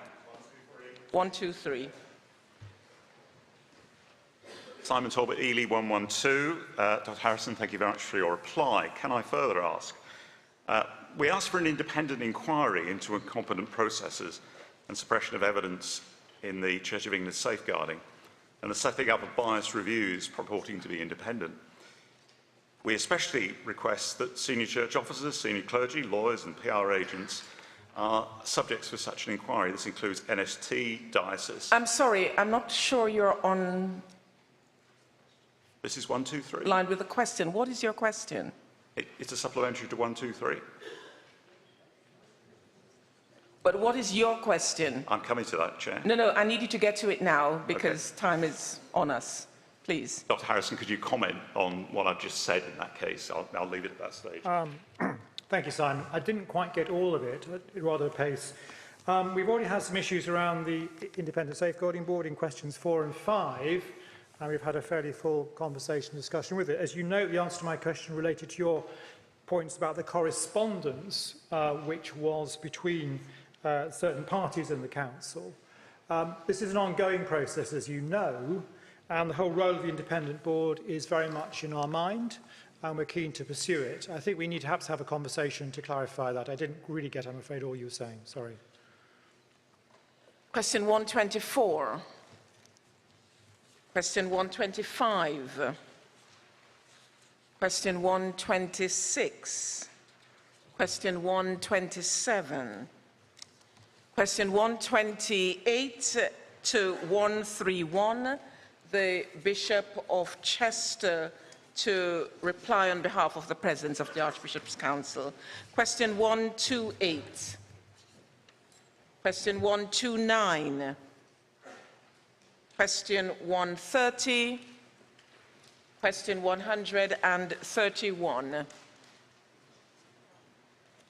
Question 132. Supplementary.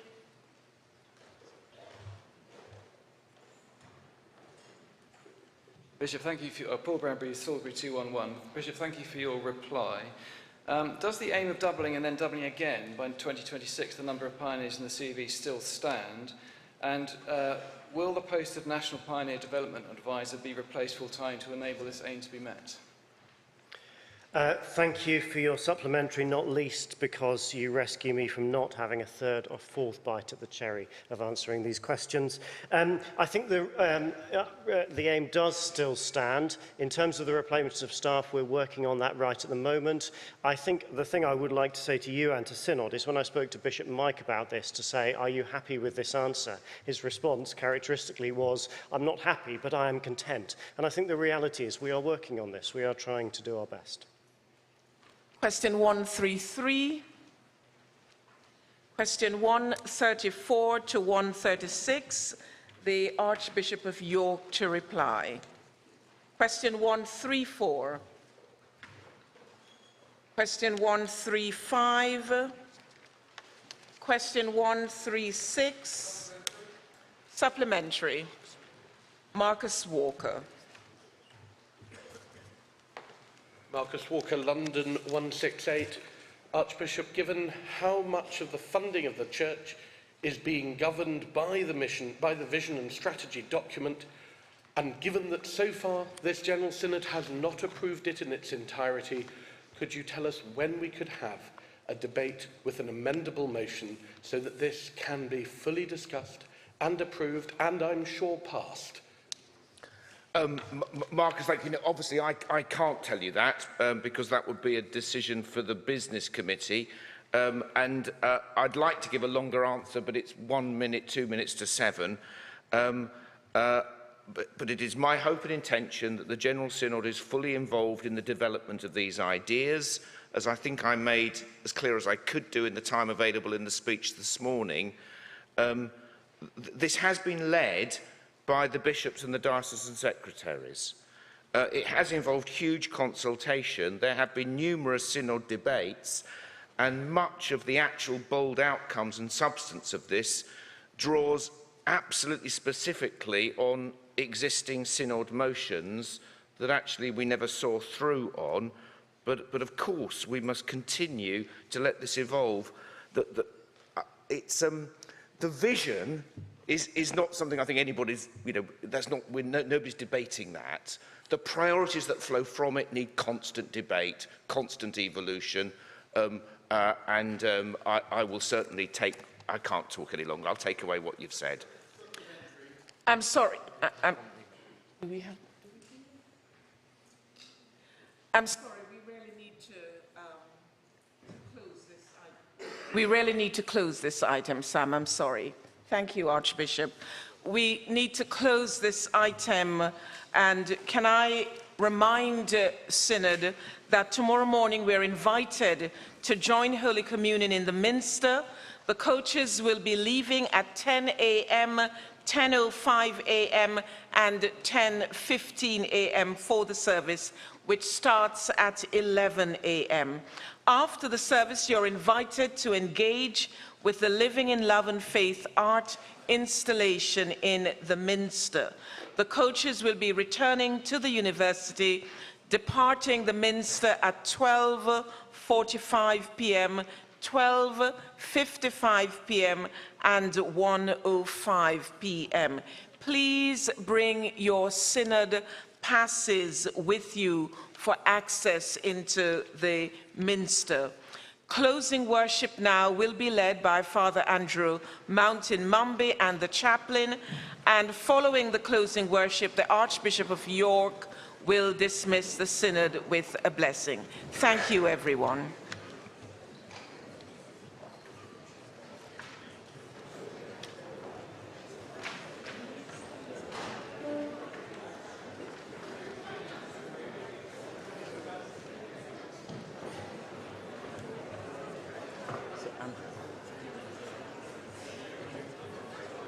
So that's just to change the slide. Great. It's quite slow. Okay. So just as you hit the last word, I tend to... Okay, and it'll pop up on there. And it's the theme, but I'll mention that.